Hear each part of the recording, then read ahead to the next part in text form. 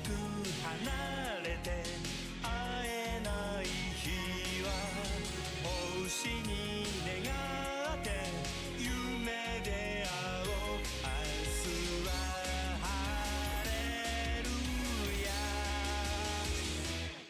一生 I love you 変わらないそうさ You love me 永遠さ君に会うダイヤのリング渡そうこれから何千回つまずいてさらに何万回転んでも君のガラスの靴は脱げはしないみんな乗ってる今回のこのなんたってアイドルそうグループ名はまじまじ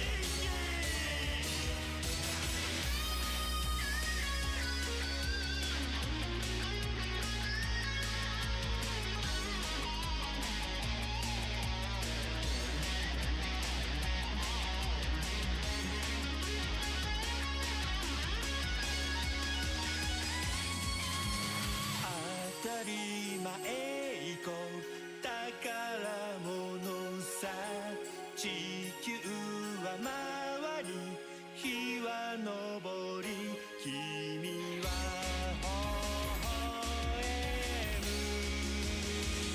素直に I love you 届けようきっと You love me 伝わるさ君に合うガラスの靴を探そういつまでも深夜12時を過ぎたって君は僕の愛しい24時間シンデレラ Hey hey hey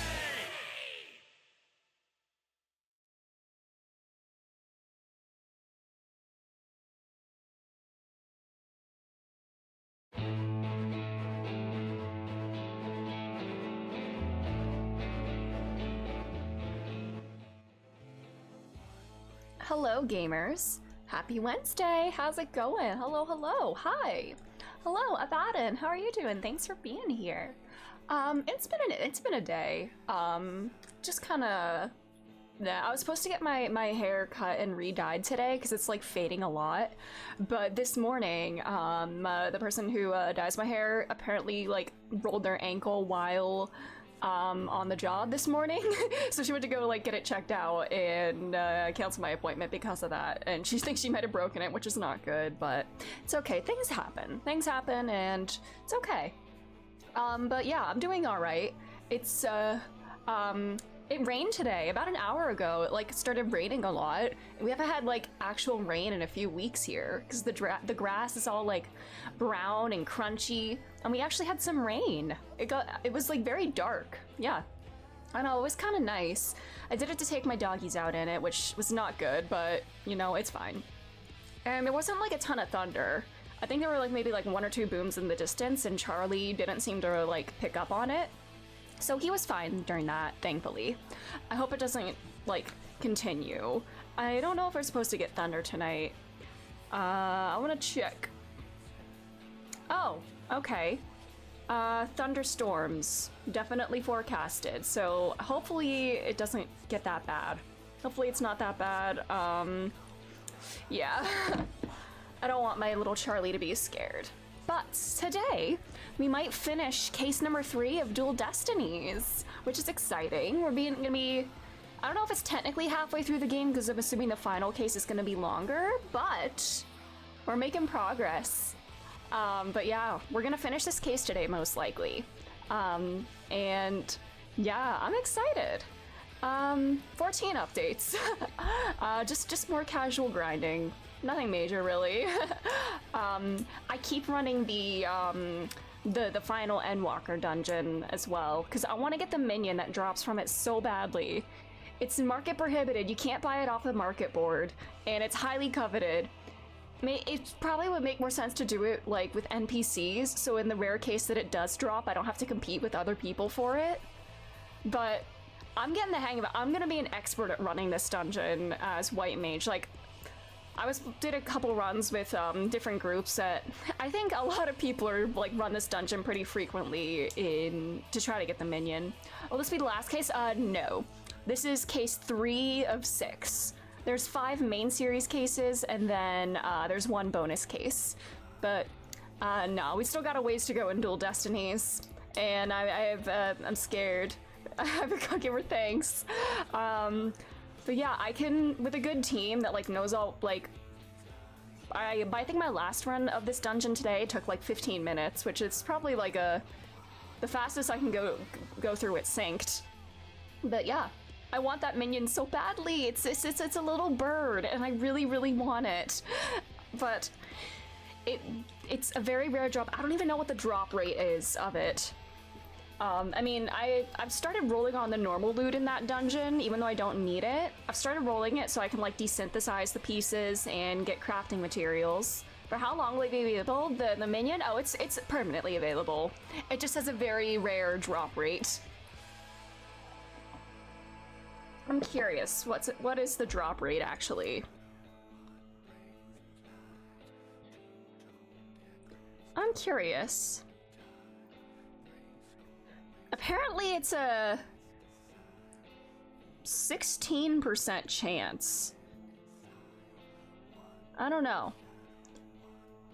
Oh wait, no. This is somebody looking at how the percentage rate of the amount of people that have it. I don't know if there is a fixed drop rate for it. But yeah. I would love to get it. Man. Oh, brother. One day. It could take a long time. I've seen people like talk online say they get this minion either like within their first like run or 2, or it takes them like 100+ to get it.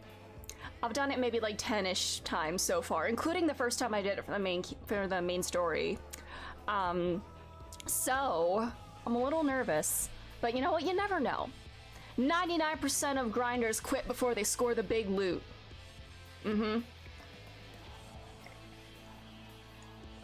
Items in Diablo 2 they might not get even after 10 years?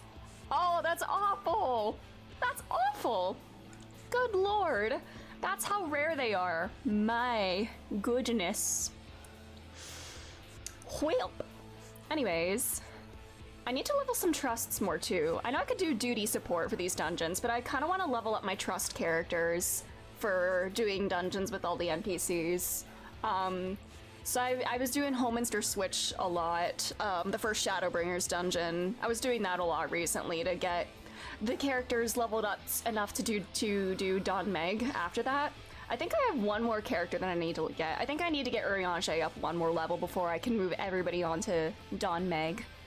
But yeah, I gotta level them all up so then I can then use them all in the Endwalker dungeons as well.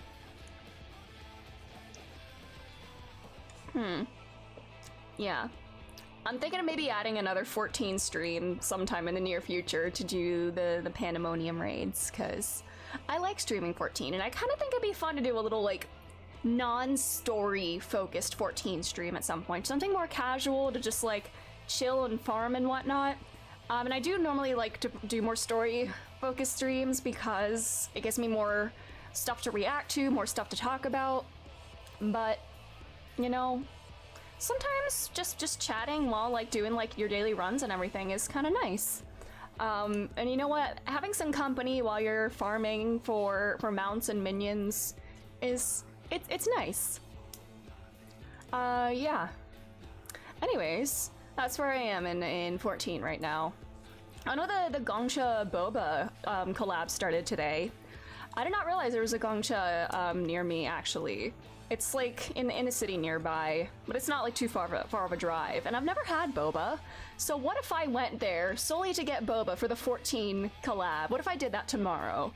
You know, made a day trip out of it, just to get out of the house, get some boba for the first time ever, and get a code for a mount in 14. What if I did that? That could be a fun little adventure, I suppose.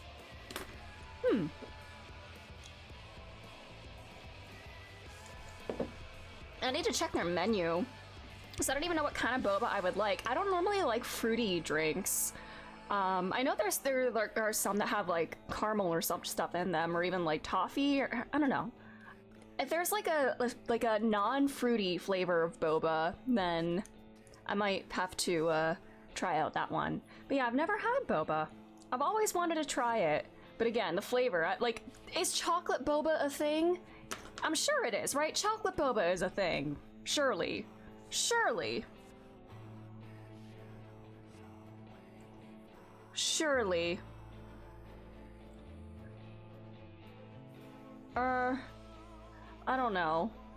I'll have to check the menu, and you know what? Maybe I should broaden my horizons a bit, you know? Try different flavors instead of my Nutella coffee, which I have in evenings. Anyways. Shall we start lawyering?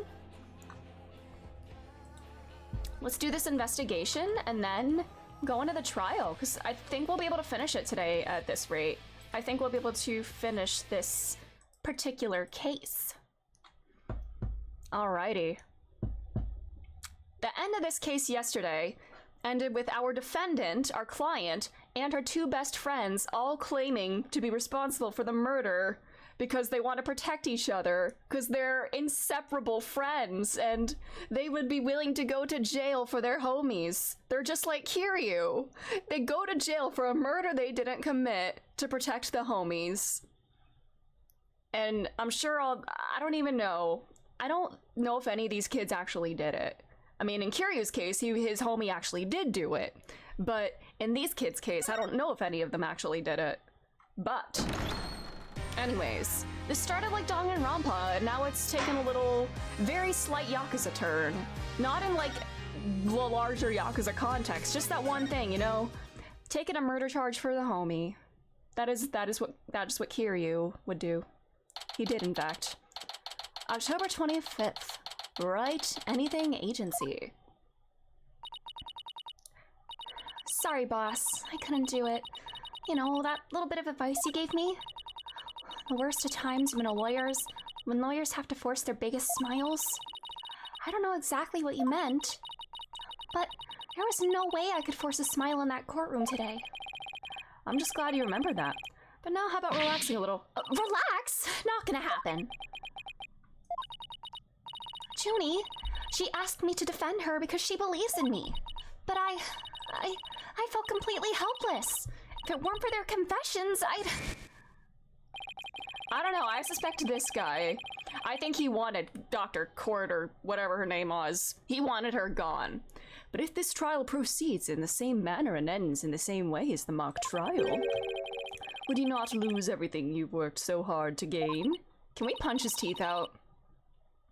Well, I'll just have to make sure that doesn't happen then, won't I? No, I can't lose it all. Not now.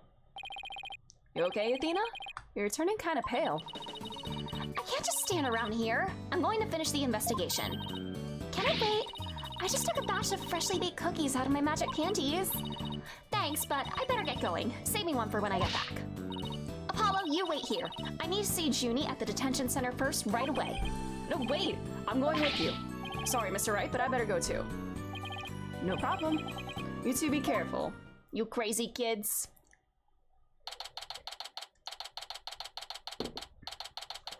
Trev, hello. How are you doing? How's it going? There's so much I need to ask Junie. What happened in court today? Where'd we go from here? Oh, why are you here?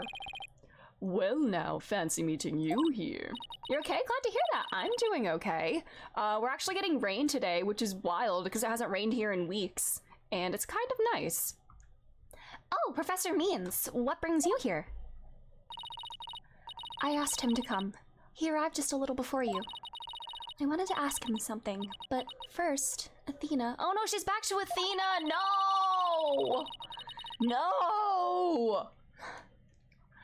I want to apologize for my sudden confession after you worked so hard to defend me. She was calling me Athena until just now. No, I should be the one apologizing. The whole thing spiraled out of my control. Athena, Don't worry, I'll really bring it tomorrow. I'll find something to prove your innocence. You want Dr. Means to defend you now. That's nice, it rains here all the time. That must be nice. We either go, like, we get lots of rain in a row, and then we'll go, like, weeks without it, get lots of dry spells. It's just, yeah. Athena's been demoted. Most stormy summer in recent memory. Oh, wow. That's wild. It's quite a dry summer here. Definitely probably more than usual. I don't know. Hello, Jetson. How are you doing? Yay, we love climate change. When it's so hot outside and weather becomes more severe in every regard, we love it. About that, Athena, I've been thinking of asking Professor Means to defend me. Huh? What did you offer her? Did you make her some kind of offer or threat? Because this doesn't seem like something that she would do of her own volition. What are you holding over her? And did you actually do it? That man is horrifying. Indeed he is. He gets worse when he smiles too. You just woke up. Let's go. Nice. Well, I hope you have a great day from here on out. I myself only just heard of this a moment ago. The end justifies the means. Yay. Oh, so she thinks Professor Means would be... No, I can't let this happen.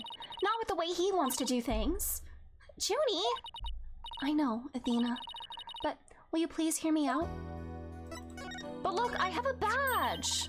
This is the same dialogue, right? Yeah.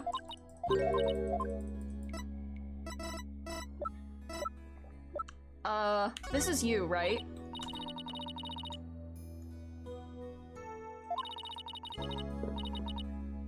Alright, nothing there. Zeus, yes, Zeus. His name is Aristotle, actually. Hi, Minotaur, how are you? Alright. Nothing for that one. Alright. Alright, girly pop. What is he holding over you? Athena, do you actually think you or Robin could have committed this crime? The body was moved right before the mock trial. Besides Junie, they're the only ones who could move freely around the campus at that time. I don't know, I think it might have been our Greek dude. Well, I mean, we have several Greek-named characters. We got Apollo and Athena, but... nah. I'm sorry, Junie, but at this point I can't rule them out. I was afraid you'd say that. Juniper is seeking a lawyer who can clear all three of their names. Only I am capable of such a feat, bro. But how can you possibly prove that all three of them are innocent? I am a result-oriented person. Oh, brother. Come tomorrow, I won't fail to have the perfect piece of evidence ready. For the end really does justify the means, especially for me, Professor Aristotle Means. Ugh. I really don't like the sound of that. Oh, brother. Alright, Kristoff. I'm sorry, but... just to see believe I'm innocent, I believe that my friends are innocent too. Alright, if that's how you really feel, we'll respect your decision. Apollo! But we want to continue our investigation. Could we ask you some more questions? Sure, I don't mind. Professor Means, would you like to stay and join our conversation? No, get out of here! Yes, of course. I am your lawyer after all. There's that smile again. Why does it always creep me out? Good lord. About your confession, Junie, it's not true, is it? You just said what you did because Robin had confessed on the stand, didn't you? Yes, I wasn't thinking straight. All I knew was that I had to help my friend. You mean because of that school rule? The one that says you can't graduate if you're convicted of a crime. Although, I'm thinking, now obviously I don't want it to go down this way, but didn't Robin say that she doesn't actually want to be a prosecutor? So like, if one of them had to take the fall, should it be her because then she doesn't want to graduate from here anyway? I don't know. But you know what? Promises to friends are more important. And also, having a murder charge will definitely affect her other job prospects too, so that's not good either. So yeah. One that says you can't graduate if you're convicted of a crime. No, I didn't do it because of some rule. I did it because she's my friend. Aww. Literally Kiryu! They're all Kiryu! Why is there discord in her voice again? Could it really be that the friendship between the three of them is on the rocks? Oh god, who's the Nishiki in this situation? man, do we have Kiryu, Nishiki, and Majima? You know, Kiryu and Nishiki with that very intense past, and you know, that whole thing, and then Majima just there. Majima's there just for fun. There's more here than meets the eye. When did you three first become friends? Well...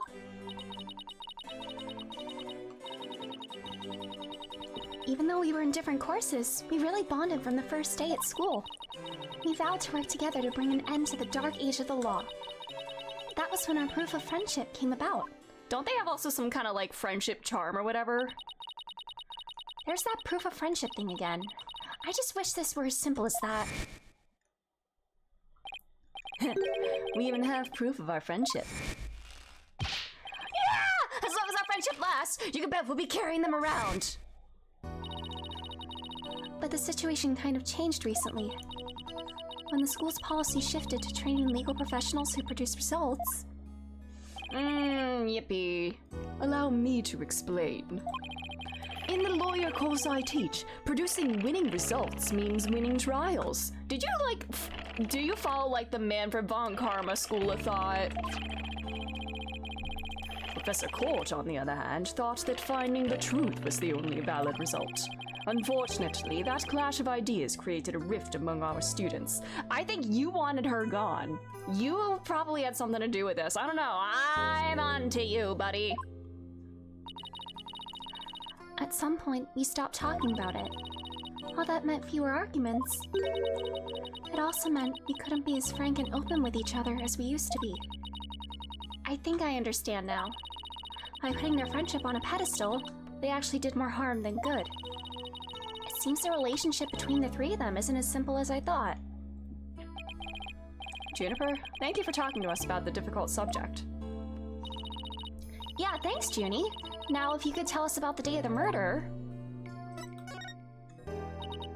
Junie, you told us yesterday that you went home a little after 6 p.m. Was that a lie? I'm sorry I didn't tell you this before, but... what actually happened was I left the art room a little after 6 p.m. and headed over to my dressing room, where I worked on my stage costume until 7 o'clock. That's it? You didn't go anywhere else? No, nowhere else. If that were really it, then there'd be no reason to lie in the first place. She's gotta be hiding something else. Does she suspect that Means did it? I don't trust that man at all. Junie, do you remember this picture? Yes, but something is wrong here. Wrong? What's wrong? I took this picture at around 6 o'clock, which was before I'd left the art room. It's a doctored photo, isn't it? But the clock here says it's just after 7. By 7 o'clock, I'd already been working in my dressing room for some time. So there's definitely something wrong with the time in this picture. I guess I better go check the art room. Okay, just one last question about the day of the murder.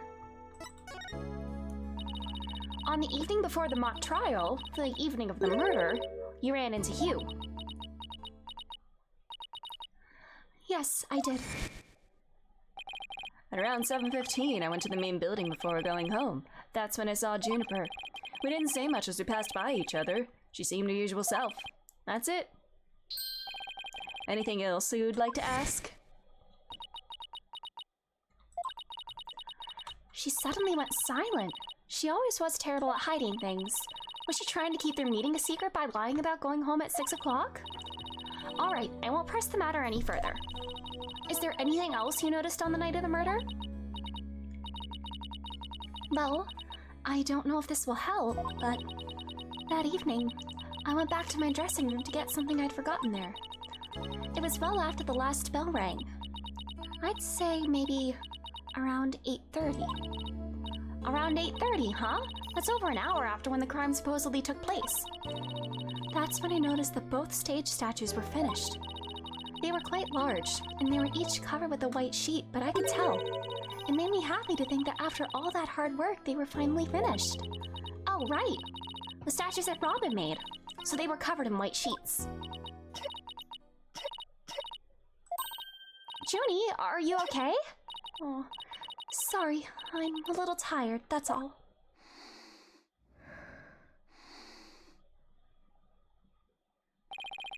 Athena, I think this meeting is over. Professor Means? I will use any means possible to get to the result I want in Juniper's case, but it will require considerable preparation, so I must be off. Hold it! Side bozo. Oh, I guess not. Oh, Junie and Professor Means, I have a proposal. A proposal? Wait, this isn't another one of your crazy... By sundown today? Yes, I, Athena Sykes, along with Apollo Justice... Wait a second, don't drag my name into... We're going to discover the truth behind this murder mystery. What? And we're going to bring you solid evidence showing just what that truth is. I see. So it has come to this, hasn't it? If we succeed in doing that, I want you to promise that you'll accept it, Junie, no matter how hard it is to hear. Aw. Then you shouldn't need anyone else to defend you except me. Have we got a deal? Oh. I trust that's okay with you too, Professor Means. Oh. I have no objections, as long as Juniper is satisfied with this arrangement.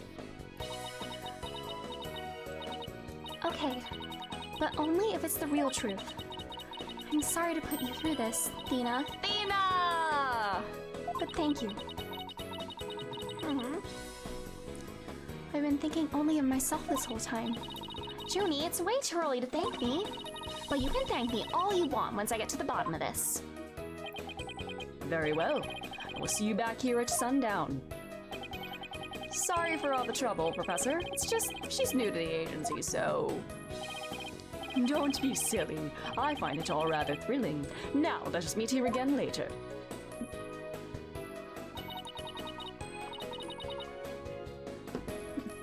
If you'll excuse me, I'd better go. Okay, see you later. But if this trial proceeds in the same manner and ends in the same way as the mock trial, would you not lose everything you've worked so hard to gain? Ugh, this is no time to be thinking about that. I've got an investigation to do. I will find the truth by sundown, no matter what. Alright. Badge. Yes. You always show the badge first. The same dialogue as before. Present evidence fast like that. Alrighty. Bada-boo. We'll go here, I guess. Well, I guess we won't go here. Wait, where do we want to go? Hold on. Oh. Well. Alright. Here. Oh. Okay, where do we go? Maintenance area? No. Oh, she's here.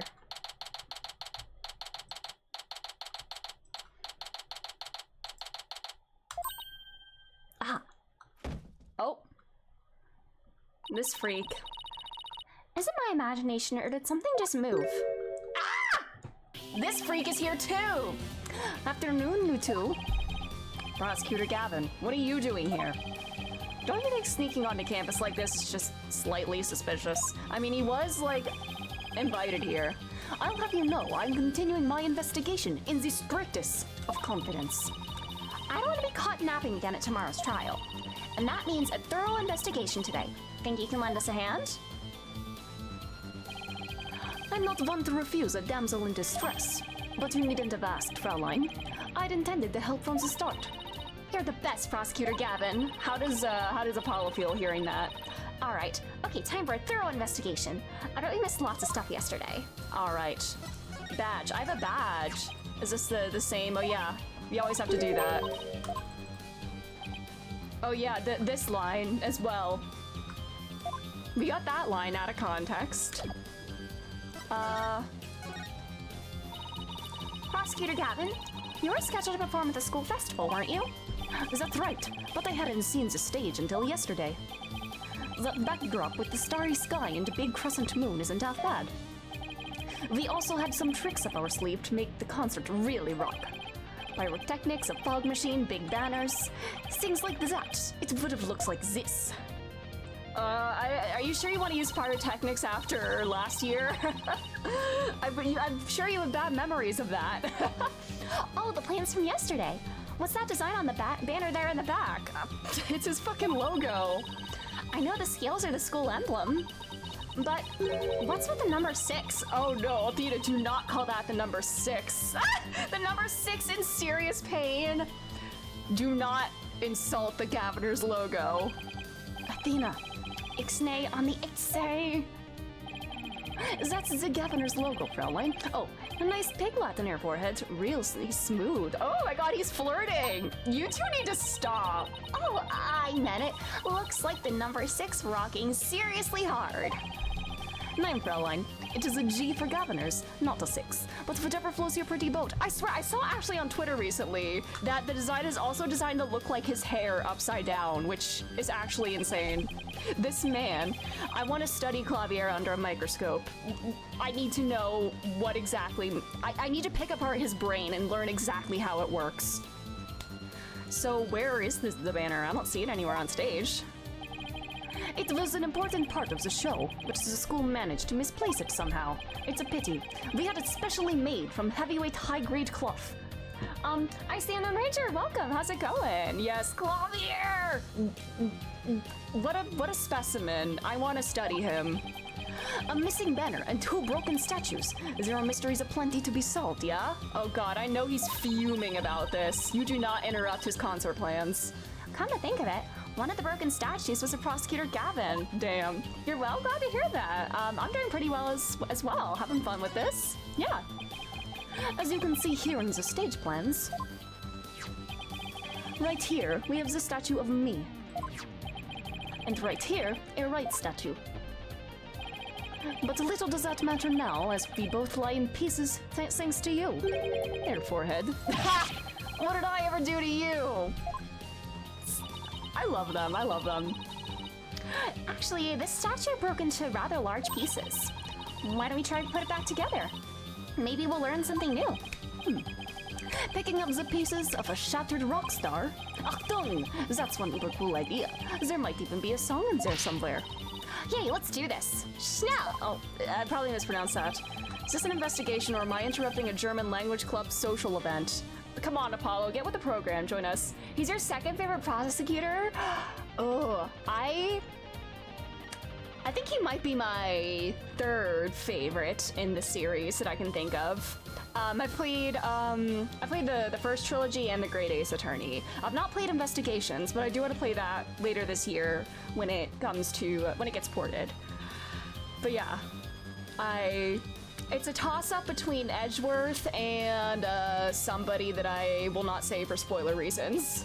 My favorite, yeah, Edgeworth and Redacted from the Great Ace Attorney. Alrighty. Alrighty. I don't know. This is fine for a rock concert, but the nighttime sky is a backdrop for a courtroom? Personally, I think it's breathtaking. I mean, speaking the truth under a starry sky, don't you think it's romantic, Fraulein? And the waning crescent moon represents a maximum 3-day trial cycle. Black was your favorite? He's very intriguing. He kind of makes me giggle. I need to...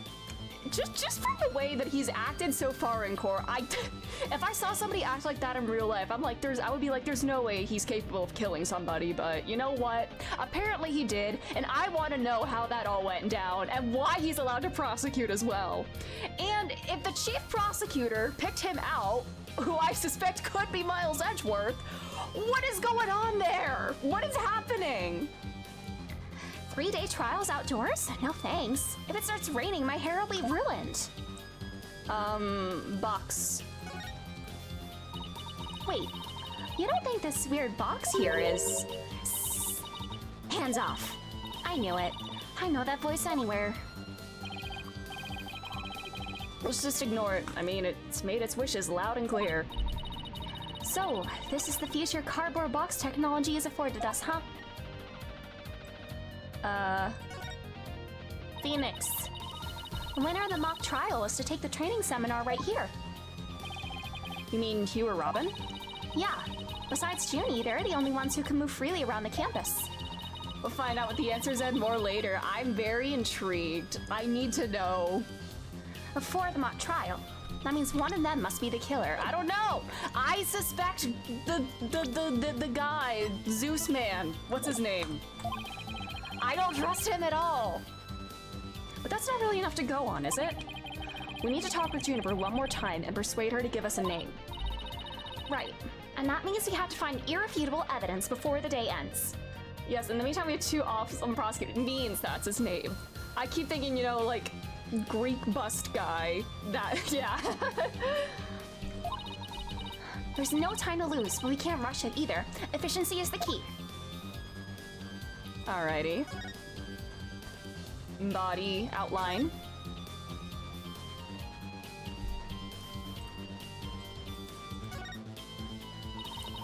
The body's gone. All that's left is a white outline. I never knew Professor Court personally, but seeing her reduced to a white outline leaves me cold inside. But in a way, she still lives on in the messages she left behind. Like the strange way her body was posed and the signs of her wrist being bound. You're right. Let's use her final messages to catch her killer. His first name is Aristotle. Yeah, I keep forgetting it sometimes. He's just so visually overwhelming that my brain just kind of like shuts down when I see him. I'm like, all right, buddy, just chill with the smiling and the everything about you.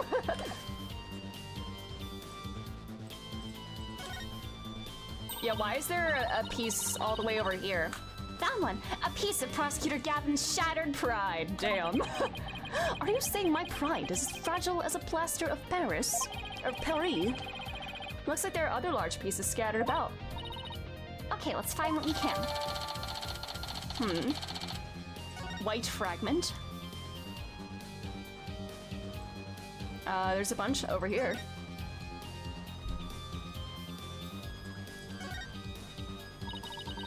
It's a copy of the school paper with that story about the alleged love triangle. I wonder if people really waste their time reading this stuff. It's more popular than you think. Well, what was that? I thought I heard something just now. You're just hearing things. It was nothing more than your ears playing tricks on you. Yeah, girly. Found another piece of the statue. There should still be some more. Let's leave no stone unturned. All right, another one. 2 large white fragments. It looks like it would feel good to break them. Fun. So the tallest, if not, and tallest, Aristotle? That's actually terrifying. I don't like that. Alrighty. This. Oh no, Prosecutor Gavin! You're a complete wreck, literally! Why in the world would someone do something like this? I don't know, but whoever did it must have felt an amazing sense of release. Apollo, shut the fuck up. Can I take that as a confession, Air Forehead? What kind of confession, buddy? No! I feel bad for Robin. She worked so hard on these. Let's pick up the pieces for her. You got it. Let's check every corner of the stage then, yeah. Alrighty. These 2 need to stop. Athena just like watching these 2 talk, and it's just... Alright, we got another piece. Still be some more. Alright, a purple one. It was all alone, off stage. Wow, when a prosecutor says that. Alright, is that everything here? Yeah. Anything else to look at here? There's even a prosecutor's bench here on the stage. Ah, the memories, Fraulein. As a former rock star and a prosecutor, the prosecutor's bench has taught me much about human emotions, passion, and fight. I can picture it now. You with your silvery singing voice and Apollo sweating bullets. Hey, how about picturing me winning once in a while? Aw. I wish she got me... I need Athena to watch like an actual trial between these 2, because it's something else. Alrighty. Oh, these are like all over the place. One up here. Alright, searching for more. Apollo does not like Clavier. It's a bit of a love-hate relationship. Oh, I like the view. The judge can look down on everything from up here. Yeah, not bad for a temporary stage. Is that so, Mr. Justice? Your judge act from the mock trial? I don't know why, but it kind of creeps me out. Wrong answer again, Mr. Justice. A penalty for a mock lawyer. Ugh! That is not funny. Sometimes I like messing up for fun, just to see some of the dialogue. Well, they built a witness stand too, even though it's just a temporary stage. Oh, but I think they're still working on it. Let's see what this notice says. Caution. Pedestal features a high-speed rotation mode. Activate with care. That sounds very dangerous. How are they gonna build this in like a day or two? That cannot be safe. All right, is that everything? All right. Phoenix. The other statue Robin made. It's been smashed to bits. If there were some larger pieces, we might be able to put this back together too. Yeah, but all I see are itty-bitty ones. I wonder what Mr. Wright would think. If he knew we put Prosecutor Gavin's statue back together, but left his like this. Damn. We can always come back to it after the case is solved. I'll help you fix it. We're just leaving it there, goddamn. Alrighty. Ah, another one. Another one. Thanks, Apollo. This makes 5 pieces in all. I think we have all we're gonna find. Okay, let's get back to where Prosecutor Gavin was shattered. I think you might want to reword that. I need to see him break down completely, actually. I need to see him completely broken emotionally. Capcom, please show me the immediate aftermath of case 4-4, please. I need to see I need to get a real, like, an in-depth picture of Clavier's emotional state in that entire case and afterwards. Please, Capcom, please! Alrighty.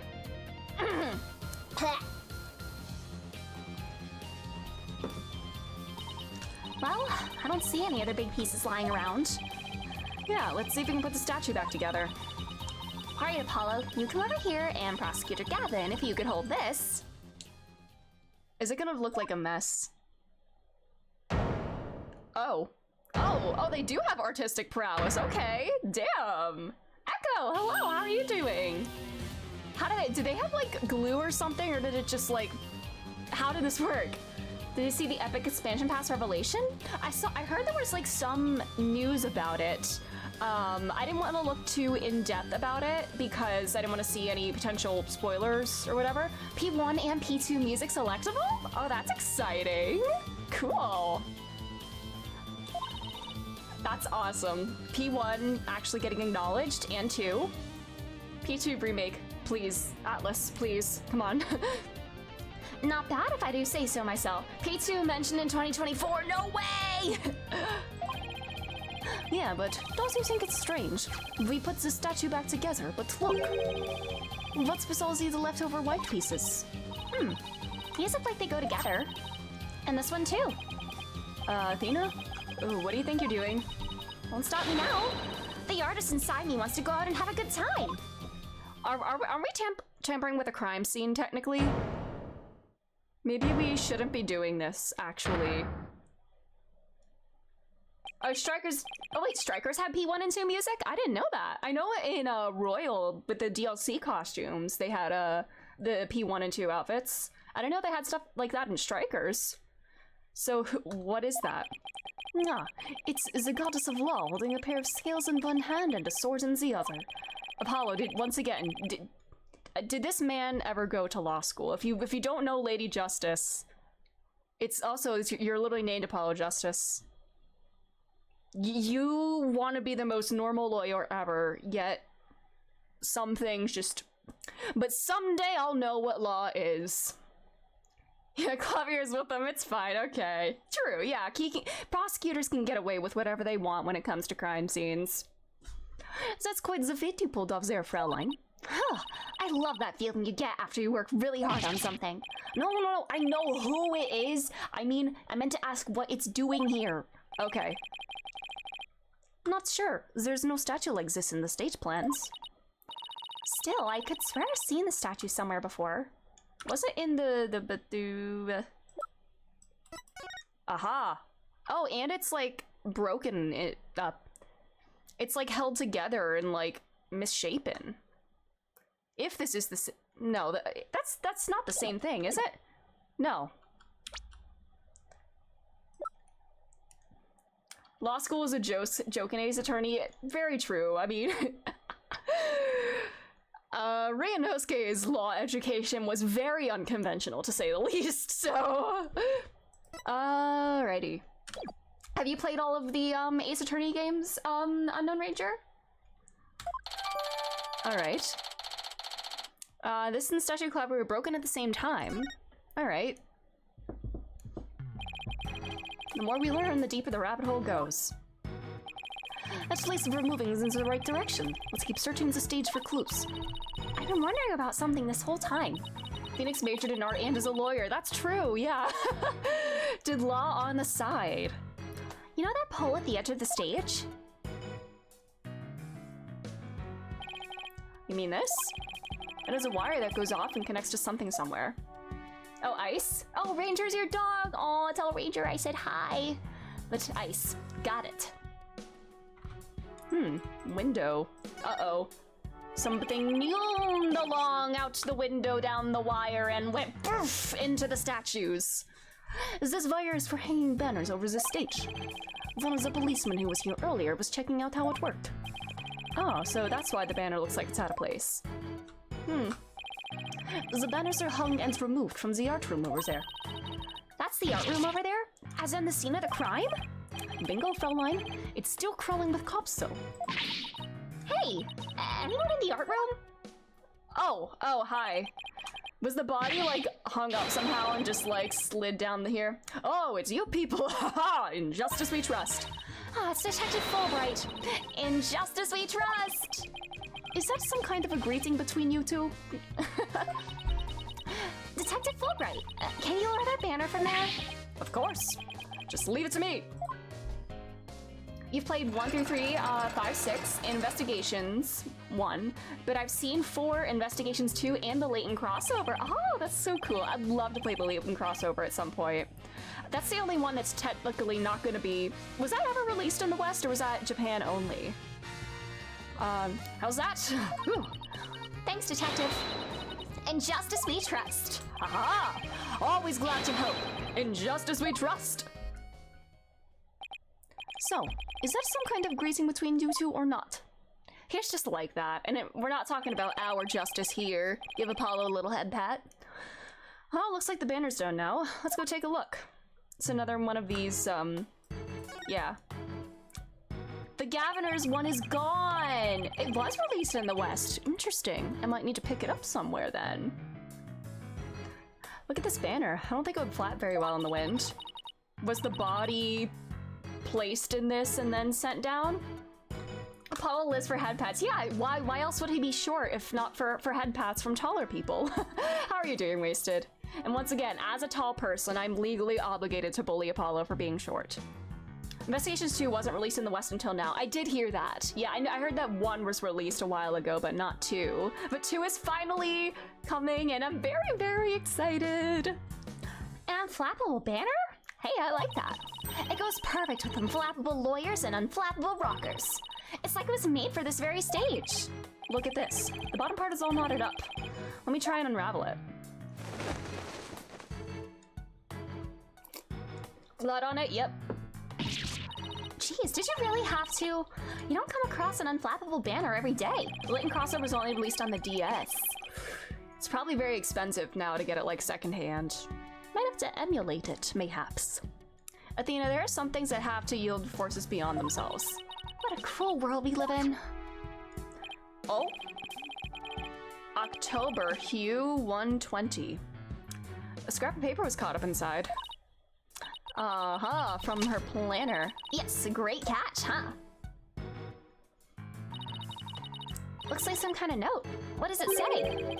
October Hue 120. What's that supposed to mean? A test score, maybe?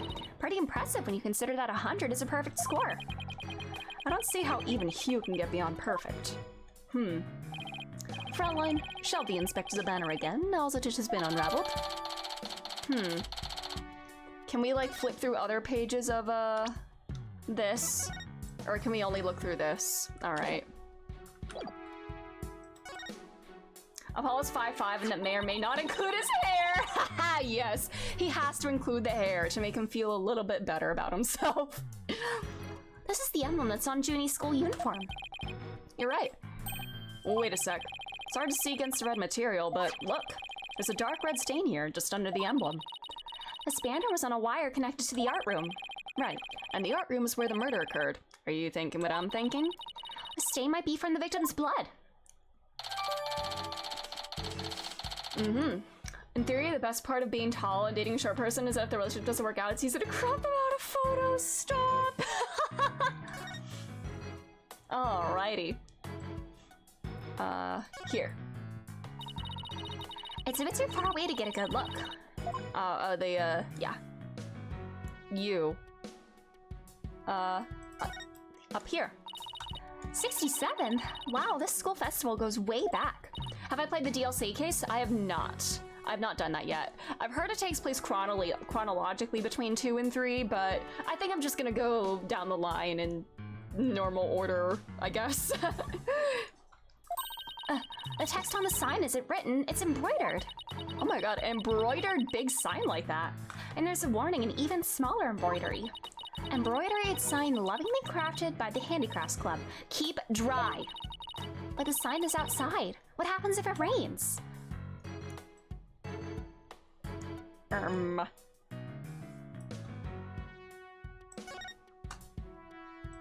Can we talk to you? Although I did that and regret it. Oh. It is what it is. Statue doesn't look anything like you or Mr. Wright. Is a goddess bearing scales and a sword. She's a symbol of fairness and strength. But she and her symbols are shattered along with the statues of you and Mr. Wright. This is a direct challenge to the rule of law. Well, if they want to fight, they've got one. Well, take it down a notch, Tiger. Let's save the fighting for when we find our culprit. Is that everything? That was a whole lot of poking around in such a short time. Does that mean you're satisfied? Actually, there was one more thing I wanted to check out. See that metal fence back there? There's just that one segment, so it seems out of place. It looks like they were in the process of removing them after the stage was set up, but they were never able to finish on account of the murder. We should take a look if you think it might be important. Why is there a big, like, scrape along there? This track looks man-made. Yeah, you're right. Looks like it starts from behind the backdrop. Maybe a big, muddy pro wrestler was hiding back there. Well, it was totally random, but we'll never know until we take a look. Maybe it's the amazing Ninetales hiding back there. Looks like something was being dragged through here, and this is where it started. I don't have either culprit. Athena will hand their bones to them on a silver platter. Indeed, Athena. I don't want to be on the other end of that pointer finger. Whatever it is, it was gone. It must have been pretty heavy. Perhaps it was used in setting up the school festival. Aw, then I guess it wasn't a pro wrestler. Still, this could be something important. Who would Athena root for in the Twilight match? The Twilight wrestling match. Well, that's about it for the stage. Right, I think we better search the art room next. Bye. I think I'll hang around here for a while, but make sure to tell me if you find it, yeah? Find what? Oh, did you lose your keys again? What else? The governor's banners that disappeared. Oh, of course. Of course. You never know. It just might be connected to the case at hand. Really? Or does he just want his banner back? You know, I think the second option is more likely and funnier. Don't tell me. So, in short, that's... Girlie's been snooping. You saw what she did the officer last case. Indeed. I love that they did a whole anime scene just to see her bodying the officer and Apollo. I love that choice. A box. Just took off running. I have a pretty good idea who that is, as I suspect you do too. Come on, we can't afford to have any weird articles written about us. The maintenance area is over in that direction. After that box! Wasn't even a judo throw, she just straight up picked him and yeeted him. Good for her!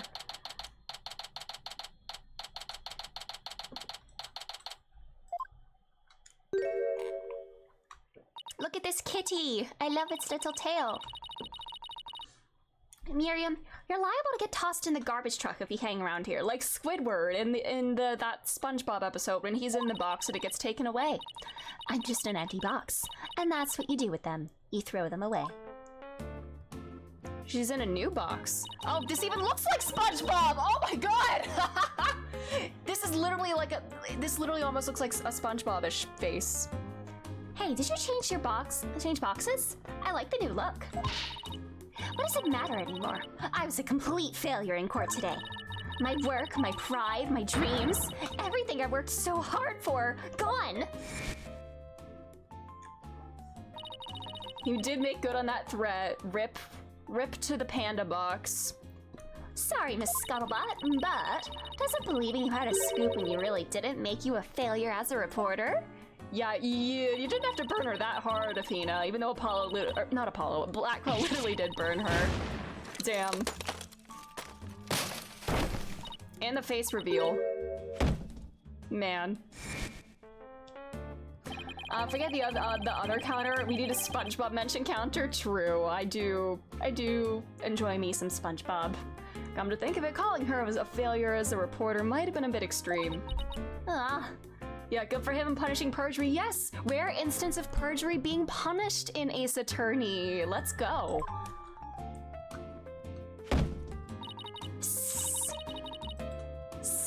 Lots of hissing. Scold me, despise me, pack me away where I'll never see the light of day. I've been cast aside to waste away in a big pile of mushy paper mache. I kind of feel responsible for this, but now's our chance to prod her for information while she's vulnerable. God damn! I bet that's what you were just thinking. Jesus, Apollo. What kind of person do you think I am? Athena! God damn! Also, do you have anything to say about this? Same thing, yeah. Alright. That was you on the stage earlier, wasn't it? Why'd you run off like that?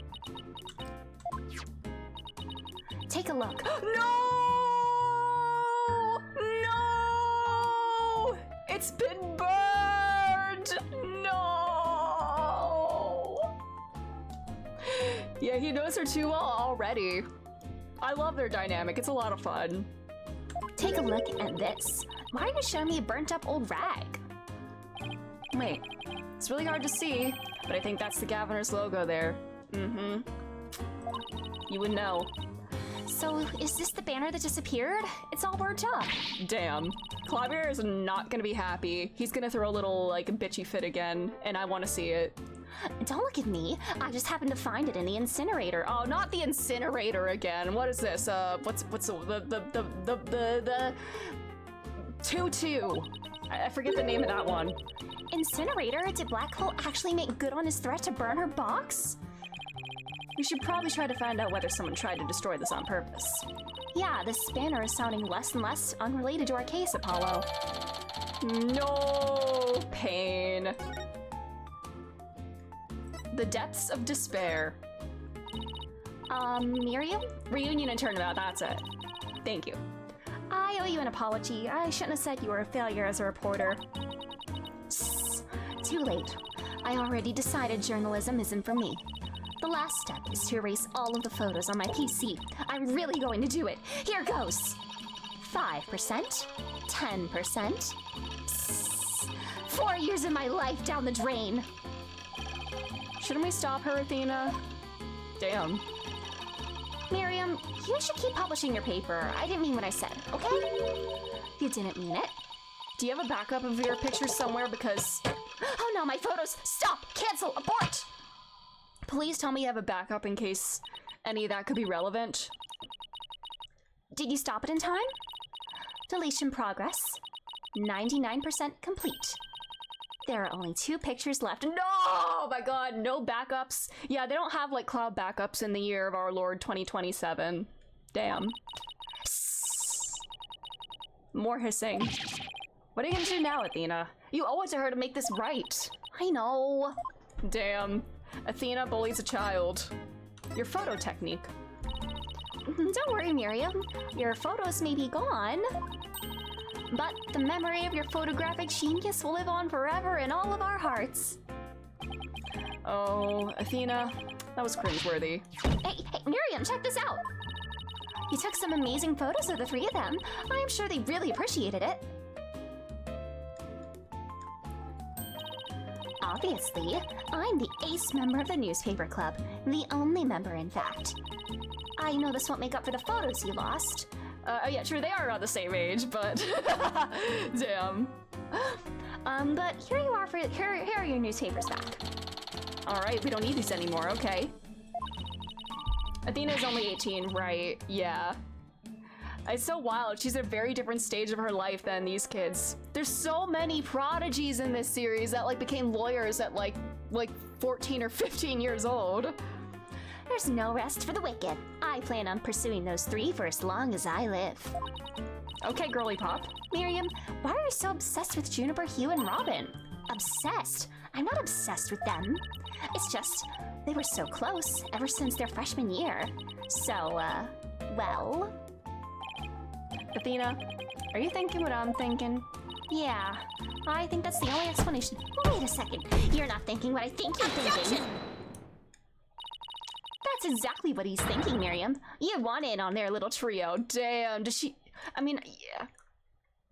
You can't really make friends if you're like hiding like this all the time. I know Franzi becoming a lawyer at 13. That's insane. Do child labor laws not exist in this universe as well? Aww. Gawk! How could you possibly know that? Oh, why do you have pictures of them? Aww. She doesn't have friends. But this is not a way to make friends, bestie. That's one abused laptop. Was that the wallpaper? Was her laptop wallpaper, the three of them? Because that's weird. My laptop won't turn on. Never thought my life would end so soon. A mere 17 years. I really feel bad. Oh, I know. Miriam, we have a laptop at the office. We'd be happy to lend it to you. Huh? You have a laptop I could use? Sure, but on one condition. I want you to ask Junie, Hugh, and Robin if you can hang out with them. What? Like I could ever do that. Sorry, but that's the deal if you want to borrow our laptop. Yes, take the initiative. Put yourself out there. You scare me sometimes, Athena. You're like good cop, bad cop. I'll roll it into one. Fine. Why do you make animal noises too? Fine, I'll do it. If that's all you want. Yay! I'll be by later to bring you the laptop. Wait. It's not like I owe you anything, but here. More pictures. Oh, thank you. Thanks. Oh, it's a set of pictures. Yeah, you had to run that by Phoenix first. How's he gonna feel about this? And of course, this motherfucker is here. God damn it. 6:03 p.m. Of course he's here! Man, what? How have Apollo and Athena gotten Phoenix's permission to do anything in this game yet? Because I don't think they have. They take on cases without his permission and just invite people to the office. Looks like they're setting up the stage. Oh, is that Hugh? Oh my god. And then Robin, and then random NPCs, and then this motherfucker. Yeah, I took them when they were putting the stage's backdrop into place. Wow, you sure have an eye for photography. From what I can make out, anyway. These are the last two photos that didn't get deleted. They're all yours. Okay. Alrighty. So you were, yeah. So you were there late last night as well? 6:01, 6:03. Okay. Why do they have a child operating a crane? I'm assuming that's Hugh, right?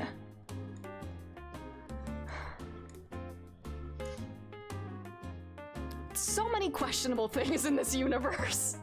Does he have a permit to do that? Like, God, Jesus, what the? Oh man. I know him taking on cases without his permission wouldn't be problematic. That's fair, true, yeah. I mean, I don't really know how too many, like, law firms and everything work, but I assume, you know, every lawyer's, like, independently practicing, I guess. Even if they're with a firm, they like, have their own cases and everything, so I don't know. Well, see you around, scary lawyer lady. That was really impressive, Athena. What's next? Well, I'd like to talk to Hugh or Robin if possible. Okay, let's walk around and see if we can find them. We need to go to the art room. Hold on. Let's go up here. Kids are trained since birth to be heavy equipment certified. I see. Okay, lots of Juniper art, and then... Alrighty. Well, here it is. The art room where the grisly crime occurred. Let's start looking... Is that all blood here? Is this blood or just red paint? Stop right there! This is an active crime scene! No unauthorized personnel allowed. What? Can't you make an exception? You won't even notice we're...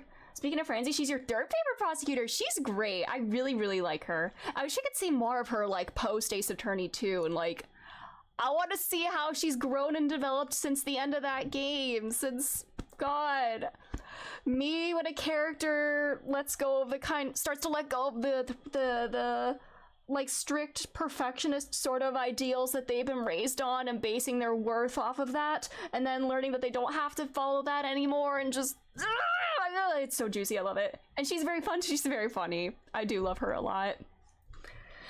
Can you make an exception? You won't even notice what... Freeze! I don't think so. No exceptions. Move along. Nothing to see here. It doesn't seem very accommodating this time. Let's try again later. Alrighty. I see use. Is this the other script? Anybody here now? No? Let's just hear what you have to say. Only the 3 mock trial participants could have moved the body before it started. That's why the killer must be Robin, Hugh, or Juniper. Right. And that means at least one of them is lying. To make matters worse, I have a feeling each one of them is hiding some sort of secret. We'll have to bring it all to light. I'm not looking forward to it, but it has to be done. Today's trial focused on the day of the crime and the actions of those involved. Yeah, like when the voice was recorded and who went to the art room and when. If we analyze the info we have, we should be able to ID the killer. There's no lead in these legs. I've been training for a day like this. Okay, on my mark, ready, set. No running from me. I'm done trying to keep up with you. Yeah, you got tiny little legs, short legs. I don't care if Athena's shorter than you. You're small, so yeah. Athena's exempt from my short bullying because I don't want to bully her. Apollo it's just so easy to bully him. Hey, that's Hugh over there. Hugh, we wanted a word with you, if you don't mind. Also, if the 3 of them confess, why aren't Hugh and Robin being held at the detention center if they've confessed? Like, why? If it was Mr. Wright, then sure, but you two? Nah. I knew it. There's a hint of discord in Hugh's voice. You're not getting off that easy. After all, you're a possible suspect, plus you actually confessed in court. And why are they letting you walk free after that? Whatever. So what do you want from me? Make it brief. I don't have a lot of time, and I assume you don't either. No new badge dialogue, right? Yeah, just have to do it because it's customary. You have to show the badge first. It's funny she calls Edgeworth her little brother even though she's 7 years younger and half a foot shorter. I think that's so funny. I love that she does that. Athena can get taller with high heels. I mean, so could Apollo, I suppose, but you know what? I don't care. He's like some hipster doofus. Alrighty. Why did you confess?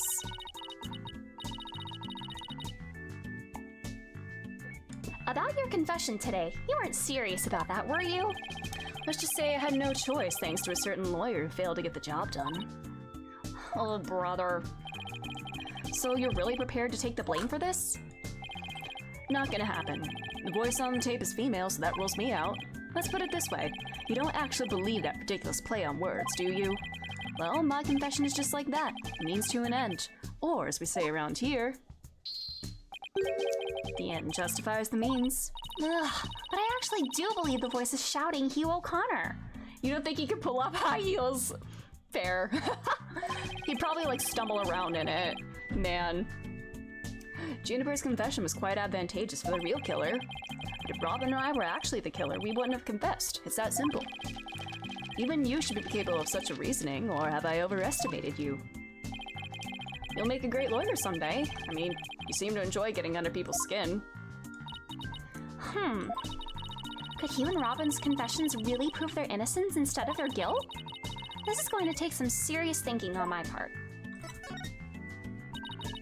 It sure looks like Prosecutor Blackquill was twisting your arm to testify earlier today. Is there some sort of secret he's using against you? Yeah, no intention of saying anything more. Now, if you'll excuse me. Sorry, doing voices makes me yawn. Hold! I'm not through with you yet. Heh. Seems the rogue prosecutor has it out for me. Leaved, and we just might discuss you know what. One little statement and Mr. Cool loses it. What's that all about? I changed my mind. I'll stay and testify. What was that all about? You really are a rank amateur. Even if that were true, you think I'd open up to you? So he's not denying it. That secret might be causing the discord in his voice. Then again, we have the same problem with Junie and Robin. You're just wasting your time and mine. Next question. About that meeting with Professor Court on the 23rd. Why does she want to see you? No intention of telling you. You'll have to force it out of me any way you can. Brother. Professor Mean strikes again. Then again, Hugh is in the lawyer course. But didn't Professor Court used to say that the only good result is the truth? So why don't you drop this whole charade and just tell me the truth? The truth? How can you be so sure it'll help you solve this case? The truth isn't necessarily your friend, nor Juniper's for that matter. No, you're wrong! I don't care what anyone says. I'm going to defend Junie the right way, using the truth. That's the only way to honor Junie's wishes and Professor Court's memory. I see. Very well, Miss Sykes. I'll testify tomorrow about that truth you're so interested in. Hugh. But...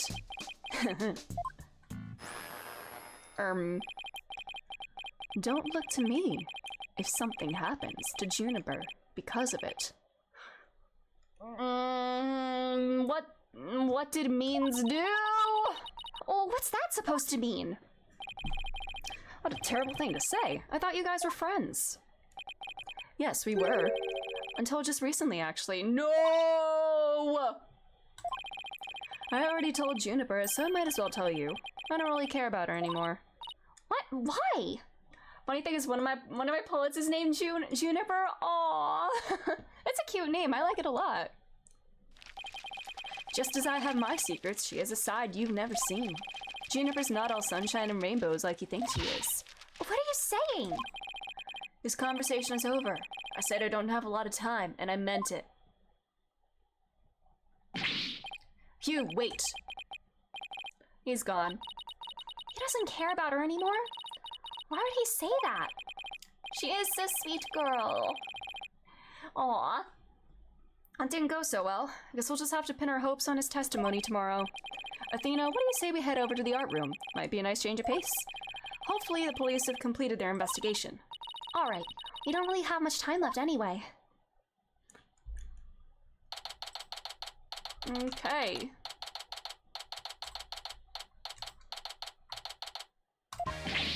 Aha! Why? Visited my little lawyer friends again. Thanks again for lowering that school banner for us earlier. Don't mention it. Helping those in need is what my brand of justice is all about. Right. So this art room was where the murder actually occurred? Needs to mean friendship just ended with Juniper. Now friends, literally, yeah. Yeah, friendship ended with Juniper. Now the end justifying the means is my new best friend. She's above Orpington, so she's basically a big yellow chicken. Aww, that's so cute. And that's right. You can't see it with the naked eye, but there's blood on the floor. Oh my god, can we get Emma in here? Can we just like lumen all the place up? That area roped off in the middle of the room marks the spot. The police investigation is done, so if you want to look around, knock yourselves out. Badge. That was totally random. Well, two can play at that game. In justice we trust. Bonk. How do you like them apples? Pretty spiffy, huh? I polish a leather case to a rich luster daily. And once a week, I apply an anti-rust protectant to my badge. Is all that really necessary? Of course it is. A detective's badge is his first line of defense. I'm sure you treat your badge with tender loving care, too. Athena, I always see your badge gathering dust on your desk. And you usually scramble to find it right before leaving the office. No, don't on her. God, the siblingism is already there. I love it. Find anything new, Detective Fulbright? Ahaha, good question. Unfortunately, the answer is nothing much yet. He sure is confident for having found nothing. But if we're talking outside of the art room, there has been a major breakthrough. Oh dear. Unless I find out what that is, I don't know what I shall do. No need for the theatrics. I was told I could fill you in on this one. Wow, you saw right through me, Detective. I'm impressed. It's Captain Toothpaste! Hi, Briz, how are you doing? Why do you call him that? Is it because, you know, he's always smiling, or the... Looking to get arrested for murder via unwarranted flattery, are we? What do you have to say? So, what's the major breakthrough you mentioned? You want to know? You really want to know? You really? Come on, just tell us already. Oh, you're no fun. Anywho, we got the results of the voice print analysis back. Voice print? You mean for this tape recorder? Exactly, the voice belongs to the suspect Miss Woods beyond a shadow of a doubt. See right here? They analyzed the voice on the tape inside and out. Oh, just like an advertising mascot for Aquafresh. You know what? I can totally see that. Yeah. Alright. Do you have any details on it?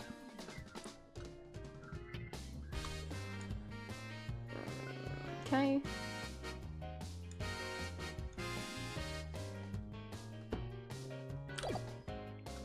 And you thought the voice on the tape was saying Hugh O'Connor. Aha! Thanks for the good laugh, Miss Sykes. Oh, he's the last person I want laughing at me. So now there's evidence of Juniper shouting, "You're a goner," around the time of death. You're to take this as truth. How are we supposed to make sense of it? I don't know. Maybe she was saying that to the killer. Maybe she saw the killing happen and she was saying that to the killer and being like, I'm gonna get you. But that didn't happen. The glasses make him look like young Biden. No, don't do him like that. I don't know. I can't think of any reason why Junie would shout that in the first place. Alright, snooping time. A mock trial script on the floor, and nearby, an envelope marked use. I wonder if Miriam's script was ever really inside that envelope. Let's see here. By Miriam Scuttlebutt. And the title is... Rouge. I always mix up Rouge and Rogue.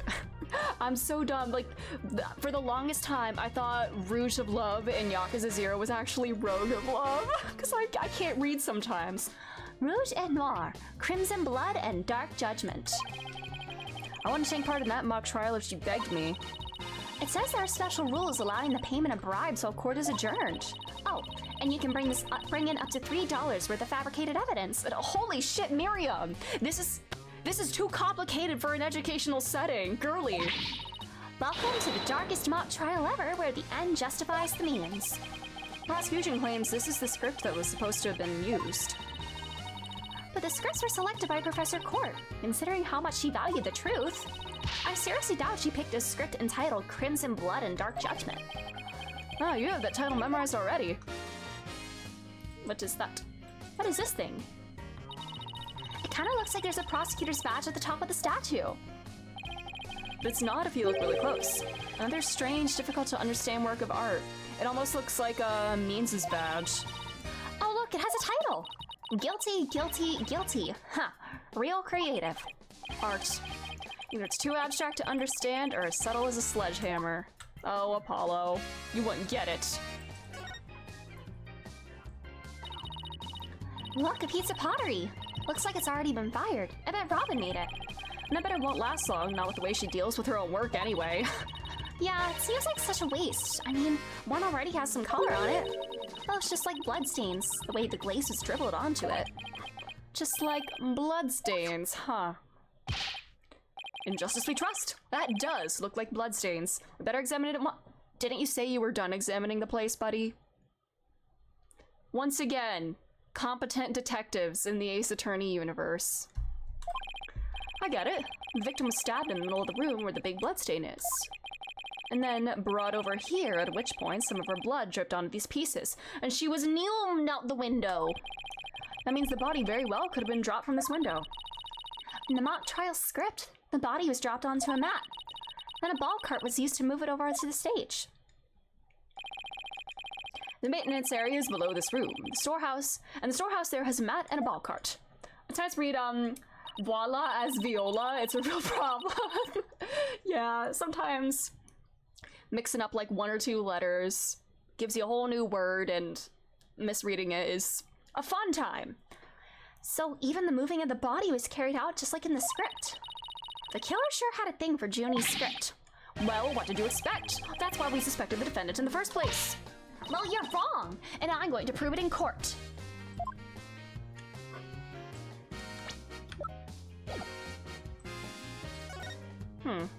Is that our judge? 3 busts sitting on a shelf. A judge, a defendant, neither a lawyer or prosecutor. The bearded one must be the judge, and the bummed out looking one the defendant.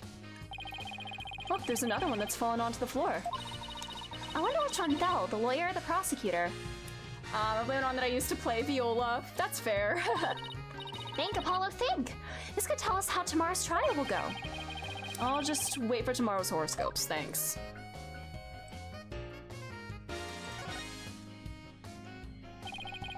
Isn't that a mock trial script? Actually, there's a whole bunch of them in here. Let's see. Looks like everyone from the judge course submitted one. All the rejects. The victim, Constance Court, was the Fine Art Club's advisor, so she probably spent a lot of time up here in addition to her other duties. This isn't where I keep a bunch of scripts, but I'd wager that's how they wound up here. Poor, stressed out, overworked Professor Court. I know exactly how that feels. You must, because your desk always looks like a tornado hit it. You're one to talk, Apollo. What about Mr. Wright? Maybe we should rename the firm Wright Stuff All Over the Place Agency. Man. Who's the most organized one there? A picture of a girl wearing a floral hat. Oh, it has the artist's name right here. C. Court. Wow, Professor Court must have painted this. So is this what they consider art? I really don't get it. Apollo, you're so dense. I swear I've seen this girl before. Athena, you're also dense. There's an air of fragility about her, and those pity-inducing eyes. Who is this again? Her name's on the tip of my tongue. Jupiter, maybe. I don't know. A picture of a girl wearing a floral hat. Oh, it has the artist's name right here. R. Newman. Wow, Robin must have painted this. Isn't this Juniper? The clothes are different, but... Oh, look! There's a piece of paper stuck to the back. Let's see what it says. Completely lacks Professor Court's artistry. Must keep practicing. Aww. Aww. I think this is plenty good myself. I wonder what it looked like if Professor Court had painted Juniper. I wonder indeed. But I'm really artistic looking.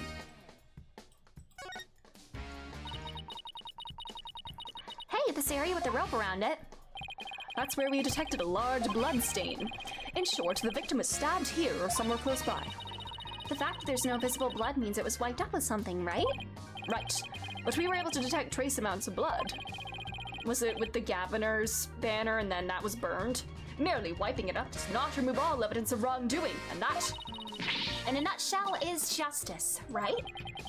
I'd appreciate if you let me have the cool lines. Where?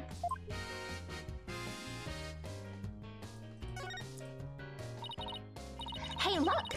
That's you on this mobile. Oh my god, I love that when like you see like a strange, funky looking creature or like just a random object or something that looks bizarre. You point to it and say like, hey, that's you, to like your sibling or something, or even your friend. But yeah, the ugly one is you. A red demon? Looks more like a snake curled around a brush to me. No, see the antenna and the yellow spots at its back? Anyone can see it's a ladybug. Is that the phony Fanty or whatever its name was? Guilty, that is. I guess we'll have to agree to disagree. Fine, we can investigate this further at a later date. Agreed? Okay, let's do that. You okay with that, Athena? I really regret bringing this up. The clock. This is the clock that created that major problem for Junie. Let's take a closer look. Don't waste your time. I've checked it, and it's 100% accurate. You sure? How'd you check it?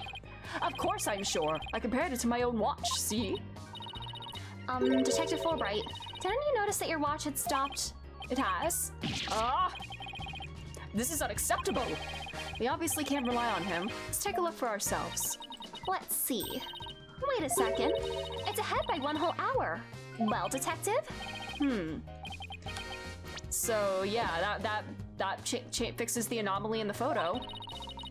This clock must have also been an hour ahead when the photo was taken. Is it daylight savings? Oh yeah, it's... maybe daylight savings just happened, because this is like the end of October and they just didn't move the clock back. If so, that would fit perfectly with Junie's testimony. Prosecutor Blackquill won't like this. I almost feel sorry for the detective. Almost.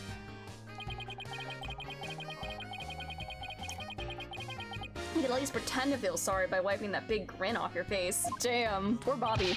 I point to the garbage truck and say, "Your ride is here!" Ha! Wait just 1 minute. The clock is an hour ahead right now, sure, but what proof do you have that it was running ahead on the day of the crime? That's a good question. Wait, I think I just might have something. Wait, hold on. Wait a goddamn minute. Isn't this the fucking backdrop? Especially because this is like solid blue and then we got some like light and painting and everything. I don't know, isn't this the backdrop for the stage? Detective Fulbright, you would agree that there's a moon outside this window, right? Sure, a nice crescent one, like something out of a picture book. But if you look at that window in the back with the winch attached to it, you'll see that the only view to be had is the opposite side of the school building. Then what's this moon doing here? Yep. Prosecutor Gavin, you were scheduled to perform at the school festival, weren't you? That's right, but I hadn't seen this stage until yesterday. That backdrop with the starry sky and a big crescent moon isn't half bad. Isn't that the same as the one painted on the stage backdrop?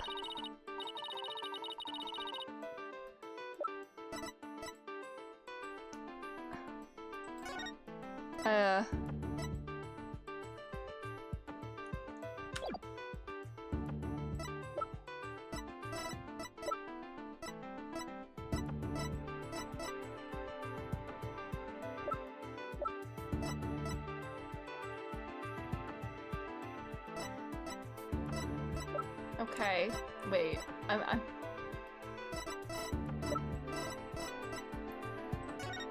I don't. Yeah, we have. It's the banner, and.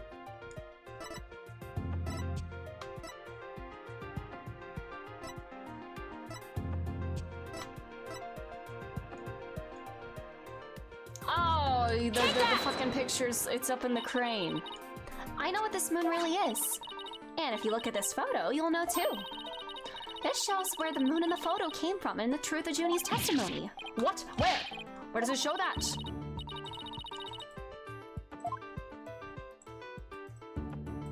Take that! They were still prepping the stage, so its backdrop wasn't in place yet. This photo shows them in the process of moving the backdrop into position. I can see that. That's the big board hanging there. The size matches too. But there's no picture. That is a crucial detail. It is, but I believe what we're seeing in this photo is the back of the board. The back of the... That's right. At around 6 p.m. when this was taken, a photo of that same board was being taken from the front. What do you mean the front? The front is against the wall. That's where you're wrong. Well, what about the window? Remember how you said the moon shouldn't even exist in this photo? Take a good look. Are you suggesting the moon is the one in the backdrop? Exactly. In short, this photo was taken while the backdrop was being moved. And as you can see here, it was around 6 p.m. when the backdrop was being set in place. Got him. So the art room clock was running fast at least as far back as the day of the murder. How could I ever face Prosecutor Blackquill now? Yes, I just blew a hole in a piece of the prosecution's evidence. Another window. I can see the other half of the building over there, and the quad and the stage down below. Yeah, this must be the window Detective Fulbright stuck his head out of earlier. Oh yeah, thanks for the help, Detective. A true champion of justice always comes running to those in need. Great, then how about telling us Prosecutor Blackquill's strategy for tomorrow? All right, let me think. Well? Oh, I'm not falling for that.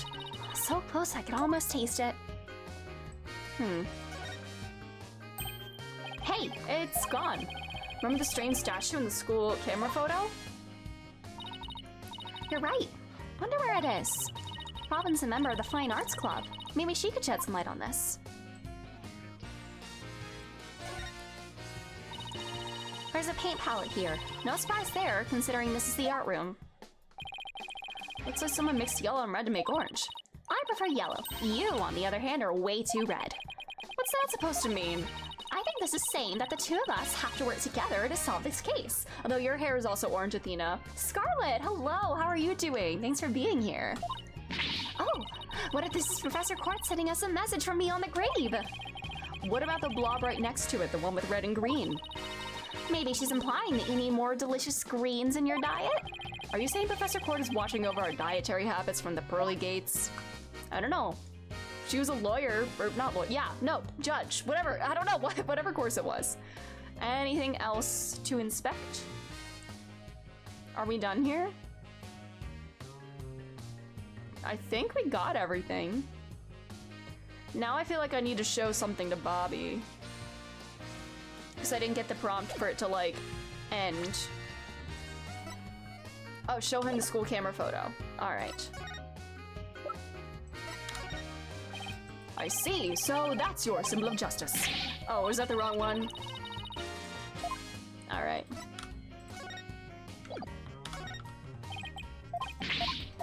Oh wait, oh no, that new this is Bobby.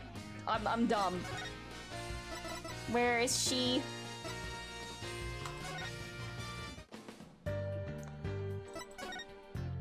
Is she in here now? If no. Here. Here. Hello, bestie. Where is she? Oh, thank you for the stretch. I do need that, actually. Oh boy.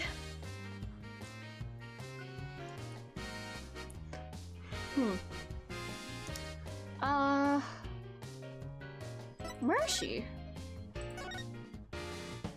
Nobody's here. The box girl isn't here, I see. Here? Okay, where is she?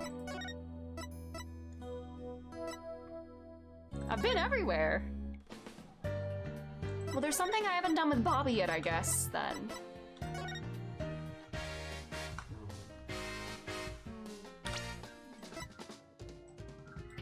Oh, okay. Search the school, search the art room.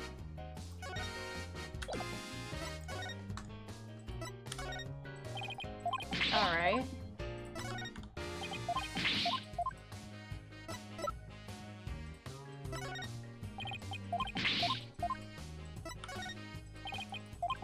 Anything else here? That's gonna give the prosecution a decisive advantage. Prepare to get owned tomorrow. I don't think so. We have new evidence that'll blow your case out of the water. Oh yeah? Well, Prosecutor Blackwell has a witness ready to deliver brand new testimony. Plus, he has a new tie and a pair of even flimsier shackles just ready to— oh no. Tomorrow's trial will be ours. In justice we trust. Well, tomorrow I'll be using a new shampoo, and I'm changing breakfast cereals too. What about you, Apollo? What'll be new with you tomorrow? I think we should approach the case with a fresh new attitude. It's what's on the inside that's important. We'll be fine as long as you stand strong and as long as your name is Apollo Justice, because you're always fine. Wow, Apollo, that was actually really inspiring. This. No.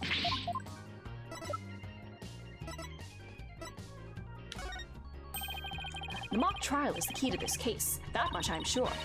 Yeah, but even if the case and the script are similar, that doesn't mean Juniper's guilty. I already proved that in court this morning. Oh, right. This could be a problem. What to do, what to do? Well, we better get back to our investigation. Hey, don't walk away like that. Even champions of justice need help sometimes. Seriously, he wants you to help him convict our client? Oh, did I miss something? I swear I've, like, looked at every single place in here.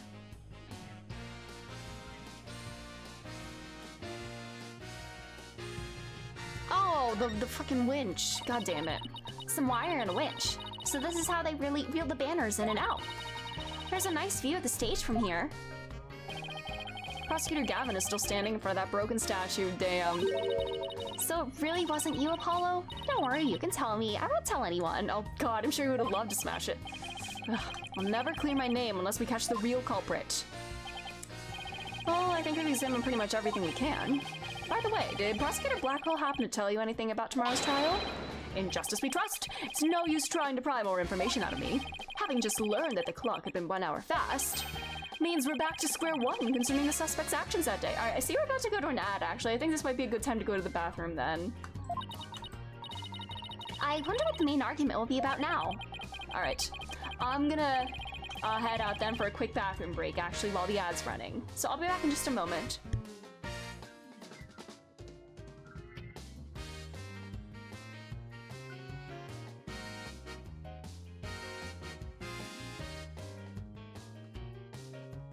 Shinji, crank that soldier boy! Okay, Oscar.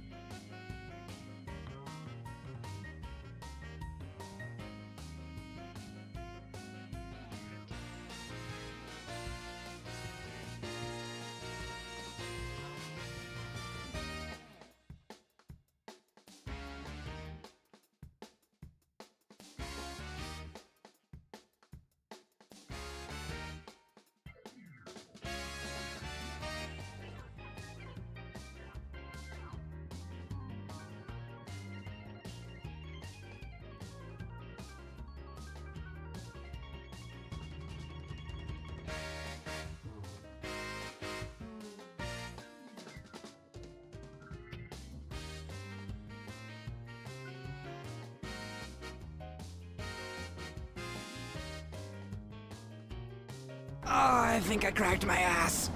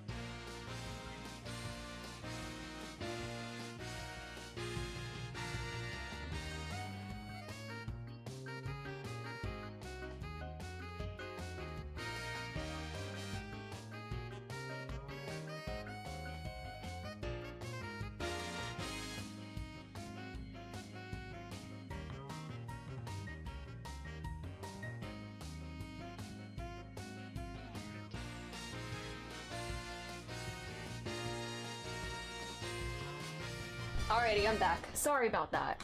Hi. Continue investing. We were in Persona 3 lines. I was thinking about that.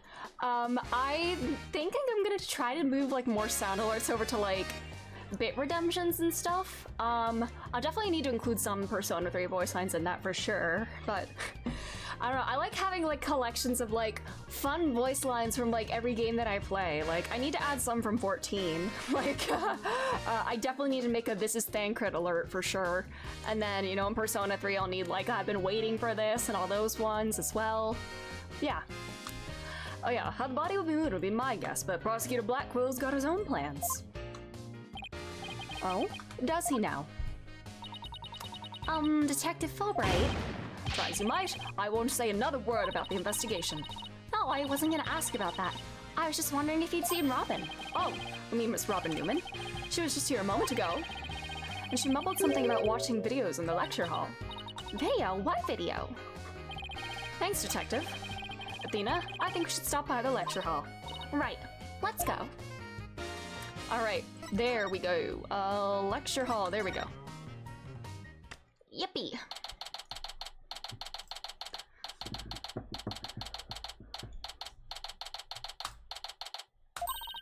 There she is, Robin. Hey, Robin. I'm gonna try to limit my use of the Toad voice today. Oh, Athena, Apollo. What are you watching there? Oh, it just so happens to be a video of the mock trial. I had to use a bit of coercion to get it, but the end justifies the means, right? There it is again. Professor Means sure has a lot of influence around here. Care to look into the true connection between the murder and the mock trial with me? Sounds great, but do you mind if I ask you some questions first? Sure. I'll tell you anything W-A-N-T. Badge. Oh, is this the same? Yeah. Wait, oh, is that different? Oh. Yeah. Just different animations. Alright. Alrighty. Oh, you just show the pictures, right? This. Aw, man. That's my blood, sweat, and tears in a pile of rubble right there. Why not make the statues again? Why not make the statues again? I'm sure both the two of them would be delighted. Yeah. I could totally do that. And this time, I'm gonna make them even more realistic by making full body molds of my models. Full body molds? Are you sure that's safe? How about plain old measurements? Oh, Athena, measurements are for whibs. Full-on YOLO is what it's all about. My god, this is very 2010s game for sure. I'm gonna drop both of them in a big pool of plaster, yeah! I know I should stop you, but some part of me really wants to see how this plays out. Oh my god, you're gonna put Phoenix and Clavier into plaster? Good lord. About your confession today, why'd you do it? Because Juniper hasn't done anything wrong. I had to stop the trial by any means possible. Right. The end justifies the means. So you're a follower for Professor Means too? Professor Means is a wonderful teacher, as was Professor Court. I like them B-O-T-H. She brushed that one off like a pro. But with that style of justice, you run the risk of breaking the law. Well, I'm prepared to quit school because of this case. What? Why? I want to be an artist. That's what I really want, man! But no! My parents forced me to study and become a prosecutor! But if the trial went south, you'd have to drop out and give up on being a prosecutor. And that's what you're really after, isn't it? Ah, okay, I was thinking about that. Mm-hmm. Talk about someone who literally changes at the bat of an eyelash. I guess she's been dealing with her own problems too. That totally makes sense. Yeah, I suppose so, but that doesn't make what she did right. Yeah, I'll get a murder charge on my record if it gets me kicked out of this school that I don't want to attend. Could you tell us about what you were doing on the night of the murder? Finishing a statue. I was on the stage until the last bell. That's right. You made the statues of Mr. Wright and Prosecutor Gavin, didn't you? Oh, yes. Yes, I did. Both of them. This is just a formality, but can you prove you're making the statues at that time? Can I prove it? You think I'm the killer now? No, that's not what I meant. Both you and Robin were still at school after 7 p.m., but neither of them can prove exactly what they were doing.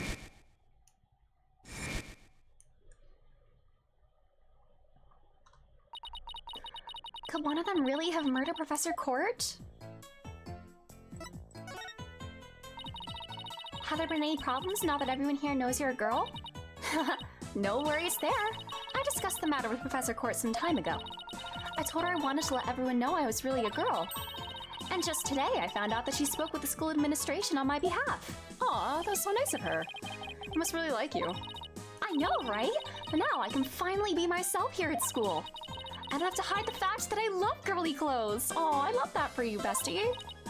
That's why, Athena, I simply must have this. And this, by any means possible. What? But this is evidence we need for the trial. Sorry, but no can do. Aw, don't be a party pooper, Athena. Come on, please, pretty please. I mean, we can make another one, or at least contact Mother. We have an in with Mother, although we don't know she's Mother, but she is Mother. we know. Stage costume related evidence taken in No! Well, I guess we're not using it anymore. Oh, darn it. Anyway, thank you again, Athena. Thank you for revealing who I really am. I wanted everyone to know before the snitch found out. The snitch? Sounds like a new lead. There's a rumor going around that one of the students here is a snitch. I hear they're watching everything we do. Our activities, our relationships, our interests, Miriam. and reporting it all to one of the professors. Okay, that's fucked. Why would anyone do that? Officially, I heard it's to seek out misconduct among the student body. But rumor has it grades are being bought and sold through this surveillance network. Oh, that's fucked. That's bribery. The situation at Themis Legal Academy is worse than I thought. While all of this is important stuff, I still want to ask about that thing in the art room. I'll have to present some evidence to show her what I'm talking about, though. Yeah, yeah. This one then? Not this, but this photo. Robin, I just remembered something I wanted to ask you. This photo shows a piece of art on the table. Do you know what it is? Look, that unique artistic sense! That has to be one of Professor Court's creations, man! Professor Court's artistic sense? Professor Court's artistic sense. That's a tough one. I'd say it's avant-garde and very eclectic.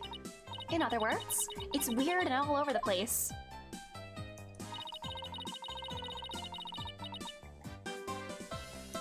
Come to think of it, that strange-looking painting in the art room was one of Professor Court's works, wasn't it? The statue in that photo was originally a statue of Lady Justice. Yeah, we put it together the right way. Lady Justice? Professor Court had planned on placing it on the judge's bench in the lecture hall. But the day before the mock trial, it broke while she was polishing it. She said she'd take it back to the art room and try to fix it somehow. So this is the statue in its proper state? You bet. Just look at that wild silhouette. Wow, it's so cute! I don't get it. Do you have to be an artist to appreciate stuff like that?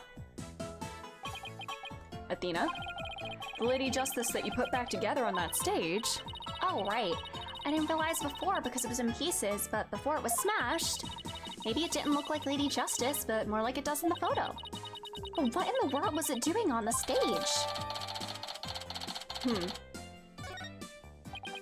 Well, I think that about covers it. Okay, then how about watching that mock trial video with me? What do you say? Sure, sounds good to me. So how do you want to watch it? All classroom desks at the school have their own built-in computer, you know. Oh, this place is definitely a lot cushier than I thought. What's the tuition like here? It's gotta be so expensive. I know you guys are in a hurry, so I'll just fast forward to the important parts. Let's start with the professor's pre-trial speech.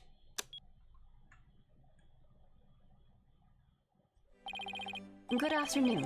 I would like to start by thanking you for coming here today. Oh, that sounds like Professor Means. Oh, the mock trial, the crown jewel event of the school festival, will begin shortly. Is the camera like this the whole time? Yeah, it's in a fixed position in front of the stage. When I was a student, I too could hardly wait for this day to come. How come teacher speeches always make me so sleepy? Let's just skip to the end of his speech. Oh, Junie's leaving. Now, let the mock trial begin. Hey, what's the deal here? Why is Junie so large in this shot? Looks to me like she cut right in front of the camera. Juniper was also in charge of the audio. Even though she was already playing a part in the mock trial itself? Jesus, she had to do so much! She had to do it to keep the script details secret. She was all over the place that day. When she wasn't in the trial, she was in the audio control room dealing with the music. Oh, so this is what the lecture hall looks like. Looks like there's a judge's bench back by the screen and a witness stand up front. What about those balconies with the professors' names on them? Those are the faculty seats. Professor Means and Professor Court were in charge of scoring the mock trial. Alright. Professor Court never even made it there. Alright. Okay, let's fast forward this a bit. The point and slam. And that's why the defendant is guilty! That was me, could you tell? Objection! Oh wait, no, that's this guy. Objection! Hello, Chris! Good luck with work. Thanks for being here. I hope work is not too stressful. Yes, good luck. Fred Code used her bare hands to stab her professor with an arrow. I don't think so. You read that line in the mock trial, Apollo, but you made it sound kind of weird. Cut me some slack. This is my first time reading that script. I think Juniper's going to speak next. I didn't do it! I had suffered a breakdown and pretty much lost it. It's true, I shouted, "You're a goner!" But I didn't mean it! Was she rehearsing? You're a goner. Was she discussing the script with what's her name, Court, then? Wow, what an emotional performance. She put a real actress to shame. Wait, could you go back and play that scene again? You really think that's necessary? I didn't do it! I'd suffered a breakdown and pretty much lost it. It's true, I shouted, "You're a goner!" But I didn't mean it. Stop, did you hear that? I think you're onto something. Let's play that last part again. I don't follow. What are you guys so excited about? I think this piece of evidence should explain it. But she was rehearsing or discussing the script. I'm sure you remember this.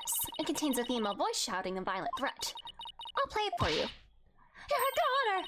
The voice and performance do sound similar, but I can't believe this is happening. It's just a possibility, but if the voice on this tape is really a recording, one made from the mock trial video, then that means... Oh! It's not exactly the same? Oh. Oh. I see. They didn't get to do a voice print analysis in time for court today. That's why the gender of the voice became so important. And if the real killer had foreseen that gender would become the key in today's trial, he'd have tried to deflect attention away from himself by making the suspect female. So basically, the only one with something to gain from doing this is our sole male suspect.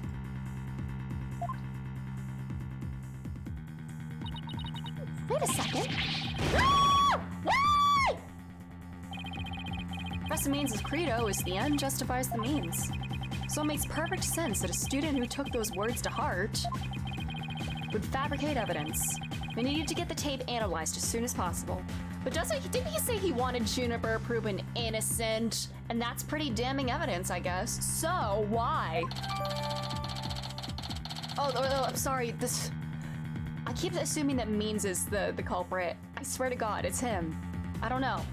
If it was Hugh that did it, yeah, it makes sense. We're going with the assumption that it was Hugh that did it. I don't know, I don't trust Means! Allow me to assist you with that. Oh, it's you! Sorry, I didn't mean to give you that voice, buddy. Mr. Gavin, at least make some kind of noise so we know you're there. Achtung, baby! It's go big or go home with rockstar entrances, Fraulein. Timing is everything. Let's remake a copy of that tape right now, and I'll get you the results as soon as I can. I trust that would be alright? Very much so, thanks.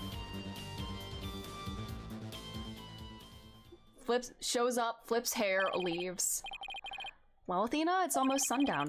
Isn't it about time we head over to the detention center? I think Junie will agree that this is something that could prove her innocence. But will her heart really be open to accepting it? She had to have known this is what I'd find. Damn. No. Oh no. Oh brother. And that about covers the main gist of our investigation. I see, very interesting. You've been quite the busy beaver today. Thank you for all your hard work, Athena. All my time's about up, and it'll be getting dark soon, so Junie! You must be tired after being on your feet all day. You should go home and... No, wait! You have to listen to me! I don't want to hear anymore. I know what you're going to say, Athena. Junie, you promised! Back had to order groceries. Nice, nice. Let's go. We're going to discover the truth behind this murder mystery. And we're going to bring you solid evidence showing just what that truth is. If we succeed in doing that, I want you to promise that you'll accept it, Junie, no matter how hard it is to hear. Oh, girly pop. Okay, but only if it's the real truth. So please just listen to what I have to say. Once you hear me out, I'll let you decide what to do. I mean, customary. Yeah.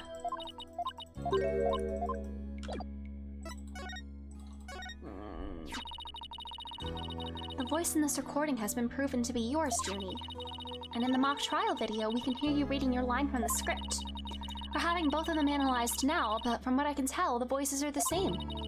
And the only one who'd benefit from faking the voice recording would be Hugh.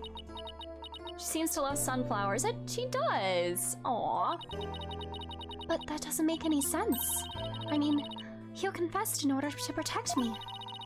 This may sound strange, but his confession is a ploy to make himself look less suspicious. In other words, he was just pretending to protect you. Besides, his confession came after you and Robin had already confessed. If he hadn't confessed right then as well, wouldn't that have seemed a little suspicious? Say what you will, Athena, but none of us would hurt a fly, let alone kill someone. Hugh is a gifted student. He gets outstanding grades and never causes trouble. I don't know about that one, Chief.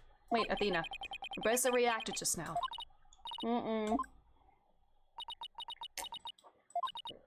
Junie, can you look me in the eye and repeat what you just said? Oh, none of us would hurt a fly, let alone kill someone. Hugh is a gifted student. He gets outstanding grades and never causes trouble. Now I'm sure of it. She's lying. Perceive. He does cause trouble, mayhaps?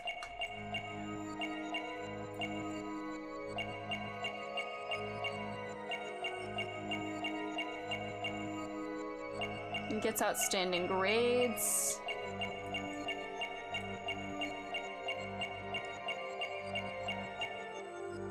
And never causes trouble. And is...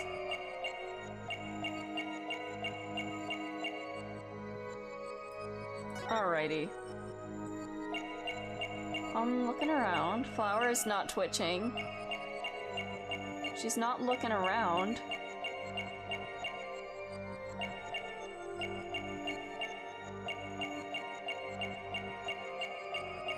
Huh.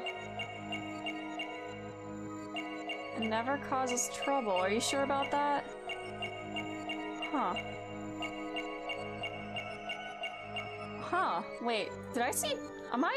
I don't know. I feel like I'm tripping here. What?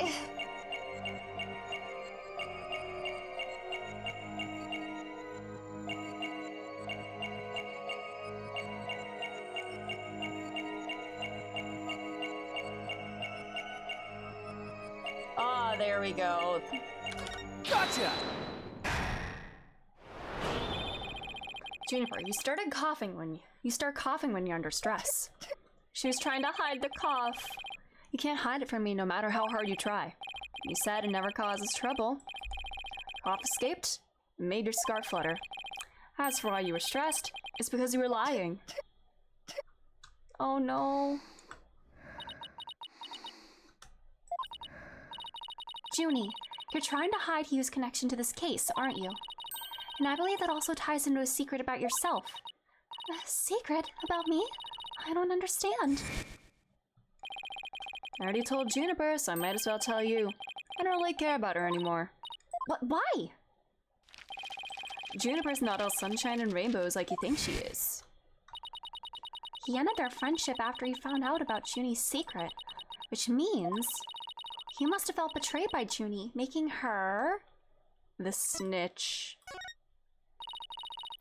You were Professor Court's snitch, weren't you? Damn. There's a rumor going around that one of the students here is a snitch.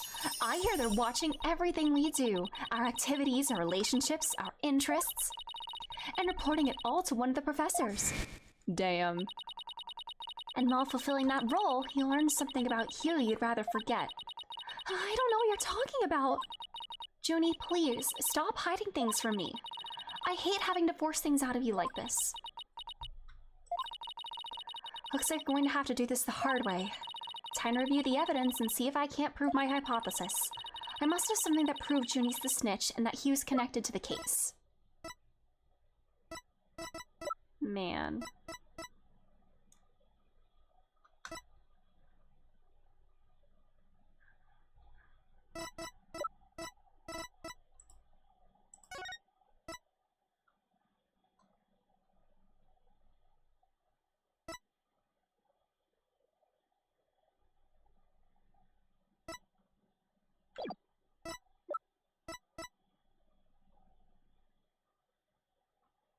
I don't know. I mean, he had a bow and arrow with him, so like.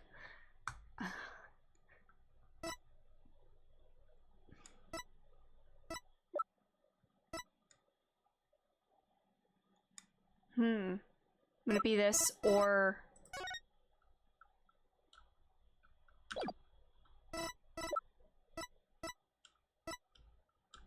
Take that! Oh no, okay, it's not that one. Having so much fun with the Dawn Trail raids. Oh yeah, they look really cool. I've only seen like a couple like pictures or like shots of them. They seem very fun. I think seeing the new tier of raids drop makes me want to play the panda raid sooner rather than later. So maybe next week we'll do an extra 14 stream or something, because I want to start the panda raids. You see, I wasn't trying to hide anything. Was that the wrong book? I have to do the book, huh, right? Whatever you show me won't change the fact that I've already told you all I know. Take that! There we go, yeah. Right here in Professor Court's planner, it says routine report. I believe this is meant to mean when the snitch would report into Professor Court. I also believe Professor Court planned to meet Hugh in private based on the snitch's info. And from their meeting, Hugh must have put 2 and 2 together and figured out your secret. So you see, it all makes sense only if you're the snitch, Junie. Aww. Damn. If you meet in Dynamis, I can tank you healing. Oh my god, thanks! Thanks for the offer, yeah. Oh, forgive me. Forgive me, Thena. I've been lying to you this whole time. The truth is, I suspected you from the start. You did? Now this is surprising. Damn. I'm so sorry. I've talked about friendship so much, but I've been a terrible friend. Juniper, I don't have that special kind of hearing that Athena does, but I don't need it to sense the pain you're feeling inside. And its intensity is directly proportional to how you feel about your friend. Am I right? Aww, she cares. Apollo! Please, Junie, tell me why you suspected Hugh. I have a feeling that'll be the key to getting to the bottom of this whole case. Man. What exactly was your role as class snitch? Professor Corda told me how Academy alumni had strayed from the path of justice. The dark age of the law, huh? She didn't want any more of our students going astray like that. A few others at the Academy shared her view. I thought her ideas were beautiful, though sad and unrealistic. She asked you to be her eyes and ears, didn't she? I used to report to her once a month about any wrongdoings I'd seen or heard about. And that report session in her planner, the one from October 22nd, was a part of that. Yes, that's when I reported Hugh to Professor Court. She snitched on her own friend? What was this about? I had accidentally overheard Hugh talking. What did you hear? He was talking to someone on the phone. I think it was one of his parents. What are they talking about? Something about having paid money for good test scores. I only overheard him talking, so I never did find out who the money was going to. What? That's bribery! He was buying his way through school, and if that's the case, then that evidence that always seen out of place might actually be about a secret. Take that! We found this while we were investigating the stage. It's got Hugh's name on it. I didn't know what the number meant at the time, but now that I'm hearing about bribes... Must mean that a bribe of 120 grand was to be paid in October. Jesus! What's more, take a look at this mark. The same mark is on the page as a Professor Court's planner. Hey, you're right. Damn. Wait, but why would Professor Court have that kind of information in her planner? You don't really think the person who was taking the bribe money was... It's just a possibility at this point, but it may have indeed been Professor Court. Damn. But... Oh! That is impossible. She'd be the last person I'd ever suspect of accepting bribes. Like I said, it's just a possibility, but a rather good one. Maybe their private talk had to do with the possibility of the bribery being exposed. And what started out as a little argument soon got out of hand. It's not your fault, Junie. Anybody would have suspected Hugh if they knew what you knew. No, I don't believe that alone would have driven him to murder. There's another reason why I suspected Hugh. You've got to be kidding me. There's another reason?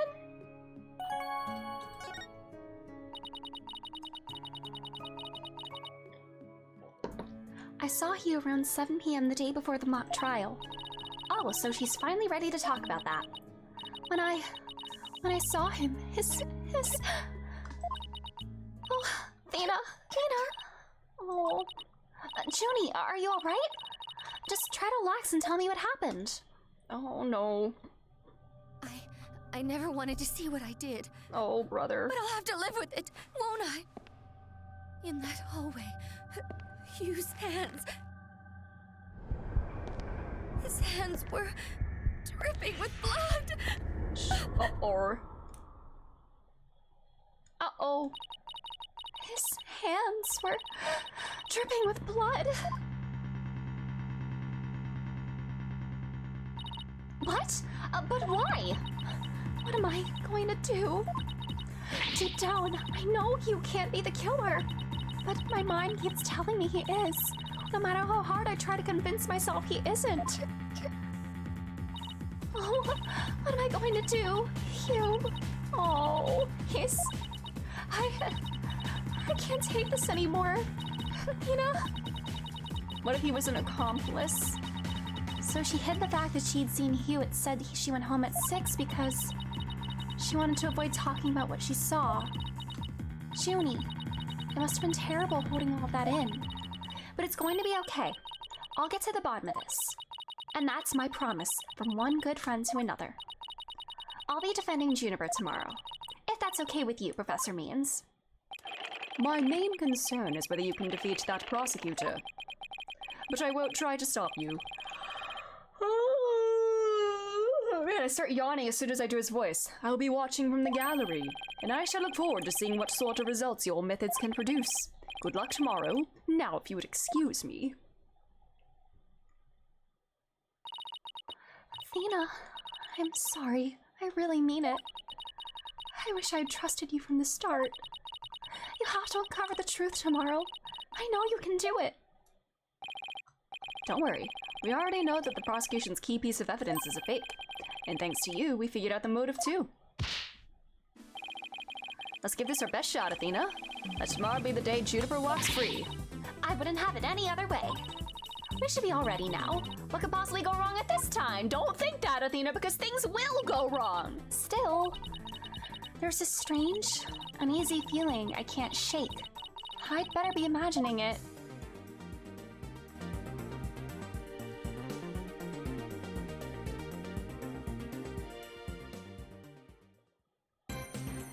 All right, trial time. Let's do this. All right. Let's keep going. October 26th, 3 days before my birthday.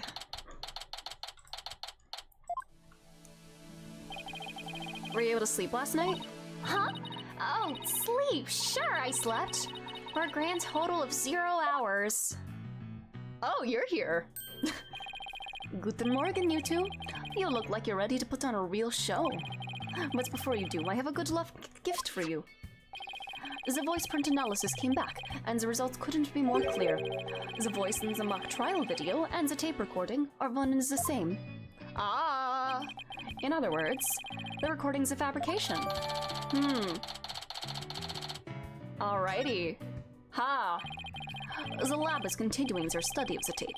So far, they find signs of overdubbing. But it's going to take a bit longer to recover the audio that was erased. What? Who's there? Wait. Huh? Buddy? Did you see who it was? No. I got a quick look, but they got away. I think it might have been Hugh. I bet it was eavesdropping. I wonder if he saw our hand.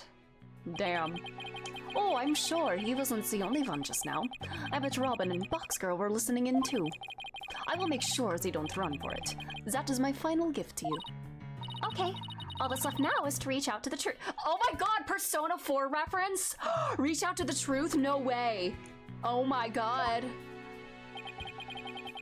We gotta have Hugh's gonna confront his shadow in the court today.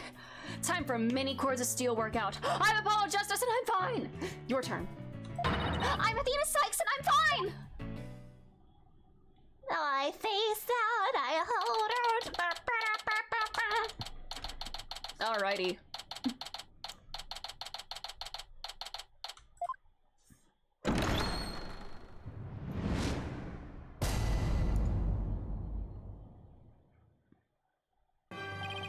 Court will now reconvene for the trial of Juniper Woods. We got this. The Sykes Brigade is totally psyched. I mean, the defense is ready, Your Honor. Prosecution is ready as well. I mean, isn't that right, Prosecutor Blackquill? Yes, well, moving right along. Yesterday's adjournment was unexpected yet necessary. Shall be running a tight ship here today, so no funny business from anybody, understood? Your boldness. Robin Newman and Hugh O'Connor have recanted their confessions. But later I shall grill them at leisure to find whether I can charge them with perjury. Well, this sure complicates matters. Still, one must not overlook the facts. Now, about the school camera photo that was submitted yesterday. A pity, but that evidence is no longer relevant to this case. The art room clock runs fast. It cannot function as an accurate measure of time. So he's aware of that, then. As for the bungling detective who overlooked that, he is paying for his failures as we speak. Oh no. Poor Detective Fulbright. I hope he returns to work with all his body parts intact, and his salary. Although Blackwell did offer to raise Bobby's pay last time, so... But if that's the case, then what are we... The accused is the sole person who could have moved the body from the art room to the stage. And I mean to prove it here this day. It's just like Detective Fulbright said. But what else does he have up his sleeve? My understanding of this heinous crime is thus. The murder took place near the center of the art room as evidenced by the blood stain. Blood was also found on some pottery next to the window over the maintenance area, which is to say the body was carried over to that very window. From there, it is dropped down to the maintenance area below, and though there was nary a scratch to the body aside from the fatal wound, that too was per the script. A high jump mat was employed to cushion the fall. Did we find any bloody blood in the ball cart or on a mat? Because there would be blood there then, right? Then a ball cart was used to haul the body over to the stage. That's not very clever. I mean, it's the same exact body moving scheme as the script. Anyone could have moved the body Objection! that way. Your propensity to spew forth words before you think is not very clever either. Why, you? Moreover, the prosecution has a witness, which is most unfortunate for you. Witness, it's time for you to come forth. You. Hugh.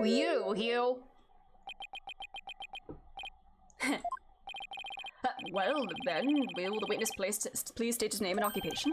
Hugh O'Connor. I'm a senior at Themis Legal Academy, and I'm studying to be a lawyer. Yesterday I told that lawyer, though, that I would testify to the truth. So, I intend to cooperate fully in today's trial. Happy now, Miss Sykes? What's he up to now? The court appreciates your cooperation, Mr. O'Connor. Now your testimony, please. Alrighty, let's see. The lecture hall was packed before the mock trial, but the rest of the campus was empty.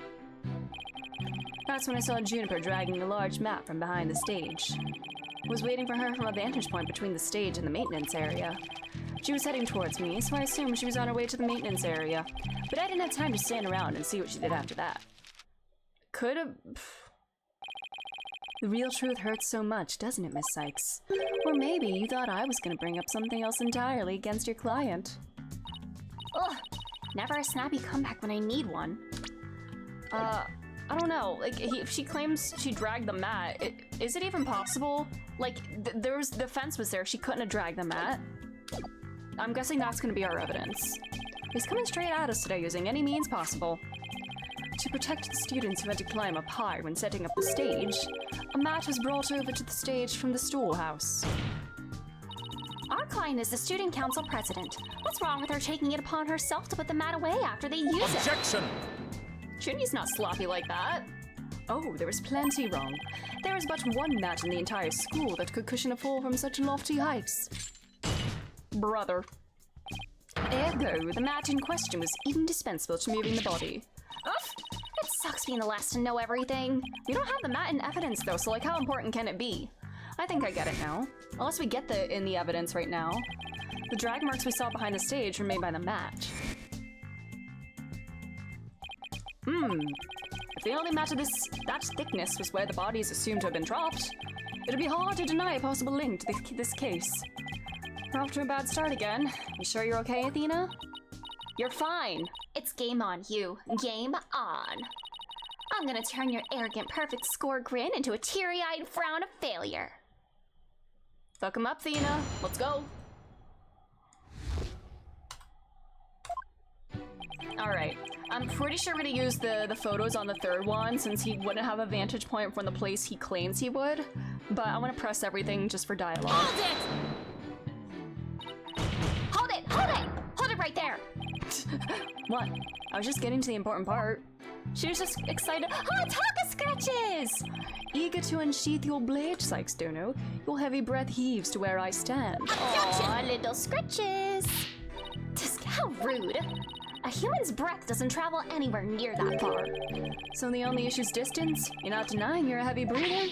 Ugh! I'm just saying that scientific studies have proven that it's not... Hang in there, Athena. No matter how many insults they hurl, it won't affect the judge's opinion. I don't think that's true, Apollo. What about my own self-esteem? I think the judge definitely does go along with the prosecution's insults, so like... Don't set her up to fail, Apollo. Alright. Hold it! Our client was simply putting the mat away. It had nothing to do with this Objection! case. And that is where you are wrong. There is but one mat in the entire school that could cushion a 3-story fall. What, would you spell story in a British way? Oh my god. Is that how they spell story, as in like stories of a house in like Britain? Or is that like, am I making that up? Huh. I don't know. Is it like a different thing? Hence, the mat dragged by the accused was essential to moving the body. Ugh! If we win this one, I promise to donate another thick mat to the academy. Now show me how to show you the truth. No, I feel out, I hold out. Alright. Alright, I think this is what we're gonna use, go up against, but dialogue. I want more dialogue. Mr. O'Connor, are you positive you were standing exactly where you said? Yep, he could not have seen. I was between the stage and the maintenance area, and she was behind the backdrop. He's sticking to his guns. The issue here is where Hugh was standing when he says he saw Junie. Nothing I say will mean anything without evidence. Time to dig a little deeper. Before you ask, I have my glasses on. Therefore, I'm positive it was Juniper. That is not an issue. Alrighty. Alright. Hold it! Alrighty. You shouldn't assume anything. It only shows that you're not Objection! It makes an ass of you and me. Such wild momentum. Perhaps you're a raging bull in your past. A black hole, what the fuck? Objection! Don't compare me to some stupid farm animal. Hoy, justice, Dono. Our assertion is Juniper was simply putting the mat away. In that case, where would she be taking it? Oh, to the storehouse, over in the maintenance area. Precisely, therefore, there is naught wrong with the witness's judgment in this matter. It is your wild charges that are the issue here. But I cannot help it if you keep seeing red. He's gonna get a face full of justice, Apollo style, if he keeps that up. Oh, you're such a loser. Right, anyway, I saw her heading towards me.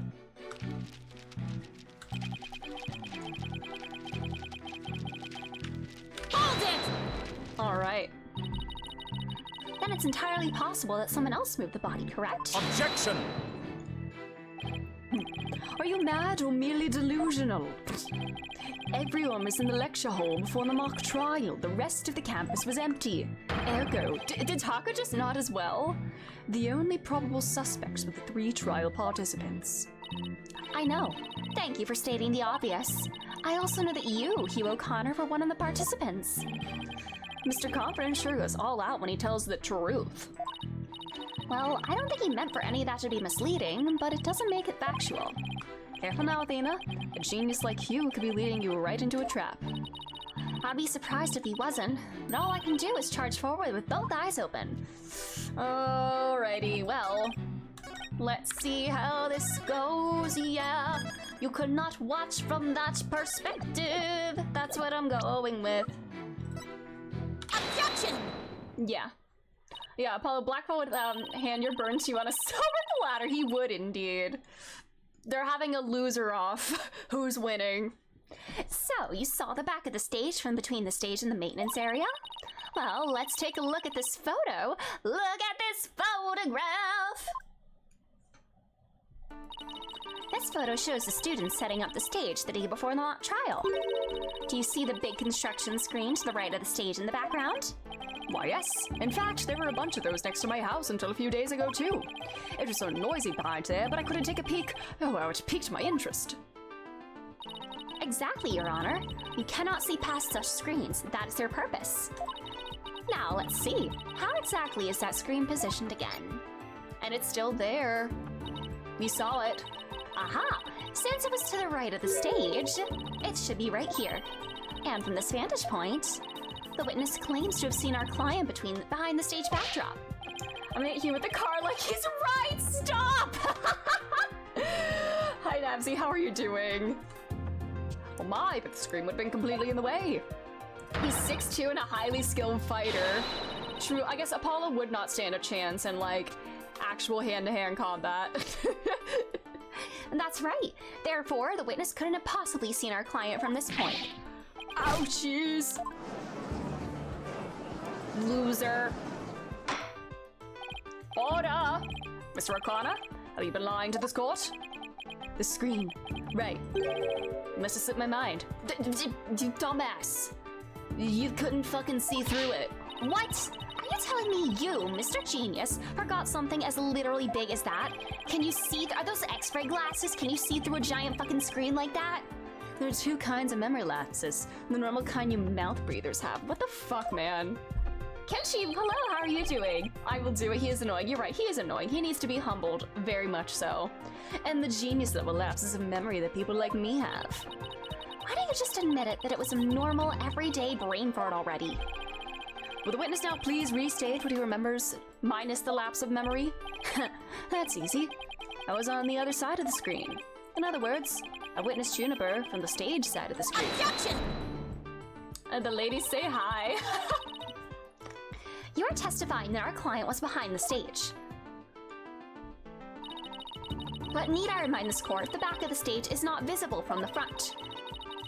To actually see our client behind the stage from the stage side of the screen, the witness himself would also have to be in the same area behind the stage.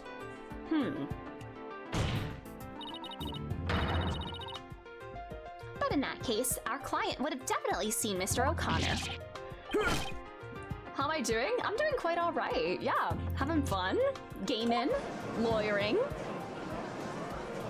The friendship is not strong, it seems. Nice one, Athena. Keep it up. Objection! We get a lot of Taka scratches so far today, and I like that. Alright, golden boy, is this not your chance? Telling the truth will be like a weight lifted from your chest. The truth? What truth? The fact that golden boy— oh my god, truth? Golden? Reach out to the truth? This is literally Persona 4, no way! We started with Danganronpa, had a very brief Yakuza moment, and now this is Persona 4. No way! The fact that golden boy here was where he initially stated. Lawyering indeed. Yeah, Taka is a good boy. And that is to say, he was between the maintenance area and the stage. Objection! But then the screen would have blocked his view. Objection! On the ground, yes, his view would have been blocked indeed. But consider how smoke always wants to rise up high. Athena, look at the photo again. Do you think Something on the other side of the screen. Something high enough to see the stage. No, wait. This crane right here, again, why are they having a high schooler operate heavy machinery like that? Why? Why? It's everything but Ace Attorney. Yeah, lawyering in this game?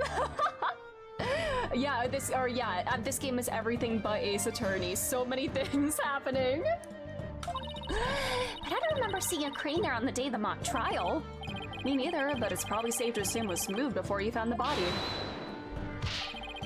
That's far enough, Prosecutor Blackwell. Remember, you promised. Promise what? Oh. I recall making no such promise. It was you who came blubbering to me about keeping quiet in exchange for information. What were you doing? Why not have a child operate a crane like that? I mean, are there child labor laws in this universe, considering they had, like, you know, Franziska prosecuting at 13, and then, you know, yeah. What's all this about a promise? Is this about whatever Blackwell is using against him? And what it's got to do with going into the crane? Golden Boy did not go up in the crane for fun. Child labor is fun? What? Guess that's the rule of the AA universe. Mayhaps. Maybe. Man, he was working part-time as a crane operator within school grounds. Again, can you even get a permit if, like... What else? Trucy is a stage magician and started when she was 8. Yeah, she's getting paid for that. Good lord. These kids. Give the kids a break. What? Do you mean to tell me a high school student was operating a crane? I don't think there's any child labor laws. It doesn't seem like it. The witness, I object to the prosecutor's last statement. There's no proof I ever operated that crane. Buddy, then...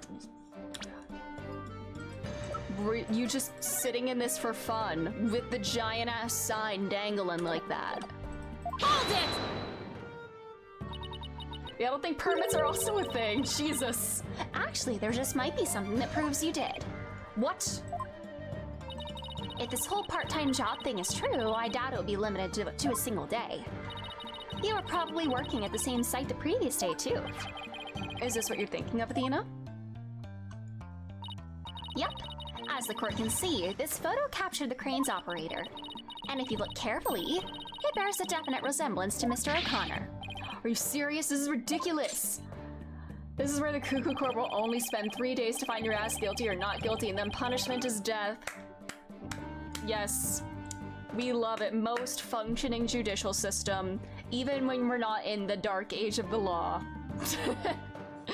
How very interesting. Let's ascertain whether this is ridiculous as the witness maintains. I was about to say a witness's mannerisms or something. I don't know. I assumed he was insulting somebody. The defense agrees with the prosecution. Let's bring the facts to light. That's all very well and good, but just how do you propose to do that?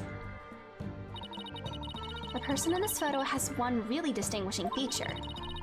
Not 100% sure, but it's at least worth a try.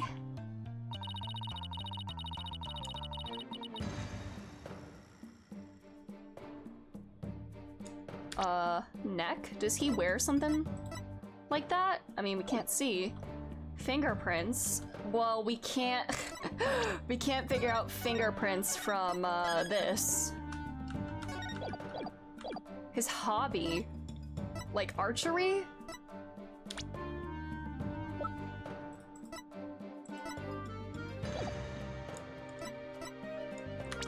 mean, like...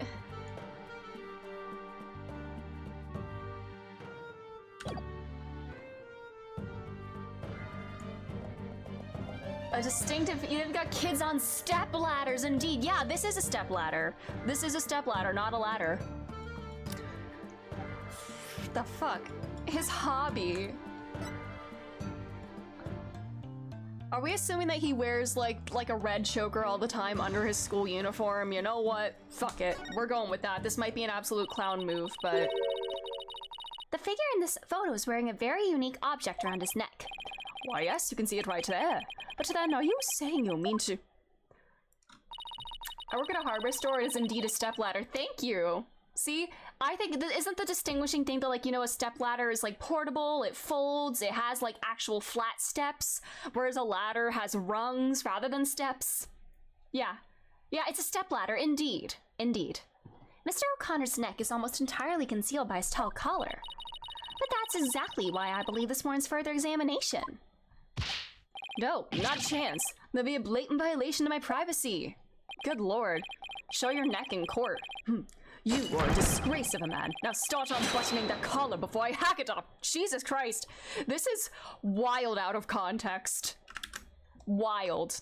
That is a high schooler, Black Quill. Yeah, he's a Gen Z kid. Yeah, what's the big deal? Now let's see your neck.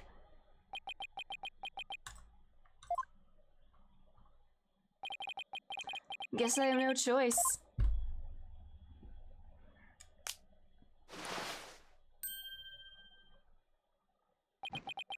The hell? He gives 0 cares, oh god. Oh my. So, where did you buy that neckband, if I might ask? I didn't buy it. It's handmade, and there's only one like it in the world. Well, it sure looks like the neckband in the photo. Should we have the photo analyzed?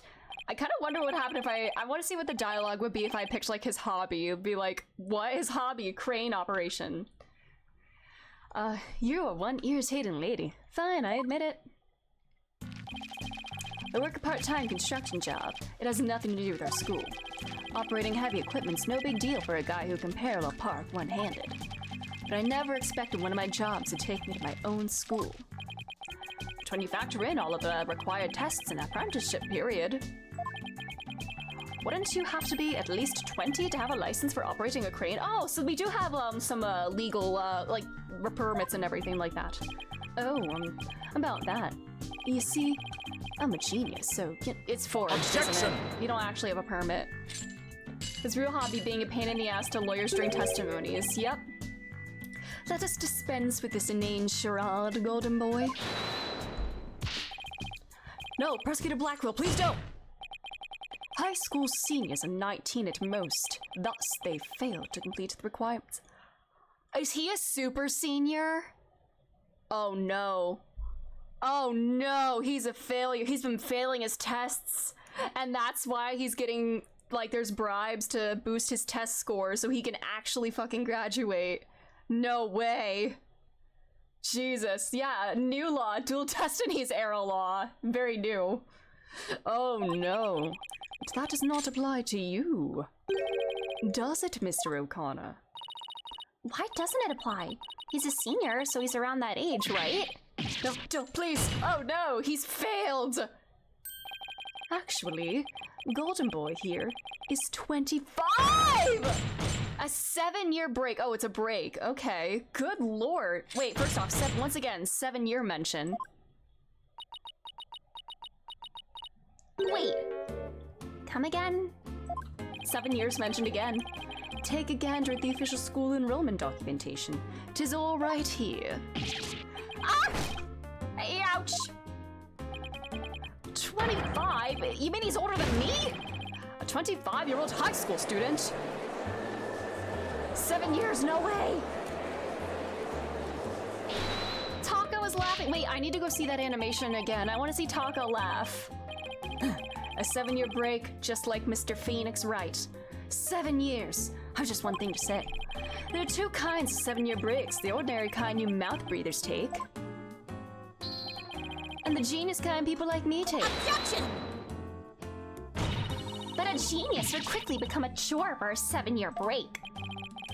I think you had that backwards, Athena. Even geniuses make mistakes. I just happen to make mine only 7 years in a row. Only you could get away with using only like that. True, technically 8, true. Enough of this jibber-jabber. Suffice to say, the witness was up in the crane and he saw the accused dragging the mat. The accused readied all she needed to move the body immediately prior to doing so. That much is clear. I see no need to deliberate the matter further. Considering that the body was moved in the same manner as the script, I find Prosecutor Blackpool's claim to be quite persuasive. Does the defense care to dissuade me? Phoenix was framed and disbarred. True. I don't know what Hugh's story is, but... As long as the mat was used to move the body, Junie's going to be under suspicion. What if Hugh O'Connor isn't his real name, and he was kicked out of school, kicked out of Themis Law Academy because he has a prior conviction or, like, was convicted of a crime while he was there, and now he's back under a new name 7 years later to actually finish school and become a lawyer? That's my crackpot theory. Athena, I just thought of something. What was Hugh doing in the crane right before the mock trial? He couldn't have been on the job at the time. I mean, he was waiting for the trial to start. Yeah, why was he in the crane? Wait, you don't think... Moving the body? Your Honor. Yes, Miss Sykes? I've got it. I've got an amazing idea that'll turn the prosecution's claim on its head. A little conjecture has never stopped us before. Interesting. Mr. O'Connor, you were using the crane to... move the body.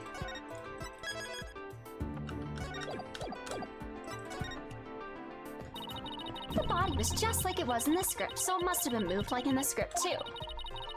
So his fault for presenting evidence an 8-year-old gave to him. I mean, he wouldn't know. I don't know. I only blame Kristoff for that. Kristoff's the only one that I, like, really... I don't know, yeah. At least that's what the prosecution believes. How simplistic, even foolish. Those are pretty strong words, Athena. You sure about this? The witness is a licensed crane operator, so he could have used it to move the body. Objection! Well, Golden Boy, care to chime in?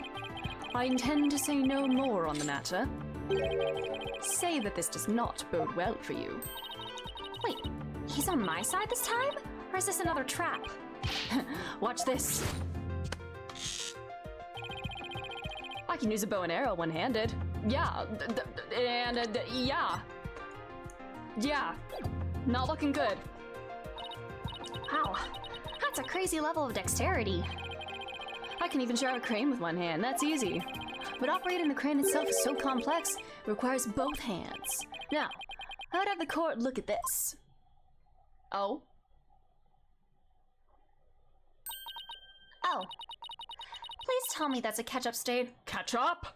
Blackville takes zero nonsense, and I love that.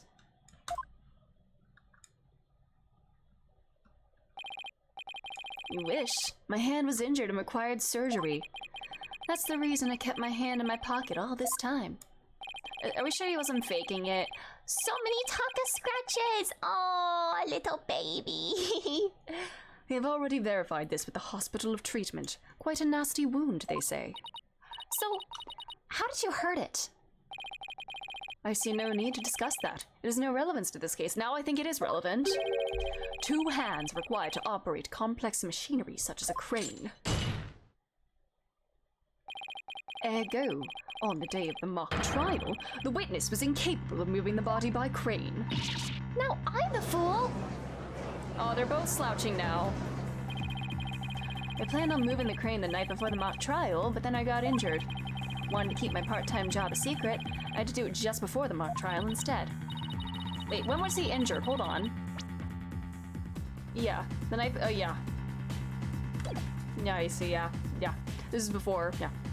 Hey, I thought this was the big break we've been waiting for. Now that the defense's sophistry is laid bare, I would have the court recall my claim. The body was dropped out of a 3rd-floor window to a mat near the maintenance area. And then a ball cart was used to move it to the stage. See? I've been paying attention. Did we find any blood in the ball cart or the mat? Also, neither of them are in the evidence, so how important can they really be? Well done, your boldness. Now consider this. The accused was sighted dragging that mat, ergo it was she who moved the body.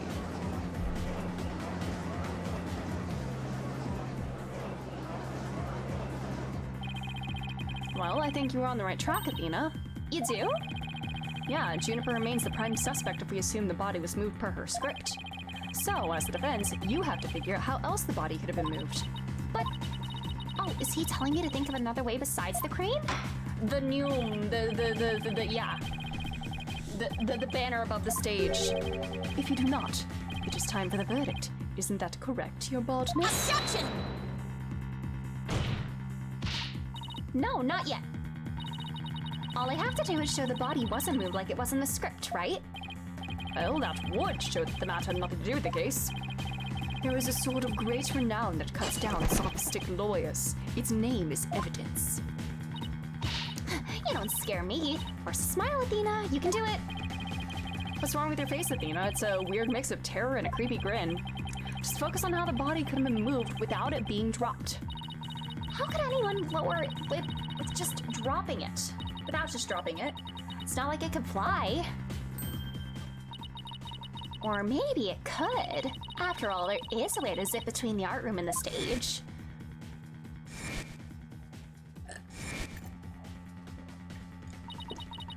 Someone could have easily used that thing. Hmm? Oh, yes, of course. Miss Sykes, the court would like to see what you have for us. All I have to do is show the tiniest shred of a possibility. The mat and ball cart weren't used to mount the body. This is what was used. Hold on. I'm gonna get Take some. that! Ah! I meant to save. Shit. I meant to save before doing that. I didn't want to do that because the winch was in that picture. So I'd love to hear how too. Miss Sykes, it'll be your job. God damn it. I meant to save first. Shit. Did not mean to do that. This is what I meant to do. Well, it's not the picture, because I thought the winch would be it, but...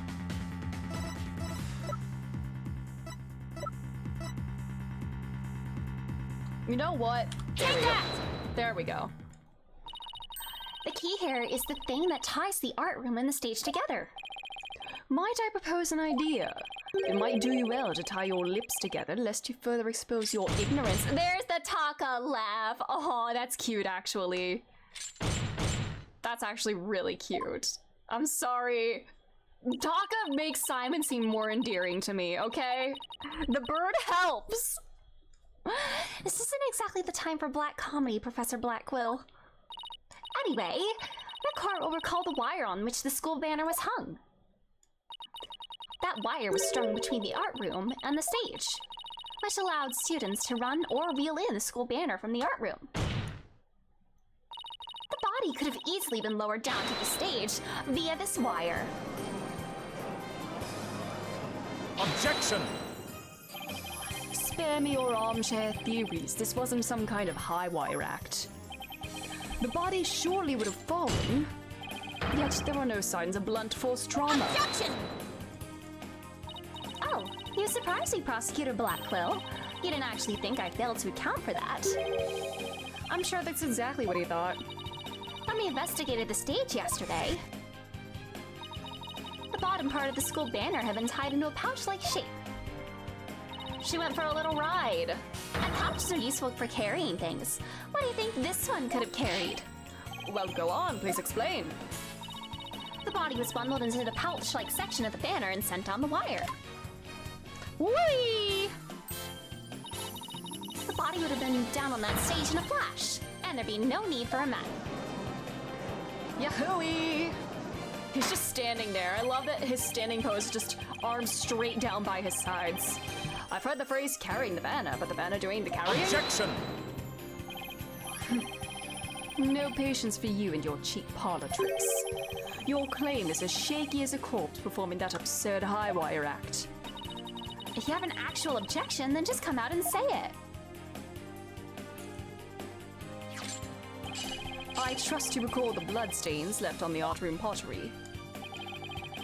If the wire had been used to move the body, it would have to be via the window above the quad, the one with the winch. However, the blood-stained pottery was next to the window above the maintenance area. Are we sure that it actually is blood and not just red paint? Ergo, the wire and banner had not at all to do with this case. Oh. The bloodstained pottery. I remember that. This doesn't look good. We'll be back to the map theory if you don't do something. Well, Miss Sykes, it doesn't think better this time than a circus act. My wire theory is true. That blood on the pottery must not have been blood at all. Maybe it is red paint, you know? Kind of a... Oh, not the victim's blood. Alright. Alright. At first we thought it was red glaze, but it turned out to be blood. But what if we go back to the time when it was just red glaze by all accounts? Objection! Alright, so it's not the victim's blood. Maybe it's Hugh's blood. Haha! But the police have clearly identified it as blood. Damn it. Can't change fact to fiction, Miss Sykes, let alone travel back in time. Oops. Now then, Miss Sykes. Alright.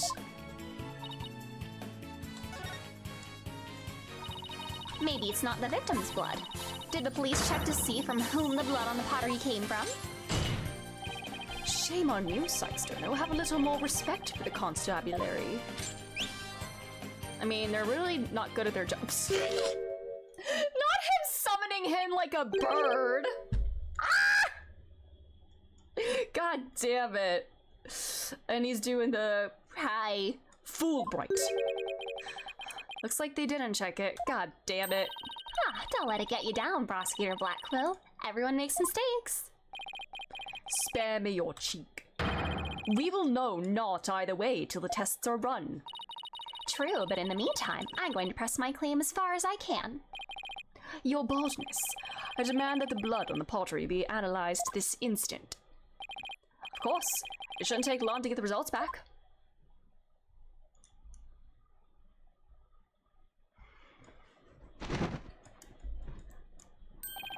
Oh my, that was quick. Or history if it turns out to be the victim's blood. Please, please, please, let it be someone else's. It seems the blood was not from the victim. What? Furthermore, a comparison with other parties involved with this case reveals that the blood belongs to one Hugh O'Connor. Fell asleep, Miss Most. No worries, Asho. Completely fine. How are you doing? How's it going? Yeah, he didn't have surgery. Those hospital claims are just bullshit. Or maybe he had maybe his wound reopened when he got into a scuffle with court. Mayhaps.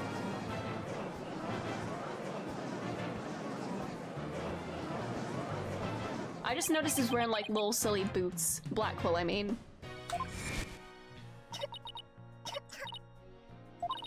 Aw, don't worry, Junie. Just try to relax. His hands were dripping with blood. You're right. Good to hear that. I'm doing pretty well as well. Lawyering is going quite well. Your Honor, as we saw earlier, the witness's left hand had suffered a serious injury. He sustained the wound in the struggle with the victim, and his blood got on the pottery, And that is a lot of blood. Holy shit.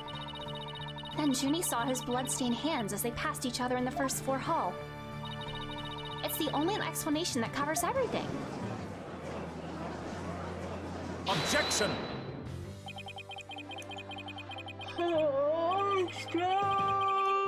I stretch. There is but one way now to turn aside her blade, but do not cast the blame on me.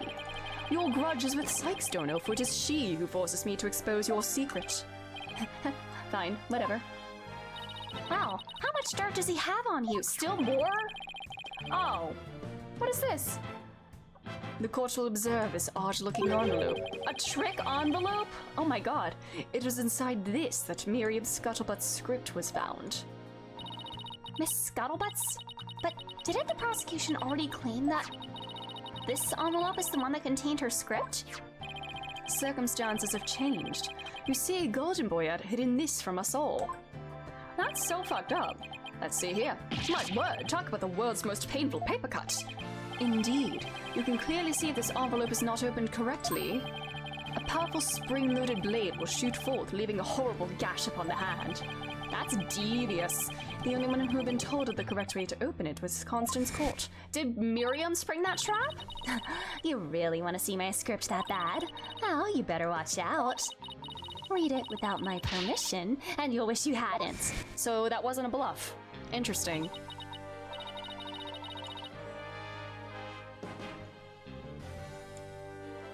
How is she allowed to do that in this school? How is she not being punished? And if Miss Court knew about that trap, did she just let it fly? Everything I learn about this school gets worse and worse. The blood on the blade is the witnesses. Our genius here tried to sneak a peek at the wrong script and paid for his foolishness. Ouch! This guy's the worst genius I've ever seen. He's a dumb. That's how, brother. Don't worry, Athena. The wound isn't that deep. We still got the wire theory. Yeah, I got it. Since the blood by the window overlooking the maintenance area isn't the victim's, there's no longer any basis for denying the body was moved using the wire and banner. Therefore, the defense once again asserts just that. Oh, brother. Now what? You call yourself a lawyer? Don't you see the glaring contradiction in your thinking? Huh? The court would like to remind the witness that his role is not to point out... And you, how can you adhere to such outdated beliefs? Whatever. Mirroring code because it's the dark age of the law. Oh yeah. Sorry, the message, oh it's okay. Yeah, dark age of the law and anything goes. It seems you've forgotten the two statues that were on stage directly below the wire. Body sense sliding down that wire, we crashed into them. Care to explain that away? Why, I believe he's right. The statues and the wire were extremely close together. Ugh. So the body would have collided with the statues. That's the crashing we heard. What if they did collide?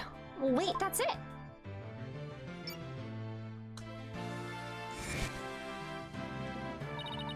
Speaking of those statues, we still don't know how they were broken.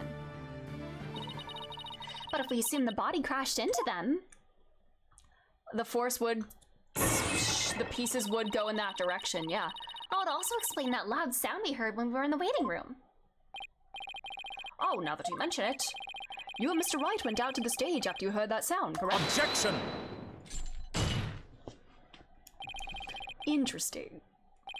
How very interesting. But may I ask just one question? When was it that you heard said sound? It was a little after the mock trial had started. Mr. Wright and I were practically bored to tears there in the waiting room when... Precisely. If that sound you heard did happen while the body was being moved, that would place it during the mock trial. Oof. Which means the body wouldn't have been there before the mock trial started. Damn. You see, right before the mock trial started, I saw the body. He said he saw the body before the mock trial. You know what, before could mean the day before, you know? That's not necessarily a lie. He could have seen it literally the day before. But my claim that the body was moved during the mock trial doesn't hold water. Stupid contradiction. It's gonna get me and our case killed. The focus was on just 3 suspects because the body was moved before the mock trial. That has been the major premise thus far. Your assertion, therefore, contradicts the very foundation of this case. Objection! Both sides still lack incontrovertible evidence. Oh god, voices! So, should we not also treat Golden Boy's testimony with some level of suspicion? Good point. Ugh. Prosecutor Blackwell is on our side. I bet he's figured out the truth behind this case. Well, great, as long as he's not up to something else. If the statues really were broken when the body hit them, then Hugh's statement about seeing the body before the mock trial is a big fat lie. Okay, Mr. O'Connor, let's get to the bottom of this contradiction about when you saw the body. Look me straight in the eyes and repeat your statement to me. Proceed time. Like I said before, before the mock trial, the body was, you know. I shall only say this once, golden boy. You had best tell the truth and do it now. That is, if your head wishes to enjoy the continued companionship of your body. Yikes! Now, out with it. Did you truly witness the body? Or were you just lying about it? Well, which is it? You what? I need to make a soundboard where I can add you what to it. I never saw the body. Are you sure about that? Lie to this court again and I'll charge you with perjury. Yeah, once is not enough. You must lie at least 3 times to even consider getting a charge of perjury. You what? There's no body on that stage. I've been lying about it this whole time. I'm sorry. Simon, stand. Yes, we've exposed Hugh's big lie for what it is. But why did he lie about this to begin with? Order! The base premise that the body was moved before the mock trial has been overturned. I imagine this has an impact on both the defense and the prosecution's case. Well, first I'd like to thank the prosecutor. This brings us one step closer to the truth. Now at least we know the body was moved using the wire and school banner. Indeed. That much I shall concede, Sykes Dono. The body was moved as you stated, and in the midst of the mock trial. So both sides are satisfied then? If the body was moved before the mock trial, we have our 3 suspects.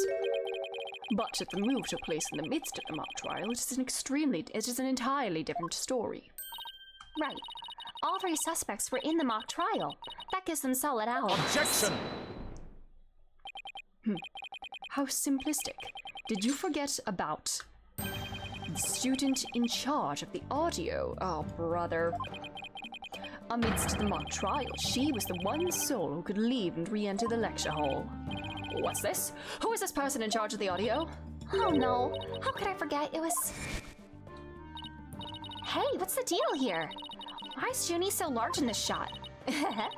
Juniper was also in charge of the audio. When she wasn't in the trial, she was in the audio control room dealing with the music. Indeed, the one who could enter the art room amidst the mock trial to move the body. What's the accused because she was in charge of audio. Ah! God damn it. Why, yes, I see. That does make perfect sense. Then maybe this guy moved the body. I don't know. This can't be happening. Instead of exposing Hugh's crime, Junie's in even deeper. No matter how you slice it, we're cooked! It's so over. And here I thought Prosecutor Blackwell was on our side, at least on this issue. It's a pall over. The Twisted Samurai strikes again. Twisted? It's more like dirty rotten. Your baldness. It is time to put an end to this farce. Prosecution has presented a quite convincing case, but the defense has one last chance to voice any remaining objections.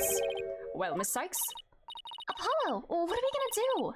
I've got nothing left. Nothing! Nada! Niente! I've been trying to think of something, but I'm drawing a big blank too. Poor Junie. Unless we figure out something, she'll be... Objection. Well, I object to... Is it time to play this? Like, we know it's fake.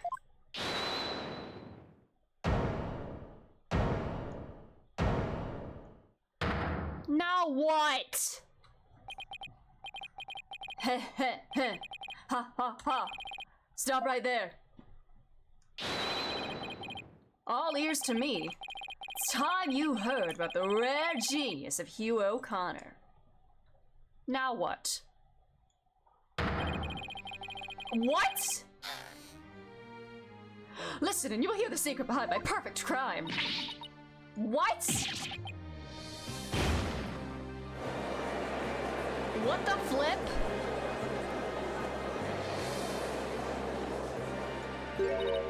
Wait, This is some serious deja vu.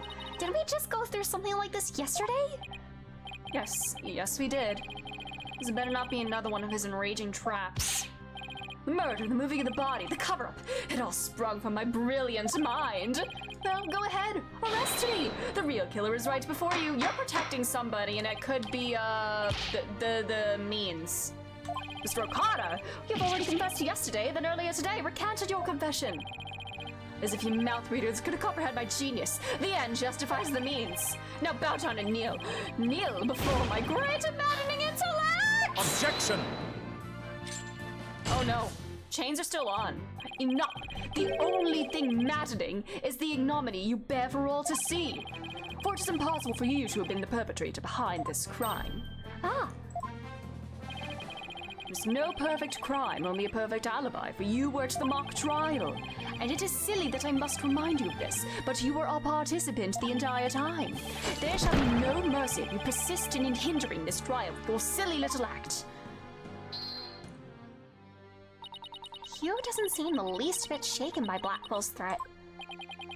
Listen, Mr. Prosecutor, calling that a perfect alibi is beyond contempt. Your Honor, I'd like to take this opportunity to offer further testimony.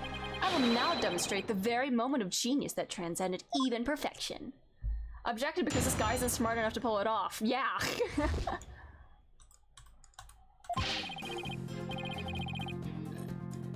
Oh, police raised a body double. Oh, no, no way.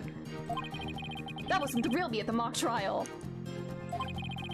That means I didn't almost lose. My body double almost did. Oh my god, this fucking moron. I stepped out stealthily when my double took care of the trial. I had the run of the campus. In short, I'm the killer. Juniper is innocent. What the actual fuck? I have a question I was hoping the defense and prosecution might help answer. Is it just me, or does the witness's testimony make no sense at all? No, it's not just you, Your Honor. All I got from listening to that was a headache. Yeah, that was just plain weird, especially the whole thing about a body double. Well, I'm relieved it's not just me. And the prosecution? Your chickens could create a better alibi. Yeah, I agree. Your boldness. Summon an ambulance this instant. The witness is stark raving mad. Yes, I think that would be for the best. Now then, let's pretend that never happened. Let's pretend that never happened, oh my god. You people don't believe me. It's not a matter of not believing you. It's more along the lines of questioning your sanity. Yeah, the funny farm just called. They want that genius back. Oh my god. Everyone's just clowning on this man. Study Piles. The intellect of a genius transcends even logic. Besides, don't you guys have the weird device for testimony like this? Which is not a weird device, and I don't waste him on ridiculous testimonies. Easy there, Tiger. Think of it this way. You don't want a verdict to be passed just yet. So how about we give Widget a try? Maybe the chicken from Yakuza 0 Nugget! Aww. Once again, Yakuza comes back. Aw, yeah. Nugget, the real estate advisor. What a guy. Well, this is against my better judgment, but I'd like to conduct a short therapy session. Your better judgment. I'm a judge and it's far beyond mind, yet I find it hard to say no. Prosecutor Blackquill, I trust you have no objections. Prosecutor Blackquill? Hi, Taka! Where is he? Did he just leave? The prosecutor said, rubbish. We will be out on a super He just left! And when he's going on a walk with Bobby, too. There's a lot to unpack here. He just... The prosecution just, like, got up and left. And he's taking his boyfriend with him. What the fuck? Kangaroo court strikes again. How does he get away with stuff like that? Yeah, fuck this shit, I'm out. Then I'll interpret this as meaning he has no explicit objections. Oh, little Taka is so cute. All right, Miss Sykes, you may proceed with your therapy session. I've seen my share of crazy trials, but this one takes the cake. Jesus.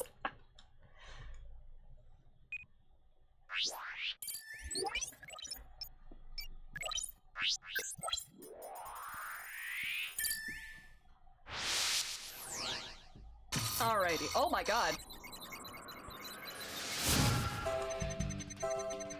Alright. Body double. That wasn't the real me. That's a lot of happiness. Why is he crawling like that? Okay. Slipped out my double took care of the trial. And the run of the campus. And sure, I'm the killer. Juniper's innocent. Alright.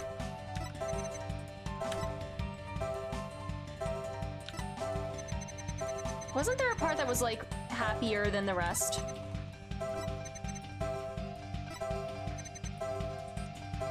Was it this? Or am I making that up? Or something that... Huh. Would it be... Hold on. Juniper being innocent. Is this what's weird? What's weird? Oh, no. What's odd about this? Because we know you didn't like her, so what's... Oh, what's causing happiness? Okay.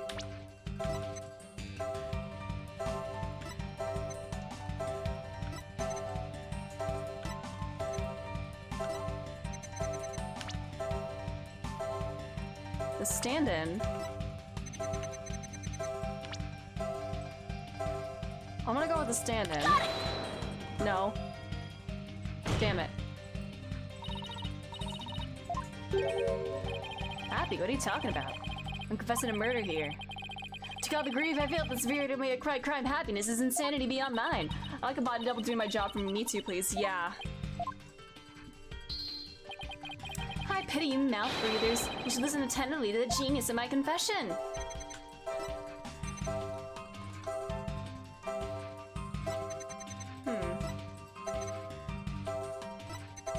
Would it be Juniper that's...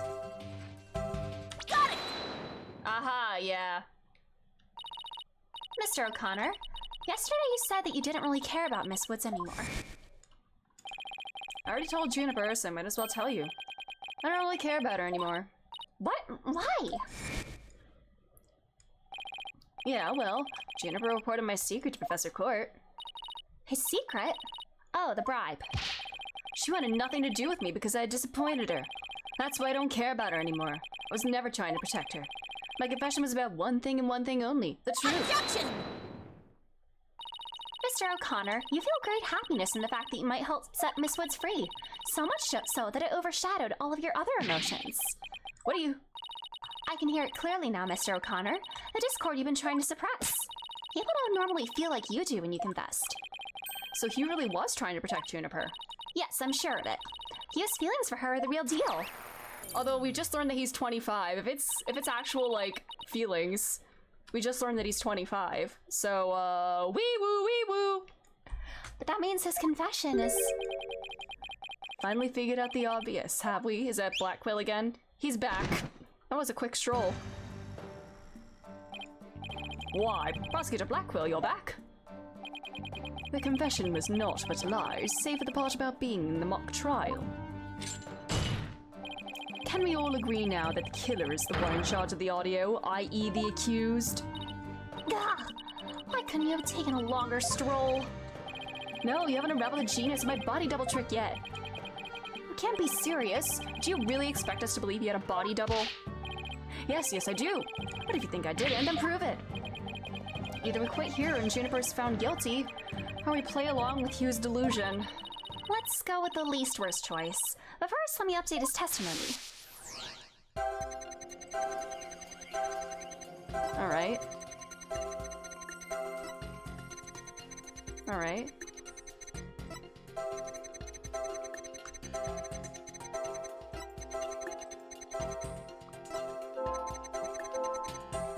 Sad. Yeah. Why are you sad here? Got it! Oh, do I have to do the sad in the other one? Oh.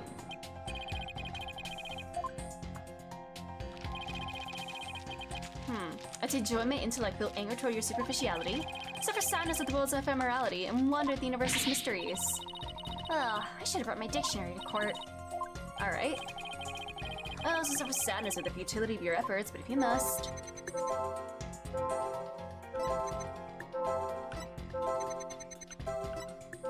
You're still sad about admitting it. Got it! Well, that's also not unexpected, I guess. I don't know.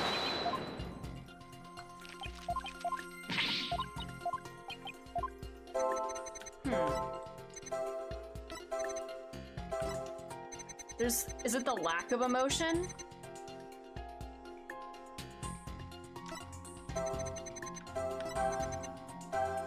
Oh! Surprise! If this is your plan... Oh.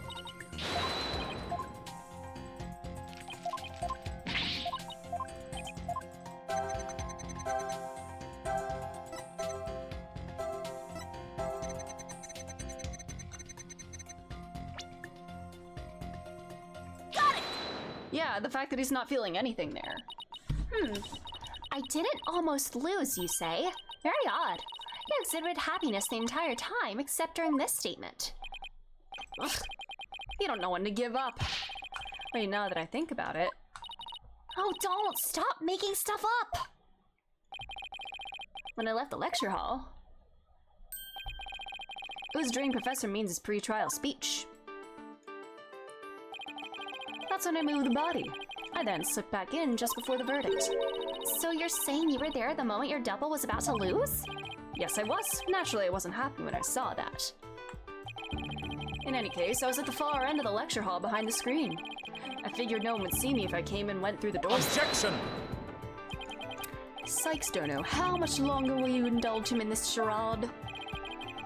While it's true that none in the audience might see him go through either of those doors, the faculty seats on the balconies were a different story and have a splendid view. I thought you could do better than that. The lawyer's bench is on the right side when facing the front of the hall. I used the door on the right side near the lawyer's bench. That means my movements were only visible to someone in the left balcony seat. But that seat was empty at the time, which is only natural because that's where, yeah, Professor Court, and as we all know, she was already dead by then. That can't be right. An empty balcony seat on the left side contradicts this piece of evidence.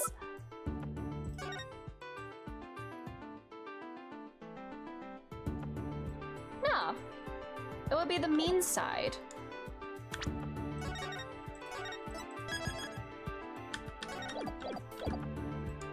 Take that! I have no idea where this contradiction is going, but I don't have any other moves at this point. Guess I'll just have to follow it and see where this takes me. You said the left balcony seat was empty, but was it really? I saw with my own eyes. It was definitely empty. What about this diagram? According to this, Professor Means was supposed to be seated in the left balcony seat. But if you left the lecture hall during his pre-trial speech, he would have been standing there at his seat addressing the students and faculty. Uh-oh! Oh no! You do no one any favors by exposing the falsities of his confession. I saw plenty of lies so far, but this part is true, I tell you. There was nobody in the left balcony seat. You gotta believe me. It doesn't seem like he's lying this time. Okay, Mr. O'Connor, let's have you testify again, but this time, don't spare any details. You got it.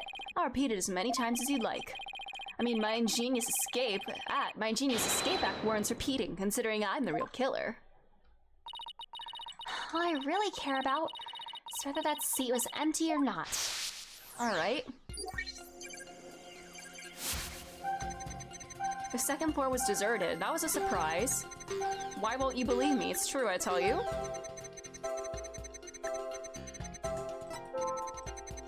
And all I had to do was go through the empty audio control room. It leads into the hallway. You were sad that it was empty and that Juniper wasn't there, maybe? Got it! I detected powerful sadness and fear right after you said this part. It's as if you said something you shouldn't have. What's wrong with you? You shouldn't reveal a person's inner feelings for all to see. Mr. O'Connor, it's you who's revealing your inner emotions by the way you speak. Look at this diagram. Every time I do, they call me Sam. I don't know. Plus, I have a good idea about why you're feeling sad. You're a horrible person. Can't you just leave me be? You said that you went through the empty audio control room, but that's not true, is it? There was someone who returned from there once Professor Means finished his speech. And that someone who was in the audio control room was probably Juniper. You know, I just gotta be cautious. Take that!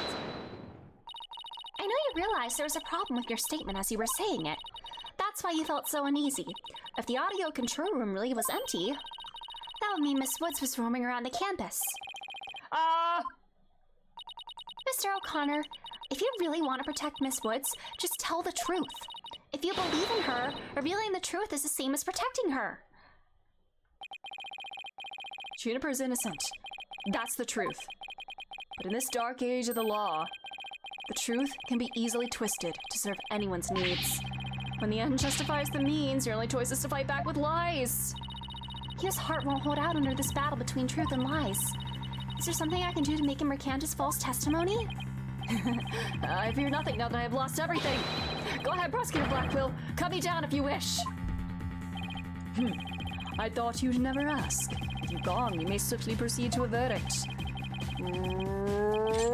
Oh no. Ah! Yeah! There we go. Is he gonna start saying silence now? Ah! He broke out of his shackles again! God damn. I don't want to be the poor accountant down at the detention center. Hugh O'Connor, in deference to your valor, I will limit your suffering with one clean blow. Hold it! God damn. This man doesn't even have a sword. Can you just wait one moment before you cut him down? Silence! There's our silence, yep. Do not come between a samurai and his foes. Oh, I never learned about this in law school. so she did go to law school. They do exist. Careful, prosecutor. Remember that shocking experience you had last time? Oh, yeah. Behave. Very well, Golden Boy may live. For now. Enough already, Mr. O'Connor. Miss Woods would never want you to protect her this way. She values the friendship between the three of you more than anything. That's where you're wrong. She doesn't feel anything for me now. Well, what does it matter anymore? I might as well tell you everything. This is no doubt news to you, but I am not and never was a genius.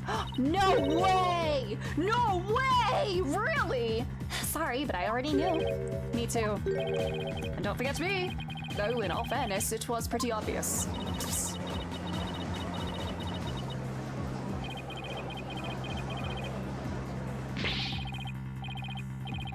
No need to rub it in, just shut up and listen.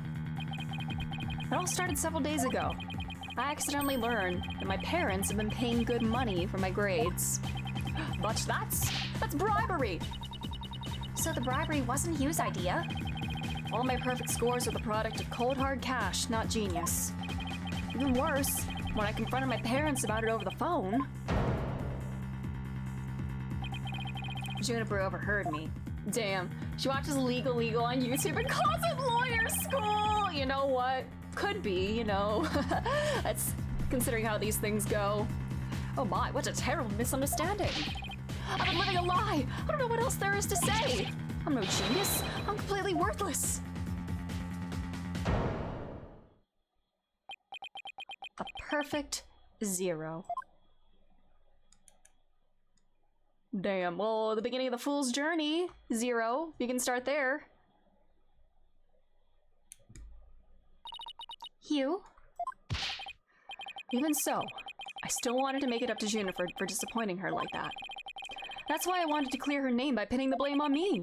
I mean, she probably hates me now, so it'd be a relief for her to see me locked away. If you were trying to help her, then why did you testify against her? You were the ones who told me to tell the truth yesterday, so I thought if I did, it would help her. He wasn't trying to provoke us? Looks like we seriously misunderstood him in more ways than one. At the detention center yesterday, Junie was in tears when she opened up to me. But the truth is, the friendship between the three of them is still rock solid. Aww. Friendship lives. If there was something that could help me prove that to Hugh. We even have proof of our friendship. Is it the necklaces? No. Well, he says it's one of a kind. Do they all have something similar? I wonder where or what it is. I didn't buy it. Yeah, the necklace. The choker. Aww. Friendship bracelet. Friendship choker. There's only one like it.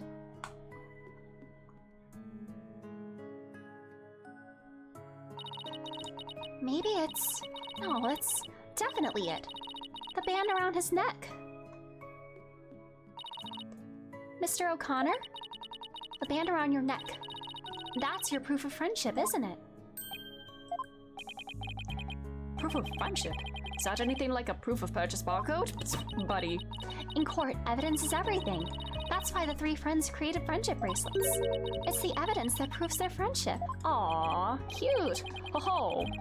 One short of Santa. How very interesting and chic. This music is sad. If they have doubts about their friendship, they can look to the proof they have on hand. That's why Mr. O'Connor's hand always goes to his neck when he's pressured. It proves he still has feelings of friendship towards the other two. Doesn't matter if I wear those two. If I wear it, those two. But they feel the same way too. I know they wear their friendship band somewhere. Junie and Robin must both feel the same as Hugh. I just know it. Everything Hugh has said leads me to believe that. In fact, he may have also just told me that the others wear their proof of friendship. Where they're hard to spot. Oh, I know. They must wear them in places that are difficult to see. Really? And where might they be? I don't know. Oh, brother. The soles of the feet. Oh, brother. How could they wear their friendship bands there? Alright. Damn. At least I didn't get a penalty, though. That's right, you're wrong.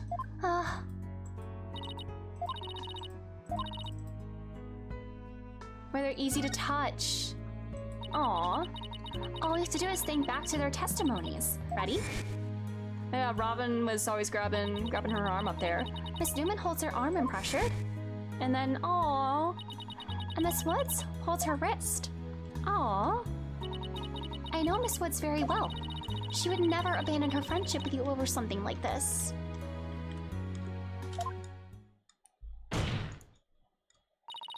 And taking the blame for her will only succeed in making her terribly sad.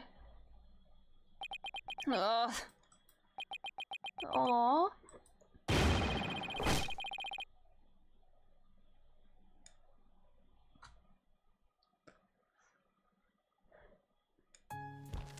Aww.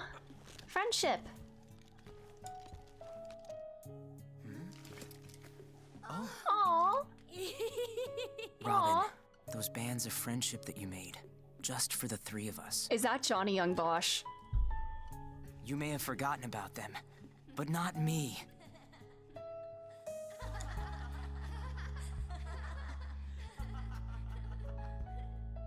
Hugh! Aww. Hey, Hugh! Aww. To Besties. think, I should have known better than to doubt my best friends. Aww. Besties.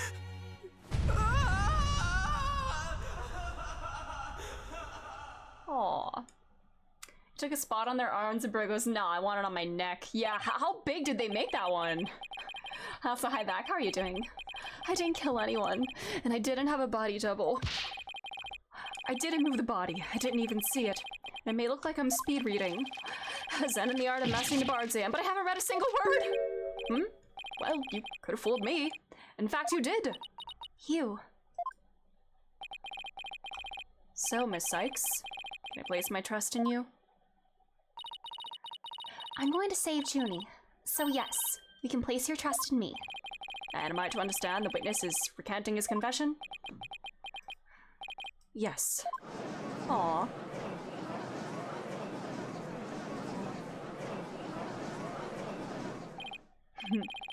A most roundabout trial. I much prefer the turnabout variety myself. Oh my god. Capcom!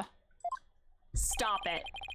Now we are back to the fact that there was but one suspect who lacked an alibi, which is in the end the truth you've been seeking this entire time. So we're back to square one. Now I'm exhausted and depressed. Well, going back to my initial suspicion, his seat was empty. He could be anywhere on campus. And he wanted her gone, I'm sure. Yeah, because he didn't agree with her philosophies and wanted her gone by any means necessary. It probably doesn't matter at this point, but I might as well update the moon matrix.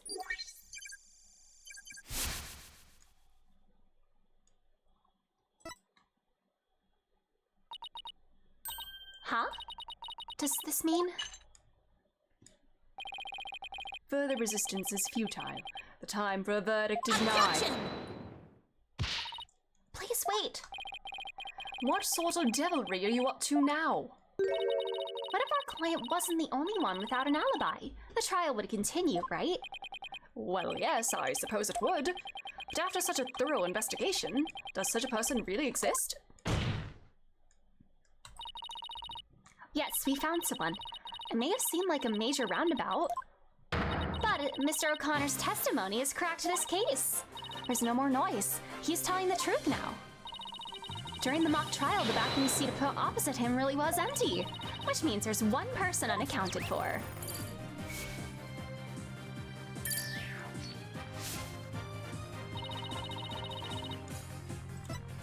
Take that! It was Trucy. The balcony seat was empty. That much is true, isn't it, Mr. O'Connor? That's right. How many more times do I have to say it? So basically, Professor Means wasn't where he was supposed to be during the mock trial. Silence! Need I remind you, every last soul in the lecture hall heard him deliver a speech, and then he could leave after that. I know, and that's not in dispute here. Now, let me explain how a speech could be given from an empty seat. It was pre-recorded, mayhaps.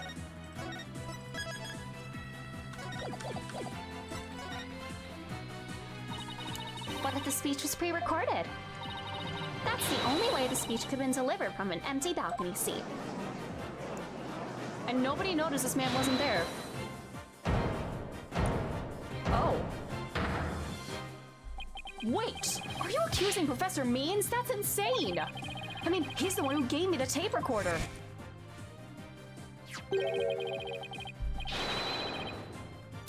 Take this to the police and tell them you found it. Well, we know that's bullshit evidence. What? Really? Wait a second. Mr. O'Connor, did you just say that Professor Means gave that phony recording to you? Phony? The defense will refrain from hurling unsubstantiated allegations. Well, I said he gave it to me, but what do you mean it's phony? Wow. Who could have seen this development?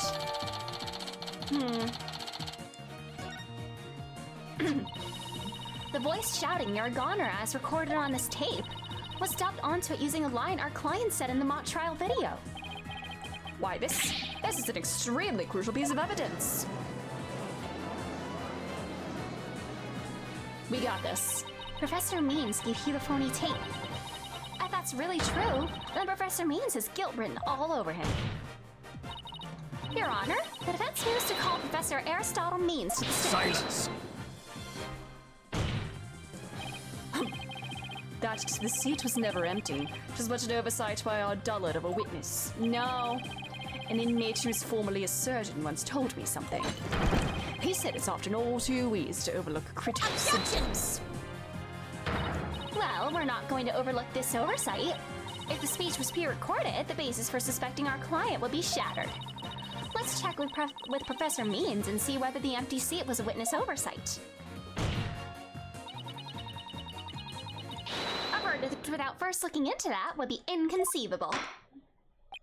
That's enough, both of you. Now here's my opinion on the matter. While a surgeon overlooking critical symptoms is a problem, a witness's oversight too must not be overlooked.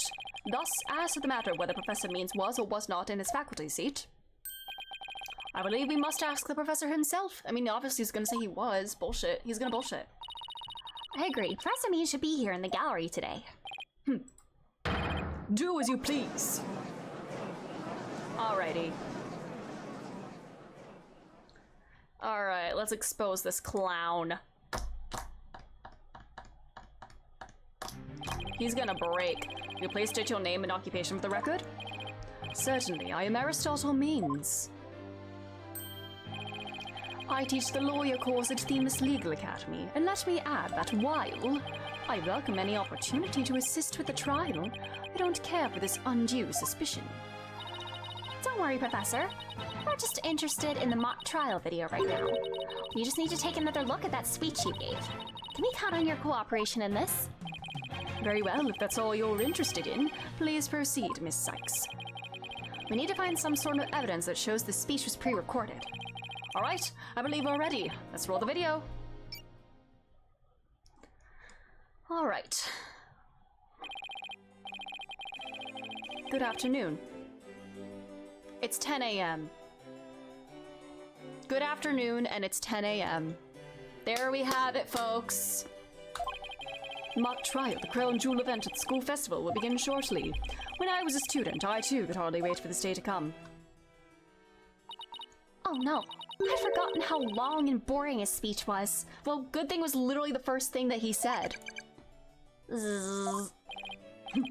Wake me up once this is over. Hey, no fair! Experiences of our youth have a powerful and profound effect on our adult. Ah, you there, wake up, pay attention. Huh? Ah! I'm awake. Isn't that right, Your Honor?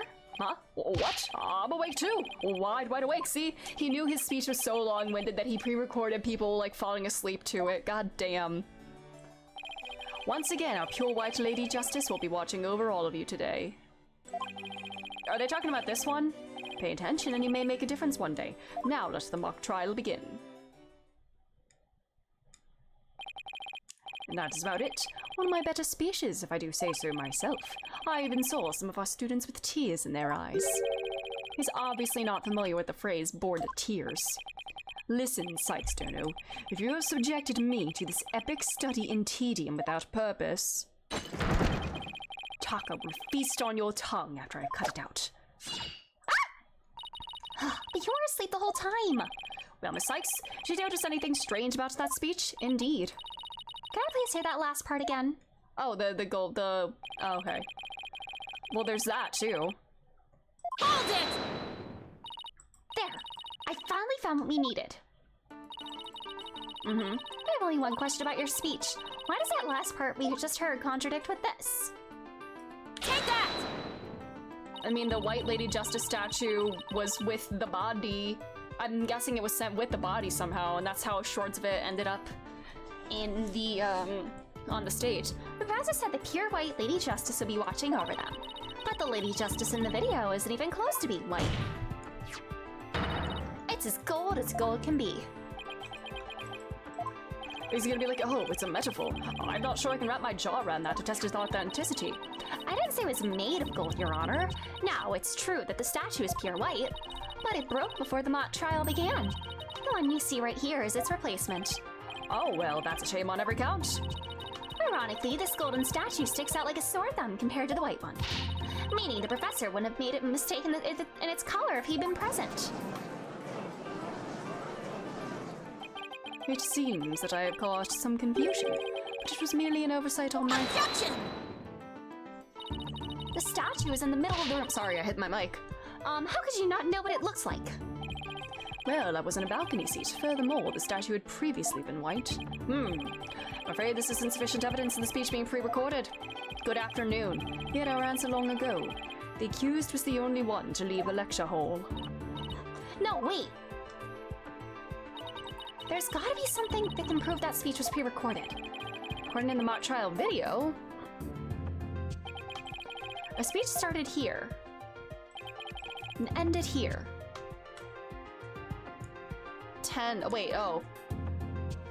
20. Okay, so is that not a 10 a.m. mark? That's a 20:35. That would be like, if that was hour-wise, that'd be like well into the evening. It's a little over 10 minutes, but I doubt anyone wants to be tortured again. It was only a little over 10 minutes. It felt like it went on forever. How'd you figure out how long it was? Easy. There's a timestamp in the top right. All you have to do is subtract the time the speech started from the time it ended. Speech goes from the 10-minute mark to 20:35. Wait a second. I could swear I've seen the same interval of time listed among the evidence.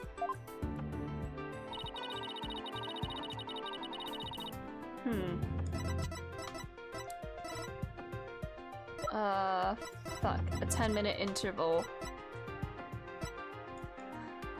Hold on. I completely messed up. I thought it said 10 a.m. I forgot it is in the afternoon. I mean, obviously, if he was pre-recording this, he would know when the actual thing would be taking place. I'm dumb. Alright, 10 minutes. Wasn't it among the... Fuck, it was something with this, or... the testimonies. Hold on.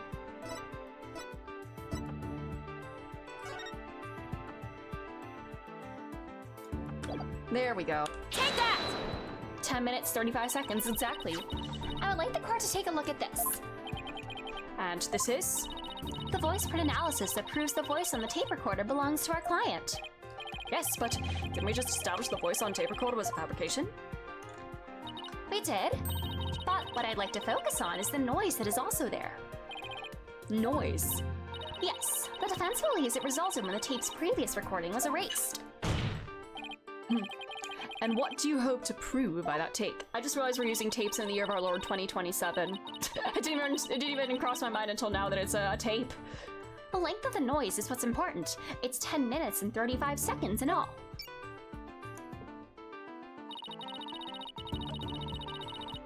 And what did this timestamp read at the moment the professor Means began his speech? That would be exactly 10. Now, let's fast forward this long-winded exercise in boredom to the end. Drag his speech. Okay, stop. The video timestamp now reads 20:35. Based on this, we know the time it took for the speech alone. Right, subtract 10 minutes and you get 10:35. 10 minutes and 35 seconds. Right, 10 minutes and 35 seconds. The same as the noise on the tape recording. I assume you all understand what this means. Professor Means' pre-recorded speech had been where the noise is now. Got him! Silence! Oh, brother. You seem rather confident considering this is a mere happenstance match of numbers. Objection! But he had that tape in his possession. But is it really just numbers? He's the one that gave the tape. The lab is continuing their study of the tape, so far as they've found signs of overdubbing. But it's going to take a bit longer to recover the audios that was erased. Uh-oh. The police are analyzing the noise as we speak. It won't be long until we know what was originally there. When this bad guy cracks, it's gonna be terrifying, I just know it. Now I'm sure of it. The professor was trying to create an alibi with the recording by pinning the crime on Junie. Well, he's not gonna get away with it. Not on my watch. And yet he wanted an innocence. Didn't he want an innocent verdict for Juniper, or am I, like, making that up? I don't know. What was he planning to do here? Like, how was... I don't know. I'm confused. Because, like, if he was pinning the crime on Juniper, wouldn't he want a guilty verdict? And, like, you know... I don't know. I don't know. What's his game here? Miss Sykes. Oh, no. Here it comes. Oh, no. I believe you are well aware of my methodology. Even if Juniper were the perpetrator, I would vigorously defend her as per my word. And to that purpose, I offered to be her lawyer. Alas, look what's happened. All I've stated are obvious deductions derived from evidence and testimony. Truth be told, I had no intention of testifying. I had been keeping quiet for Juniper's sake. But now that you cast this blame upon me, I have no choice but to reveal the truth. Uh-oh. This doesn't sound good. This man going along with the truth? That can't be good. I will now reveal the truth behind why I had to pre-record my speech before the mock trial. I, Professor Means, always say what I mean and mean what I say by all means. Alrighty. The defendant came to me with what she said. Was very... Ravenna came to me with what she said was very important and, by necessity, secret. She asked me to pre-record my speech and come to the audio room during the mock trial. Juniper confessed to the murder and asked that I get her declared innocent in court. She also said I become an accomplice after losing my alibi due to the pre-recording. But when I said I would protect Juniper, I meant it because it's the humane thing to do. Alright, bruh. Alright, so, you're saying the defendant threatened you? This has to be a lie. I mean, everything about it lines up too perfectly to be true. Yeah, a high school girl threatening a professor like that. Are you serious? On this most consequential of occasions, let me be completely frank with you. Juniper has truly taken to my heart, to my teaching that states the end justifies the means. I don't believe you. When she asked me to defend her, she said I must also prove her two friends innocent. Her two friends, the witnesses. Correct. Hugh O'Connor and Robin Newman. I was to assure all three walked free. All three were to achieve their dream, and that was the result Juniper was seeking. And she was even willing to threaten me, her own professor, to that end. I couldn't be more proud of her. You no doubt had high praise for her ruthless tactics. Yes, well, that is why I vowed to vigorously defend her despite her threatening me. Good lord. There was a time when lawyers merely sought the truth if they wished for victory in court. But, alas, those days are over. Now, in the defense of justice, order, and all that is good, the end justifies the means. I am so sick of hearing that phrase. Me too, Athena, honestly. It truly grieves me, so I must tell you this.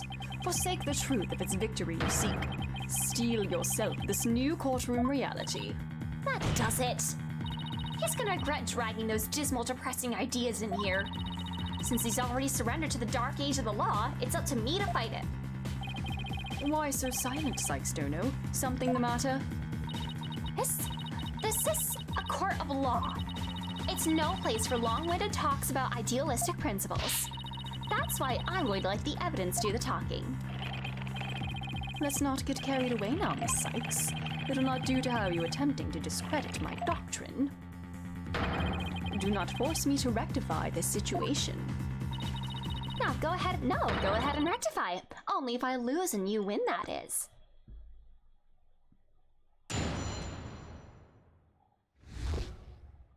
All right.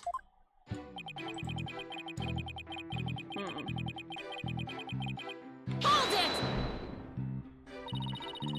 I doubt our client would have come to you with something like that. You have a point there. If only Professor Cord had been alive, I suspect Juniper would have gone to her instead. So, our client came to talk to you after Professor Cord was dead. Let's go through this step by step, shall we? First, Juniper came to me that day.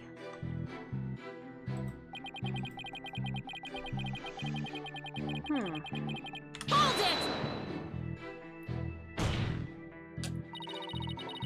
Are you suggesting it was our client who told you to fake an alibi? You have every reason to be surprised. I, too, was shocked when she told me that. Simply put, Juniper has a secret that she wished to protect that badly. Is he kidding me? That lie couldn't be further from the truth. The problem is, how am I going to expose it? It was an earnest request from an outstanding student. How could I possibly have refused?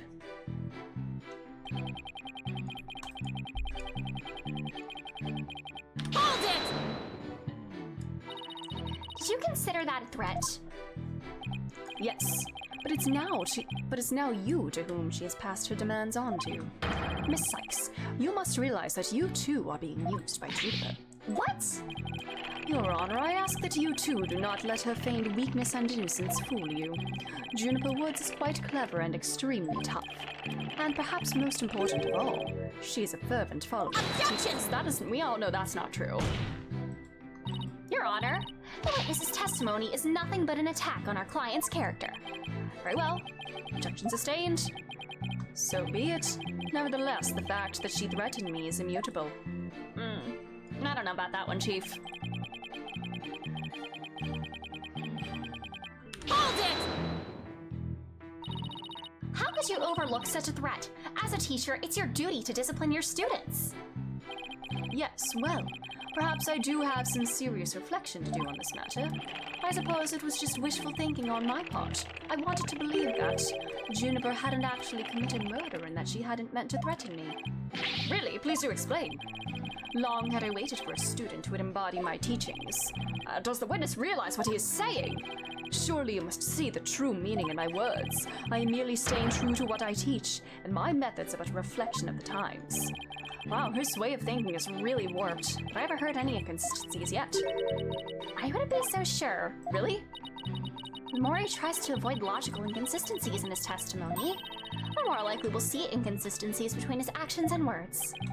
It is a dark age in which we live, and there is much I would like to say on the matter.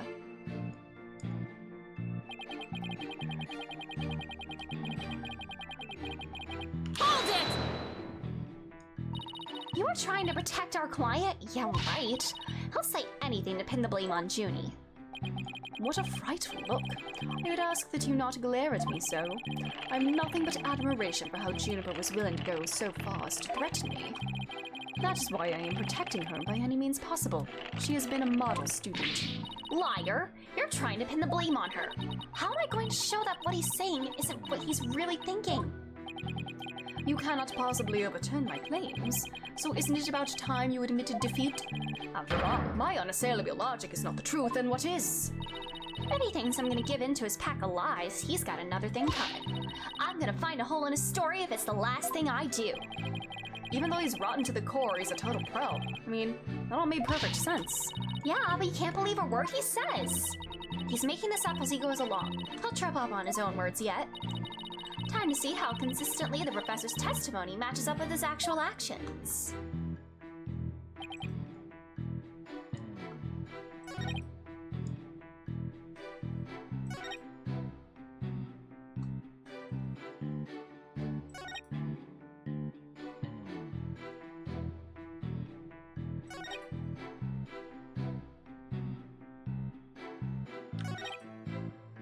Alrighty, hold on.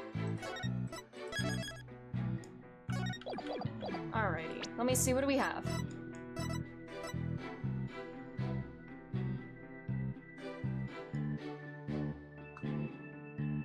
I mean, he made this. Would it be the tape? The fact that he, kind of, did that?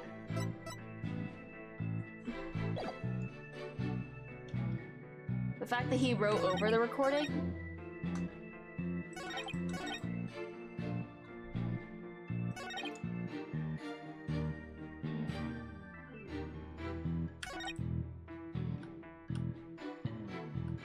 You tried to give yourself an alibi. Objection! Oh, that's not it. Shit. Shit.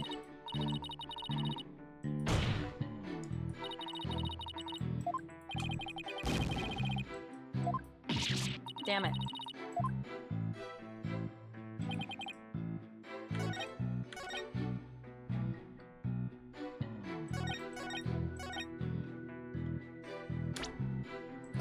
Objection! Oh yeah, there we go. The fact that he even made that. So let me get this straight. You were trying to help Miss Woods? Huh, that's nothing more than a bald-faced lie. No offense, Your Honor. Such defamation of my character and your hair follicles, Your Honor. It is an outrage. The Sykes will clarify her statement, but leave my hair follicles out of it this time. Yes, of course, Your Honor. Now, please take a look at this. The witness gave this tape to Mr. O'Connor. Then he slyly whispered, "Take this to the police and tell them you found it." There was no whispering, slyly or otherwise involved. I simply did that out of kindness. But it's damning evidence against Juniper, so like, why would you do that? You're not trying to protect her. The tape contained our client's voice. In short, it is incredibly damaging evidence. Why would it even exist if the witness wasn't trying to pin the murder on our client? Uh-oh. They say the road to hell is paved with good intentions, but not yours. You never had good intentions, only lies to protect yourself with while blaming another. You, Professor, are the embodiment of the dark age of the law.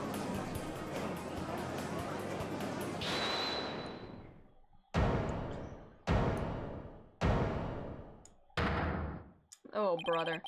Why, you dare call my teachings and methods lies? Oh, I'm scared, I'm scared, I'm scared. Oh, oh my. Oh! What the hell?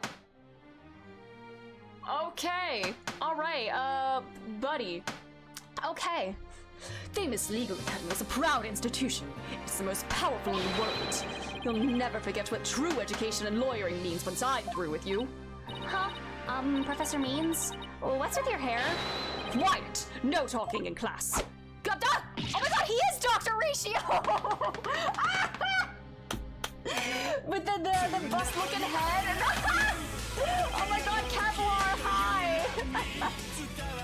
How's it going? Thank you so much for the sub. The tier 3 sub. Oh my god, for 6 months. That's awesome. Thank you so much. But how are you doing? This is Dr. Ratio. He's throwing chalk at us now too. But no, Dr. Ratio is a much better person than this guy. But how are you doing? How's it going? Eyes and ears up here, everyone. Homeroom is now in session.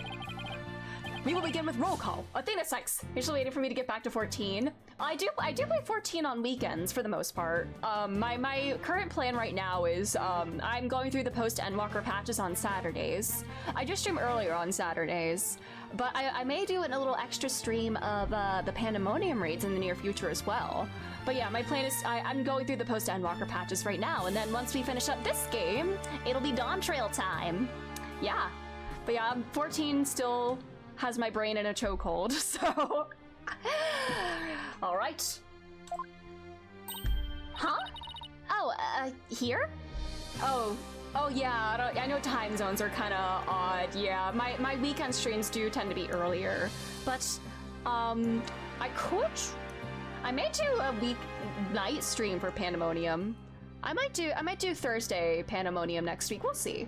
But I do want to get through this game soon, to make sure that I have time to get through all of Dawn Trail before the answer comes out in September. A divorced parent can only see 14 on the weekend. Stop! Well, I play it every day, so like... it's like MSQ on the weekends. But yeah, we finished 6.3 the other day, so that's where we are. So we got only a little bit more to go before Dawn Trail. Ah! I'm excited. I'm so excited, y'all. Huh? Oh, here? Apollo Justice! I'm fine! This guy. I love Apollo so much. Yeah, DC travel is rough now, so yeah, playing together is a challenge indeed, yeah. They didn't lift the travel restrictions with 7.01. Might not be till 7.1 then, for them to fix it. Fool! The proper response is here without any extraneous information. Ow! Ouch! I mean, Jesus Christ! Literally evil Dr. Ratio. Next, Your Honor. Here. C class. That's the proper way to answer. Simon Black Quill. Aw, little Taka gets her scratches. Holding out 7.05, but that's unlikely. Damn. It sucks, is at least in my experience, there hasn't really been much server congestion. Like, my queue times are like the same as they were before 7.0 dropped. So I'm not really having any issue like getting into the game. I don't know if it's different in other DCs, but at least in my experience on Primal Fanfret, I've not had any issues like that. I said Simon Black Quill! Are you here? Are you not? He does not give a fuck. Do you think he gives a shit about what's happening here, buddy? There's always one, isn't there? Well, then I'll just mark you absent. Now, get out of my class this instant! Get out? Very well, if that is your wish. Who am I to define my homeroom teacher? He's just gonna be like, bye. Is that such a good idea? Prosecutor Black Quill is free of his shackles. Oh, God. Oh, haha! It just so happens I was a member of my high school's disciplinarian committee. Oh, okay, so you were a narc. I mean, you're a cop, so makes sense. But is that really so shocking? Buddy. I'll most likely be 7.1 or 0.15. After the raids are done, everyone gets bored of crafting. Man. And I wish it was sooner. I want to play with more people again. Man. Constabulary lapdog to teacher's pet. What a malleable mutt you are, Fulbright. Very good, Bobby. You just earned a gold star and a promotion to head disciplinarian. All right. Class is now in session. Ugh. Why do I have this sudden urge to go to the nurse's office with a stomachache? Oh, brother. Main point. Juniper is the killer. I am innocent. Pay attention. I'm not the killer. Juniper is. This will be on the next test, so you better be listening. Objection! Buddy, why do we let him take over the courtroom like this? But Professor, you created the phony tape to pin the blame on Juniper. Plus, you were the only one who could have moved the body during the mock trial.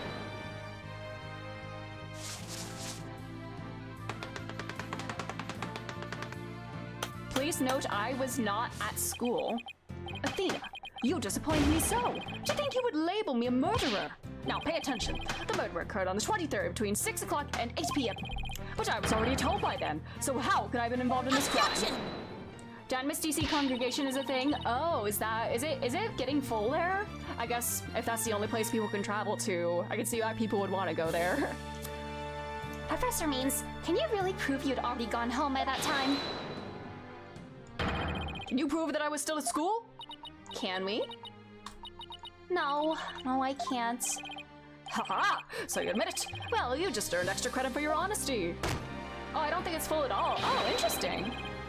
Oh, Q is 5. Oh my. But you've also earned yourself laboratory cleaning duties until you graduate. Ugh, I do enough of that at the office. Oh. Oh, hey, bestie. No, wait, no! I totally object! Okay, I won't do the Toad voice. My voice is kinda... I don't want to strain it anymore tonight. Robin? I can't believe I fell for the Professor's silver-tongued lies. Why you? How dare you talk about your teacher like that? I'm not listening to you anymore, man! No way, no how! Now, I have a confession to make. You know those 2 statues that were on stage? I didn't make them all by myself! He was helping you, wasn't he? Uh-oh. Statues on stage? Do I want to know where this is headed? I was able to finish one of them, but the last bell rang before I had time for the other one. So I asked Professor Means to make it for me. In other words, the professor was there on the stage after the last bell? Right. And it would have been way past 7 p.m. before he could have finished. Professor Means was still at school. This is incredibly important testimony. Damn. The professor told me I'll take care of it. I thought my parents would let me be an artist if I said I made both statues myself. I'm so sorry for not telling the truth! Robin. Man. Quick! Somebody get this juvenile delinquent out of my sight. This man is losing it. Simon, you're head honcho among the delinquents. Do something. Ha! Jesus, attack the teacher. And who's in charge of the class pet around here? Not interested. But if you want a class in swordsmanship, I'm your man. Of course, only real blades will do. You don't even have a real blade, dude. No swords at school. All pets will be confiscated. Yeah! No pets allowed in court. Nurse, where's a school nurse when you need one? It would seem Sykes-Turner seeks a showdown, Professor. In which case you would do well to draw your staff quick as lightning. Very well, then I will just have to prove my innocence myself. The real lessons begin in second period. They're to be served old school style. What does that... never mind. Your testimony, please.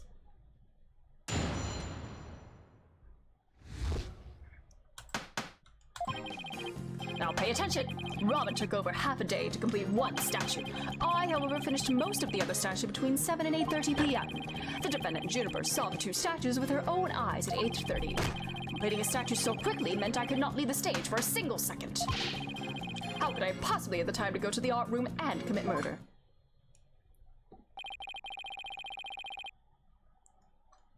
You're saying the defendant saw the finished statues? Precisely. She said so herself at the detention center yesterday. A defense team was there and heard her say so. Don't try to deny it now. That evening, I went back to my dressing room to get something I'd forgotten there. It was well after the last bell rang. I'd say maybe around 8:30. That's when I noticed that both stage statues were finished. They were quite large, and they were each covered with a white sheet, but I could tell. Oh, right. The professor was there when that matter came up. Before I address the professor's charges, I have a question for Robin. How hard would it be to complete a statue like that in 1.5 hours? It would probably take me at least twice as long. So personally, I think it would be incredibly difficult to finish in that short a time. Ugh, that didn't exactly help our case. But he won't get off that easy. He's bound to stumble over his own slippery means.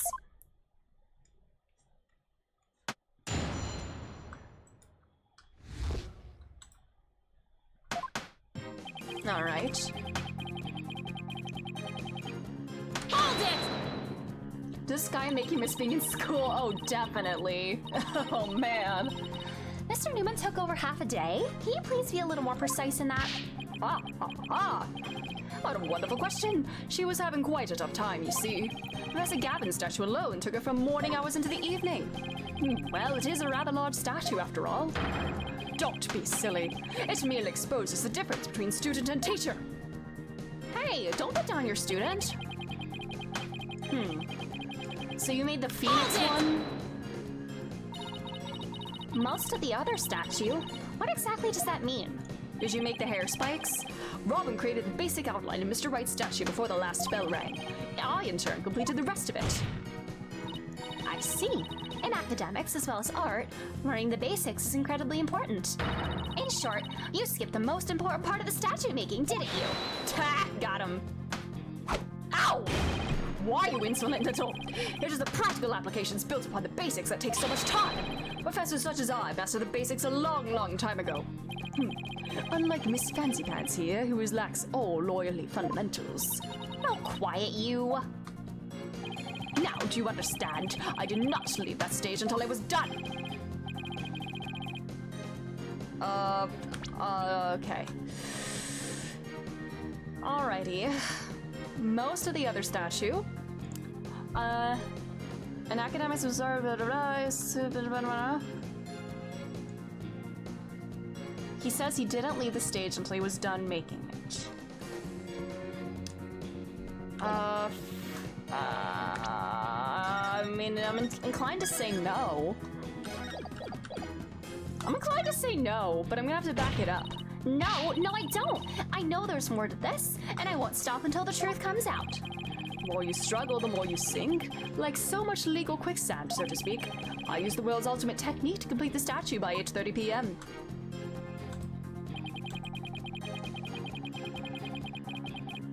Hold it! Maybe our client only thought she saw the statue. Silence! A pity for you, but we've already confirmed it with the accused. She's on record as having seen both statues. Yeah, that's true. Just thought I'd give it a shot. Ha! I have the ultimate in courtroom techniques. It is absolutely airtight. I hope everyone fails except me. What a guy. We'll bury you. This will be your final resting place along with all who believed in you. Great teacher. Is there no way to get to this guy? Better pay attention. Pay very close attention.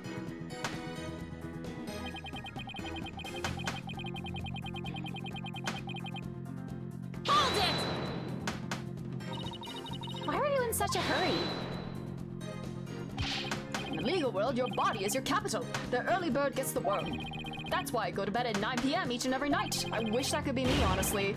Oh my god, it's 9:40 p.m. for me. And that's why I was working as fast as I could. I didn't want to miss my bedtime. Enough. Well, ready to concede that I never left the stage. That he never left the stage. That's his point.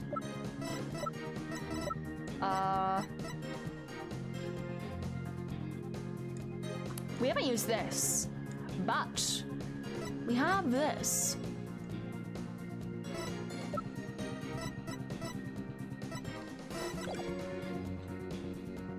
No, I don't know, I might have to say I do at some point.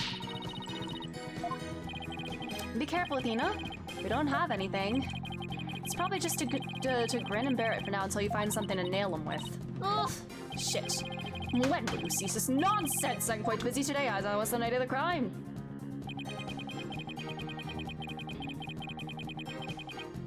Hold it! Yeah, but you could have taken a short break or something. Jesus! Preposterous! I didn't even have 10 minutes to spare. Not even 5 for a visit to the laboratory. Let me ask you, Your Honor, do you find anything wrong with my claim? So far, it appears that your statue making was quite a difficult chore. I see nothing that could overturn your claim that you never left the stage. But the art room's only a few steps away! What's the plan? All I can think of is pressing him like crazy. That's all I can think of too. We'll just have to seek out a hole to exploit. Alright. So he said he was working on the stage. But didn't she say she saw these in the art room?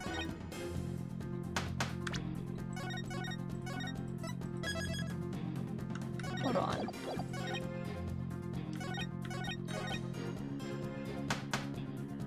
Hold it!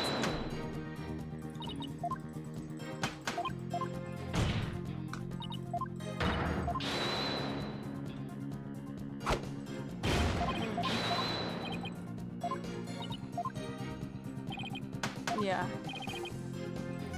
What if we say yeah? I tried everything, but I still can't prove anything. I guess I concede. Oh, I couldn't hear you. Say it louder this time. I concede that Professor Means never left the stage. Haha! That's right! Well, what took you so long? I was there at the stage the entire time. I couldn't possibly have committed that crime. I'm not gonna give up here. Afraid I have to side with the witness, Miss Sykes. And unless you have any further objections, I'll put this issue to rest. Objection! All right, go, girly! Go, girly pop! Not yet. The defense still has an objection. Athena, you thought of something? Well, as I said, not yet. I was hoping to come up with a question while I was objecting, Your Honor. I didn't. Oh, so it's time for legal smoke and mirrors. Not yet, Athena. It's not yet time to quit. It's at times like these when it seems like there's no way out that you have to smile. Turn the case upside down. Instead of focusing on whether Professor Means could have gone to the art room, I could focus on how you could commit murder without going there. Wasn't it like an arrow shot? So, it seems our young lady has a real bona fide idea. But I'll use any means necessary. Even casting stones. If it'll distract her. Ah! Who brought the bird to school? Sykes, Dono. If I hear one word of your usual jibber-jabber, I shall have your head. The murder occurred in the art room, yet the witness was on stage. How do you propose to fill the vast gap between those two key facts? If I accept the premise that the professor was on the stage the entire time, the only other answer is that we got something else wrong. Oh wait, that's it! Every last one of us made a huge mistake.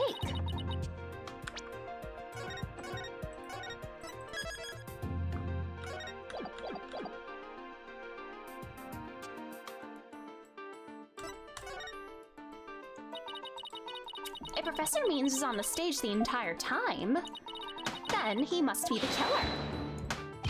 Ridiculous! The defense has become utterly incoherent.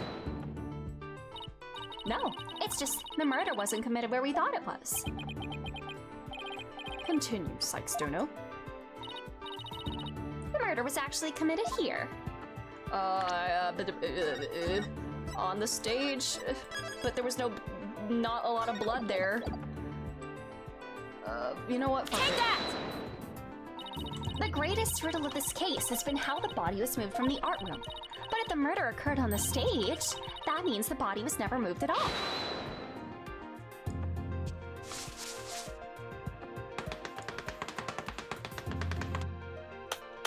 Murder occurred in the art room. Silly girl, when the body was found, there wasn't a drop of blood on the stage floor. Surely there would have been some blood if that's where the murder was committed. There wasn't any blood on the stage, really. But there was something on stage at the time of the murder that's now bloodstained. This. Take that! Mayhaps there was more blood on the Governor's flag, and that's why he burned it. It's true there were no bloodstains on the stage floor, but there was something on the stage that did have a bloodstain, and that will be this school banner. No blood would have gotten on the floor if it were under the victim when she was killed. Oh my, that's quite a compelling theory. Silence! What is it now? My theory makes perfect sense. That was a pathetic attempt. You must put every inch of your body into your attacks. But also, how do you explain the blood in the art room, though? I mean, there was hue. But, yeah, the autopsy states the cause of death was loss of blood. Yet only a trace amount was found upon that banner. Where did the rest go? Blood getting on there when the body was moved by wire? Makes more sense than not. Gahaha!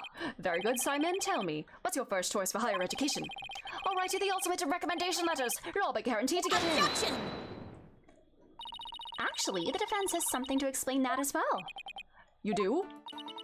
If there was only a trace amount of blood on the school banner, then there must have been something else the killer used to soak up the blood. All I had to do is figure out what. Baba Booey! Take that! Poor Flav. What? It looks like there's some other piece of fabric on top of the school banner. It's the governor's banner that had been specially made for the school concert. Since it's on top of the school banner, the blood would have hit it first. Yeah, the governors are always at the scene of the crime when a stage is involved. It could have easily absorbed most of the blood like a dishcloth, and only a small amount would have soaked through to the school banner below. So it makes total sense for the school banner to only have a little blood on it. Ah!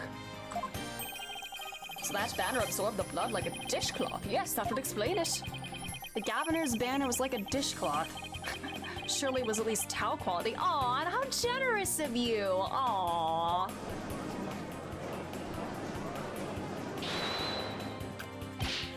Simon, don't just stand there, do something! Silence! Sykes, Dono. You were learning to wield a blade quite well. But how we respond when it comes slashing at you like this? The remnant of a large blood stain was detected in the art room. But why would there be blood there if the murder occurred on stage as you claimed? Objection! The bloodstain in the art room was faked. How? I'll tell you how. All that was needed was something that could transport the blood upstairs. And that something was a piece of evidence we've just finished discussing.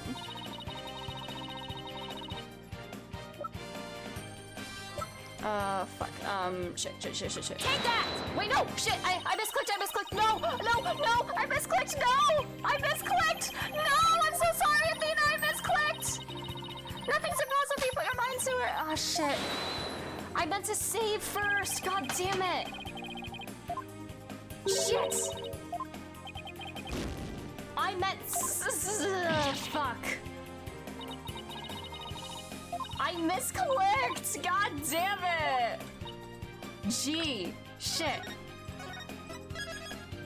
Okay. Take that! To think you'd stoop so low as to present mere garbage to this court. It's only garbage because someone tried to destroy it by tossing it in the incinerator. That someone was most likely the killer seeking to get rid of crucial evidence. The killer used the wire to bring the blood-soaked governor's banner to the art room. Then the blood was wiped onto the floor to complete the ruse. It makes perfect sense. Ah! I can't believe I did that twice this trial. I'm so sorry, Athena. You should have fewer penalties than you do right now. You should have 2 fewer penalties. I'm so sorry, Athena. To think the body was never actually moved. Hold it right there.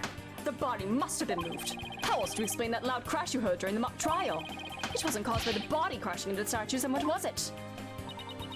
The lady statue. I hadn't thought of that. If the loud crash wasn't the body hitting the statues, then what was it indeed? The knot in the school banner shows that something was carried along the wire in it. So, if that's true, I know what I have to find. Something that was in the art room before the murder and then on the stage after. Take that! Ah, got him. That statue. Yes, I believe it was this statue that broke the other 2, not Professor Court's body. The unique statue you see on the right, that's the pure white lady justice from earlier. Professor Court accidentally broke it while she was polishing it the day before the mock trial. But she used her own unique artistic sense and technique to repair it as you see here. Nobody would have guessed that it was originally Lady Justice. Silence! Perhaps you were onto something. But why, pray tell? Alright, there's a British phrase. There's a 14-esque phrase. Pray tell. Would anyone move that scrap heap relic in such a tedious manner? Excellent question, Simon. Keep them coming. You know why? But the fact that you won't acknowledge it shows how twisted you are. Lady Justice was moved during the mock trial. During that time, Professor Means is fabricating an alibi with his pre-recorded speech. If we consider the facts... Alrighty. In order to... fuck. Shit. Anyways, let me double check this.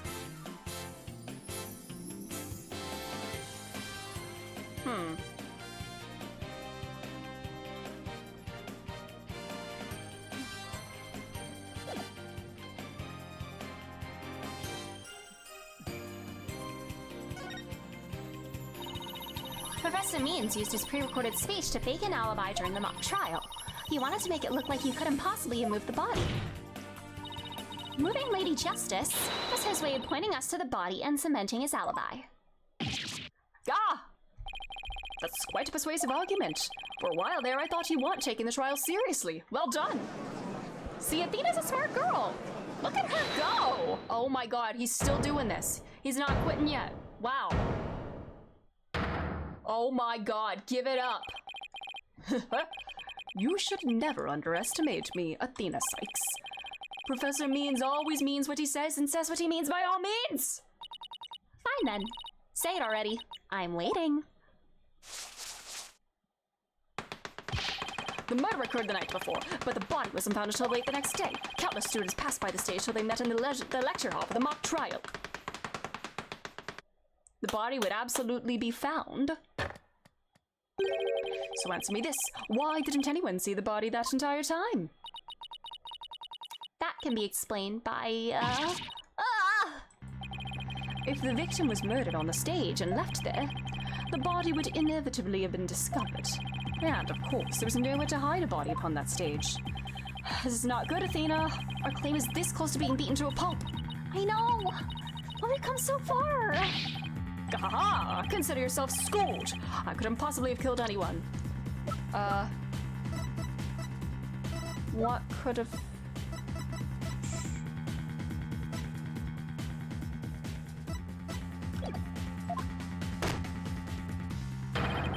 The killer is none other than Juniper Woods. It always has been and always will be.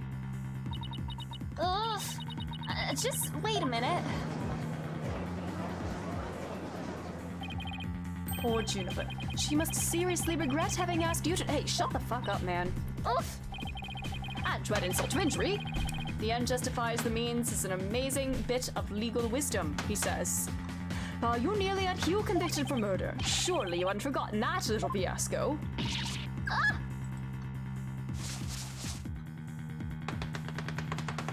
Athena Sykes' attorney's badge is just for show. How dare you? That is the biggest insult I've ever seen, buddy. Stop it. How dare you? Not only did you fail to defend your client, you also raised false charges against her friend. You have no right to call yourself a lawyer. Come on, get his ass! No, Athena, don't let him get to you! You can do it!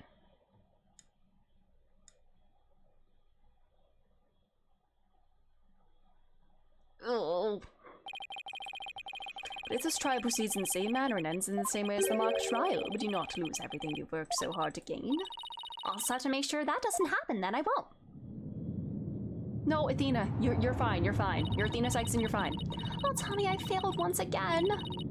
Failed to save someone near and dear to me. Yeah, what's this thing in the past? Who else? Who are you protecting before?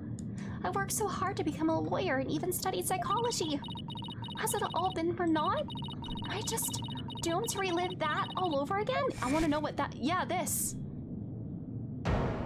No! Oh my god, Athena. Oh, girly. Girly pop. Girly pop. Oh. Athena? Oh, what's wrong? Breathe in. Breathe out. Breathe in. Relax, Athena. Breathe. You can do it. You can do it, bestie. It's fine. It's... Oh no. No, Athena? No, it's not gonna end here. Forgive me, Junie. I couldn't protect you like I said I would.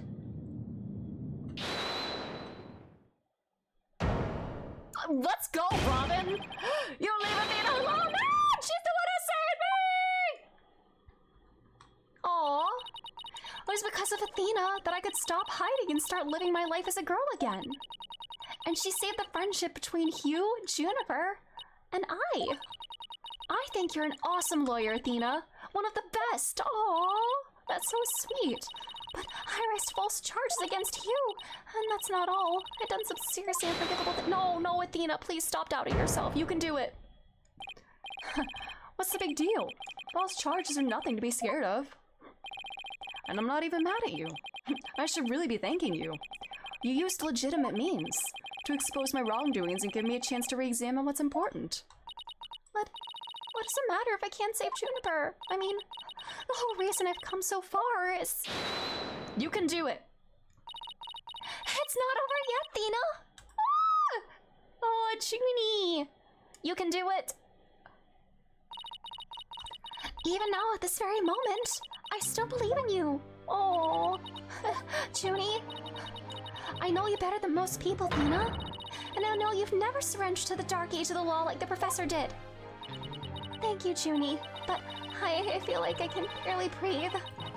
I don't know what to do. Silence! Come on, are you gonna actually help me? Come on, Simon. Stop your bleating this instant. You're looking at a fool. Girlie is traumatized. She's having flashbacks. Prosecutor Blackwell? There is one who awaits you, is there not? And that is the reason you have studied so very hard. Don't lose sight of that! Are you prepared to give up on... Oh, let's go, Simon! Come on! It would not do to have you disappoint you-know-who. Do you know who this person is that she wants to protect?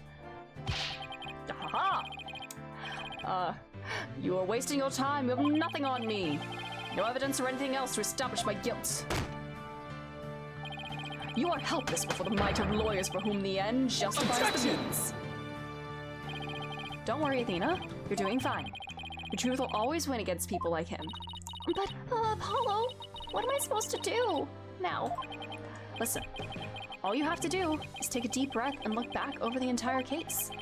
There's truth to be found, and there always is. You're sure to find it. Now let me see you smile. Remember what Mr. Wright said? The worst of times when lawyers have to force their biggest smiles. All right. Aww. You can do it, girly pop. Thanks, everyone. You don't have to worry about me now. She's back, baby. The worst of times when lawyers have to force their biggest smiles. Let's go! Athena Sykes is psyched and ready to rock. Prepare for your utter defeat. All right, brain dive time. Let's go. All right. I want to save in case I fuck up here. All right, Professor Court wasn't killed in the art room. She was killed right where her body was found. We know because there wasn't any time to move the body from somewhere else. That means the body had to have been hidden somewhere on stage until it was found. Let's think along these lines and see where it takes us. First up, when did Professor Means remove the body from its hiding place? What was he doing right before the body was discovered? He was using the span of time his fake alibi created to move the body to where it would be more easily spotted. The only time you could remove the body from its hiding place is during, right? Yeah, because right before it was discovered, that was during the mock trial. It was during the mock trial, specifically. Well, the speech was at the beginning, right?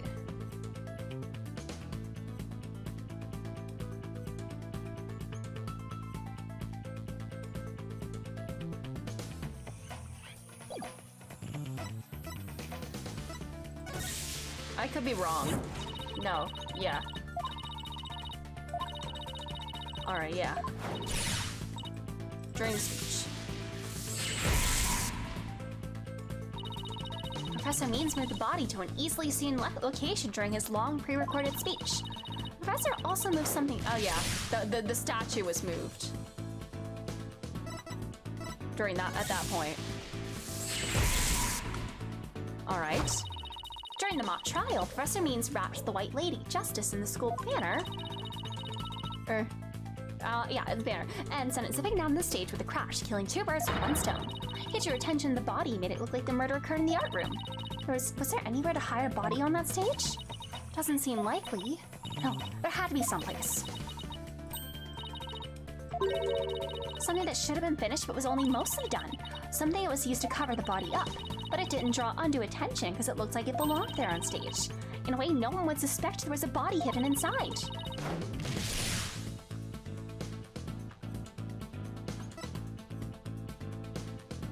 Something that was mostly done?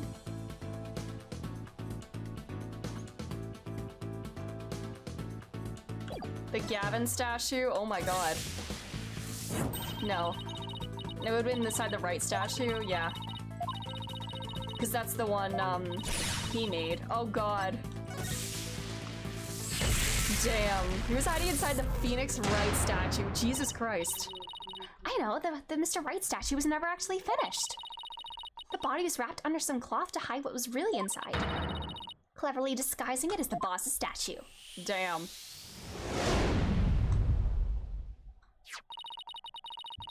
Miss Newman gave up on the Wright statue, yet Professor Means finished it in a single night. Yes, what an impressive feat that was. Objection! Wasn't done, baby. No, his so-called work of art deserves none of our praise. That's because it was only a facade to hide his real work, the murder of Professor Court. Come again? I'm afraid I don't follow. He hid the body by making it look like a statue of Mr. Wright. With the body wrapped under a piece of cloth, it looked just like a statue. I second that. What? Now this is getting interesting. Nobody may speak but me. No, this is getting preposterous. How would such a thing even be possible? Objection! I mean, they were in those giant bags. We never know until we try. Uh-oh. I think I know where this is going. Okay, Apollo. Time to turn me into a reasonable likeness of Mr. Wright. Oh, Spike the hair. I'm going to pose like the statue, like so. And now I want you to wrap me up in cloth so I look like a statue. I hate to ask the obvious, but where am I supposed to get this magical cloth? We're not using the evidence, are we? I'm afraid that isn't the right color, Mr. Justice. Well, given how sudden the request was, it's kind of the best I could do, Your Honor. Alright, I think that about does it. Alright, girly pop. Well, what do you think, everyone? Do I look just like a statue of Mr. Wright or what? Looks like some random person. They were busts, yeah. Phoenix Wright has a spiky hair on the back of his head. It's just like a pink Lammerard robe or whatever. Forget the hair. The statue's head is the way bigger than your average person's anyway. You gotta hand it to me for trying anyway. Wait, that's it, the hands. Her arms are raised over her head, and there are dark bruises around her wrists. Yeah, the breasts are probably tied up with something. Mm-hmm. The marks on her wrists indicate she's been tied up. Apollo, tie me up in a new pose. Oh, wait. Oh, God, Athena, stop. What? And once again, he is not into women. It was your idea. Just tell me how to tie your hands already. Professor Court's wrists were tied together, and I can't help but think that's related. Oh, brother. Oh, God, oh, God, oh, God, oh, God. An objection pose. All right, we're saving.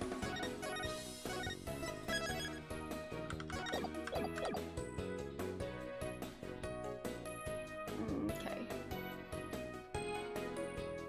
Oh,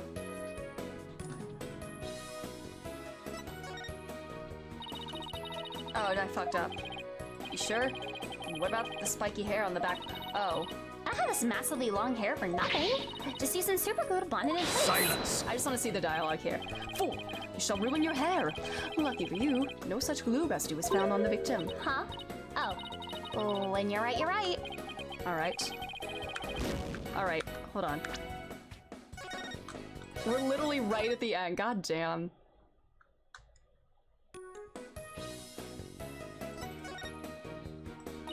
Apollo, tie both my hands behind my head. Oh my god, it's the spikes. God damn it. Of course, the fucking spikes. What about the statue's arm? Yeah. With both arms behind your head, you can't exactly complete the pose. Yeah, it'll be awfully hard to make the objection pose like this. I can't help thinking you've forgotten something, Athena. Something on the body that you don't have right now. The spike, the arrow! The arrow! Take that! We've never used that piece of evidence. Oh god, plunge it in my side. What are you, crazy? Go get some duct tape. Rapido, Schnell! Alright. I don't need to know other languages to know bossy when I hear it. Jesus. One normal day of work, that's all he wants. The fatal arrow to the side. Spiky hair created from 2 hands. Look at her go! Slay, Athena! Although you're replicating someone who was actually slain, literally, and Blackwell just standing there. A masterpiece in the making. Now, cover me with that cloth. Remember to make the arrow stand out, okay?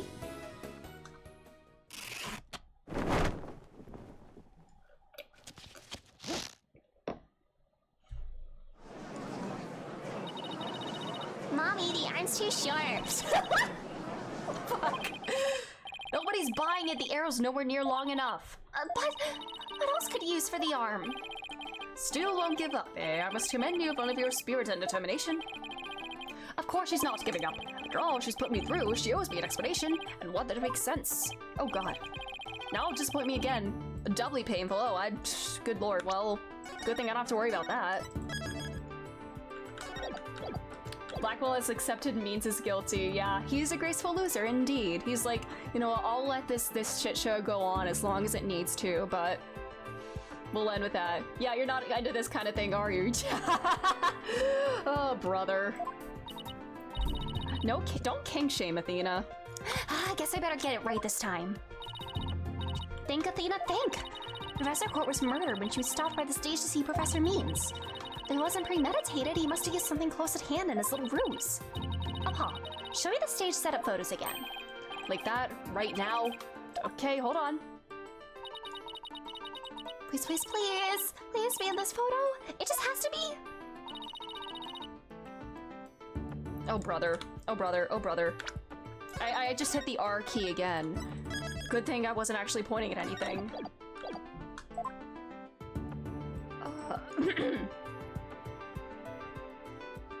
It wouldn't be this. Did we see him with this earlier or no?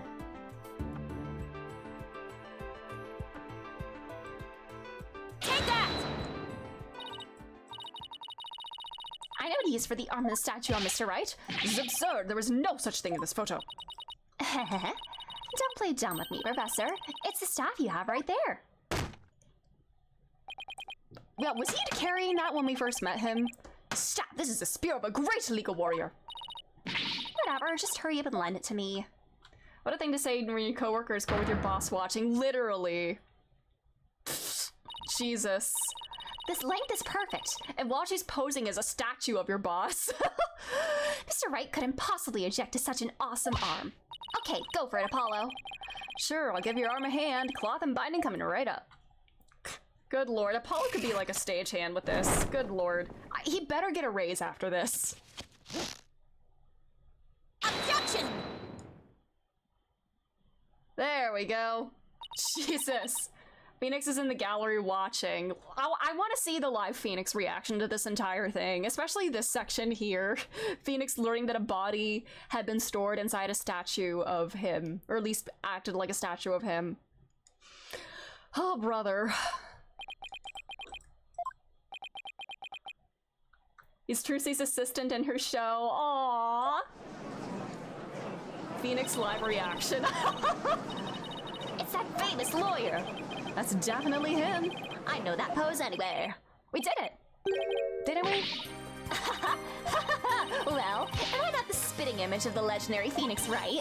The man who'll bring us out of these dark ages and into an era of brilliant golden light. Golden light. All I see before me is the pink specter of a man. I think they were being metaphorical, Simon. That's just because Mr. Wright likes a statue. He's positively tickled pink. Get it, Apollo? He's tickled pink. Ugh, that joke deserves a pink slip. And that one too, Apollo! God damn it!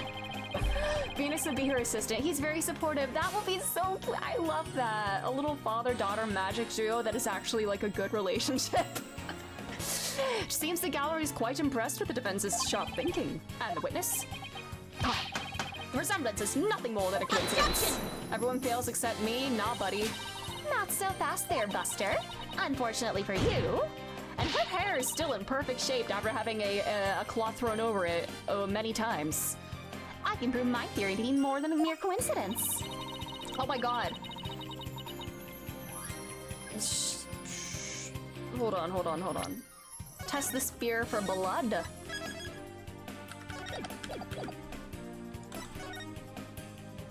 Get Emma Sky in here. Yeah, Apollo is her assist. Yeah, Phoenix just sends Apollo instead. Well, I need to see the Apollo Trucy magic show. You know, we need assistant Apollo there. We'd assume the victim's jagged wound came from the arrow being forcibly shoved in. But if the wound was from the spear instead, then we should be able to detect traces of the victim's blood on it. Your Honor, a brief recess. You're caught, buddy. Caught. By any means possible. What if I get rid of my spear? Wait, what if I burn it? Means getting on Blackwell's side probably didn't help. True. What's wrong with the non-guilty verdicts? If I do that, I'll be found innocent. Yes, I'm innocent, I tell you. Surely you don't expect us to take lectures from you now. Now, I ask you in the gallery. Help me decide the professor's fate. Bathroom detail. Boo! Boo, you stink! Retake bar exam. Nope. 30% salary cut? No, I'm not Gumshoe. Dismissal. Boo, you stink!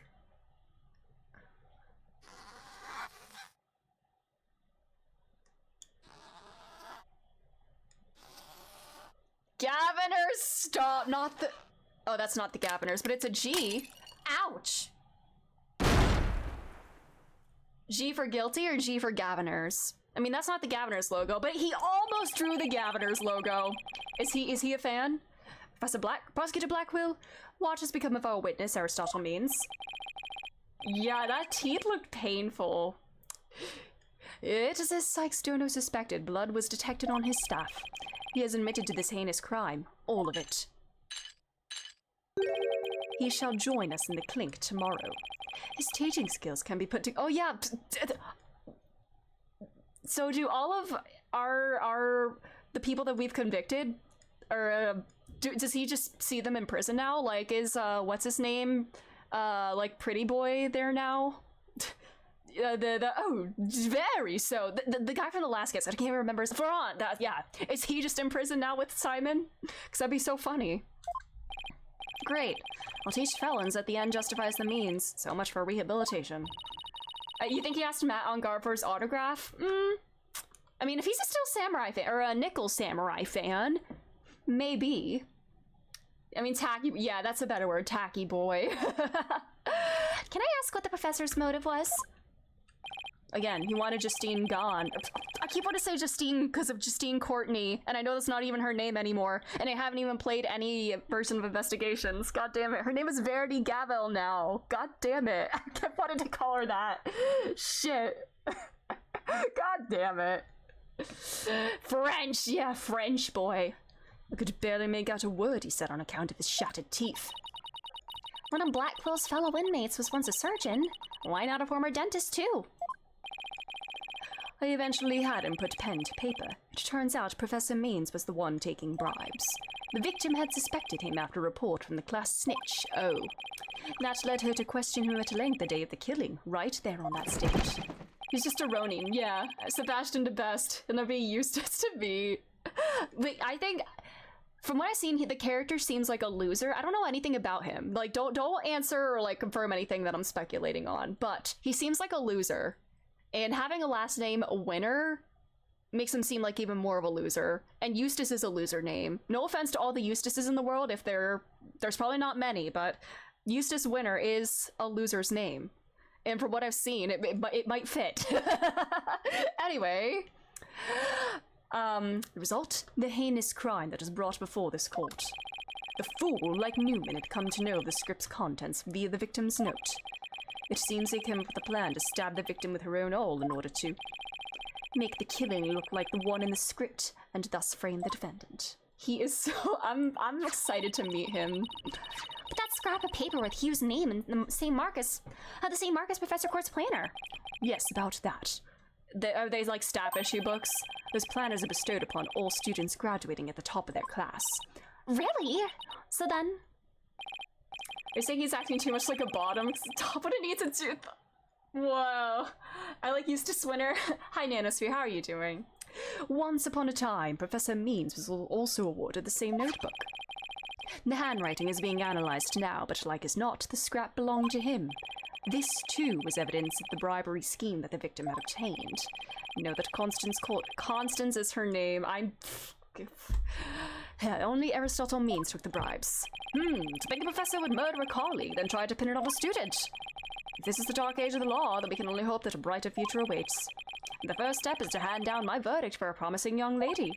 Sebastian's a cuter name. It is like a fun little guy name. Ready? Not guilty. Yay! Someone's like, healers or bottoms? I'm a healer. I heal a lot in 14, if that's what you're talking about. How about Yuka? I think I'm here as winners. The winner! I have seen so much memes and fan art of Eustace Winner with like, the winner! And like, the word winner is ruined for me now. She's actually the tallest female at 5'11". Wait, who? Who, Verity / Justine? Yeah, not guilty. Wish you all the best on becoming your road to become a courtroom judge. You will need young people like you. If we ever hope to restore the law to its former glory. Oh, Constance. Oh, wow. 5'11". Oh my gosh, she's taller than me. I'm 5'10". Interesting. Yes, Your Honor. I'll work as hard as I can. Maybe one day I'll be able to work with all of you to make a difference. Aw. You'll have to grow a beard, though. Proudly serve Professor Court's memory. Do not let her death be in vain. Aw, that's really sweet of him to say, actually. That's the last thing I expected to hear from him today. See, he's got a good heart deep down. He may have killed somebody, but I feel like he's got a good soul deep down. Okay? You're 5'1", oh no. Court is adjourned.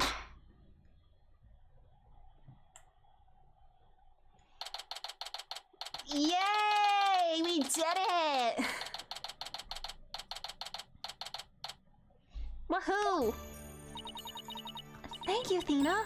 I really mean it. It was nothing, really. I can take the biggest tangled mess of a case and unravel it just like that. He's a teddy bear. Aw. You're 5'8". I don't know, you looked pretty wound up in there at the end, literally and figuratively. You look pretty hungry for a knuckle sandwich, Buster. I wanted to thank you too, Apollo. Don't mention it. The way you were always there for Thena when she was in a bind. And at the detention center, where your smile gave me hope when there was none. It was like the warm rays of the sun shining down on peaceful woodlands. Oh, once again, this man is gay, Juniper. I'm so sorry. I think you're an absolutely amazing person. Thanks, Juniper. That means a lot to me.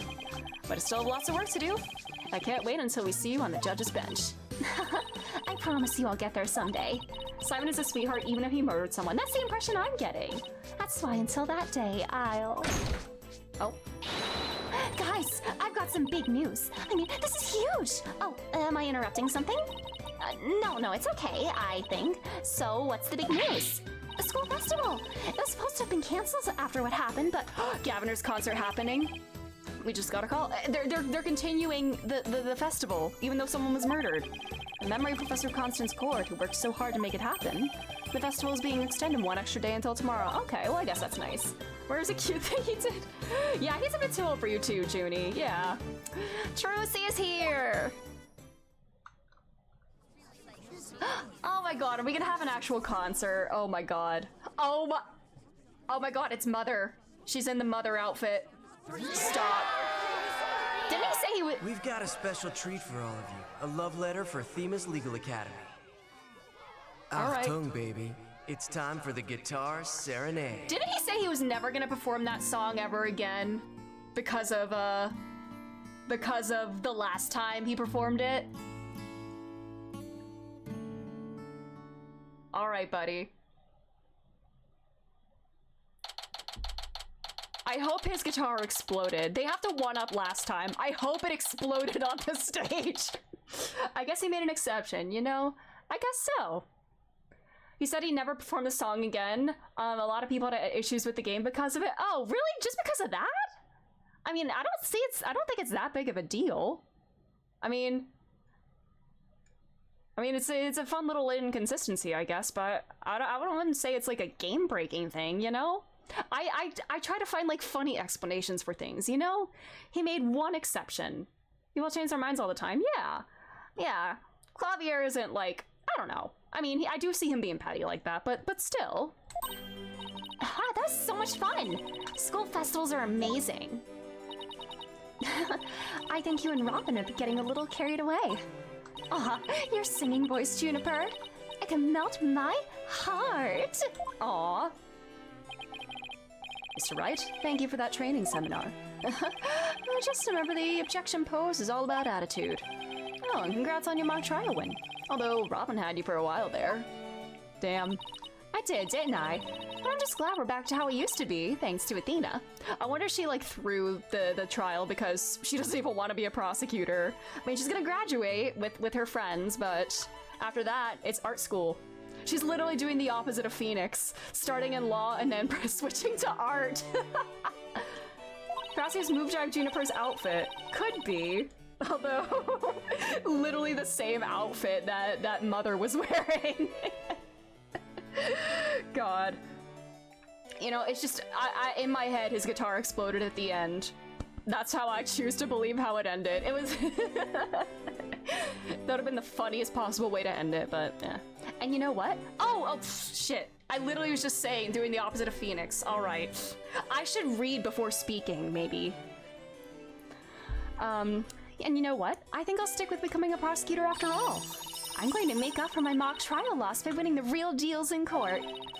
Mock trial loss? What loss? Wait, did they reprise the trial and he won?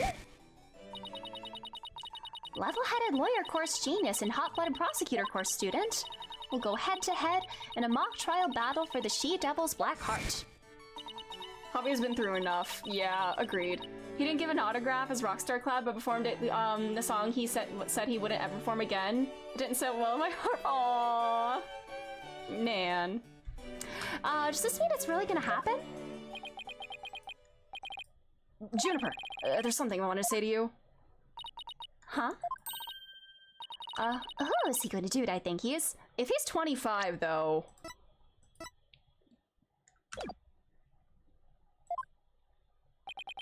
Juniper? Can we still... Okay, friends. Thank God. Thank God. Huh? Best friends? Were you gonna profess your love for Juniper if you won the mock trial? No. I was going to confess. And I'm not a genius, and then I'm really 25 years old. Thank God they didn't go that route. But you already dragged it out of me during the trial. Whoops. Listen, Hugh. You too, Robin. Miriam. Oh, pfft. Oh, is she joining the squad? Me too. Miriam's got this tactical espionage action stuff down to a science. This game's my favorite because of how much it just had to happen, but there's small inconsistencies with the lore that give me FNAF lore flashbacks. Oh no! Yeah. I've been thinking. It's up to us to put an end to the dark age of the law if we can. Why'd I trust a word Scuttlebutt publishes? True, yeah! Let's all work together to usher in a new age where winning only results from the truth. Then we can be the winner! And the end never justifies the means. Count me in! I wouldn't have it any other way. Alright, bestie. Best friends forever, huh? No matter what anyone says, nothing beats true friendship. You bet! And what about your BFF, Apollo? Space friend. Are you a bit old to be using that word? Oh yeah, he's the best friend a guy could have. Which reminds me, we're supposed to meet up and gossip about the new girl in the office. Hey, no talking about me behind my back! So what kind of guy is he anyway? Well, if I had to describe him in one word... And so, after some slight arm twisting, Apollo promised to bring me to meet his friend. Oh! Unfortunately, that promise was never meant to be fulfilled. Oh. Oh.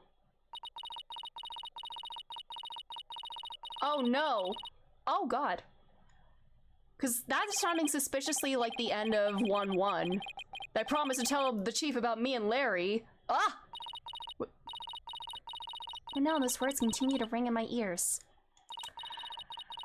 The discord in our ever-cheerful Apollo's voice made him sound so cold and distant. I suspect Space Friend may no longer be with us. Why? Why would you leave us all behind? Oh no, Polly. It was the thinker! The thinker! Probably a little arm twisting indeed. Yeah, she's 18, yeah, BFF. She's still kid, she's still young. Alrighty, we did it! Yay! The cosmic turnabout. Cosmic. Space friend. Space friend! Is Space friend the victim in this case? Oh god. Oh no, I'm scared. I'm very scared. How am I gonna spend new stream? Well, I'm gonna end right now. Tomorrow, for a while I was debating starting the Pandemonium raids in Final Fantasy XIV tomorrow, because 14 is taking over my brain, but I did want to add another stream for Ace Attorney, because, again, I want to make sure we have time to finish both this game and Dawn Trail before the answer drops in September. Oh my god, Lightning Storm, thank you so much for the follow. So we'll do, we'll start case 4 tomorrow. Maybe meet Space Friend and watch him die, mayhaps. It was fun. Thank you all for being here. This is a lot of fun. I'm enjoying this game a lot. But yeah, tomorrow we start case 4, and then Saturday, more 14. Maybe throw in another bonus stream for Panda raids in 14 at some point.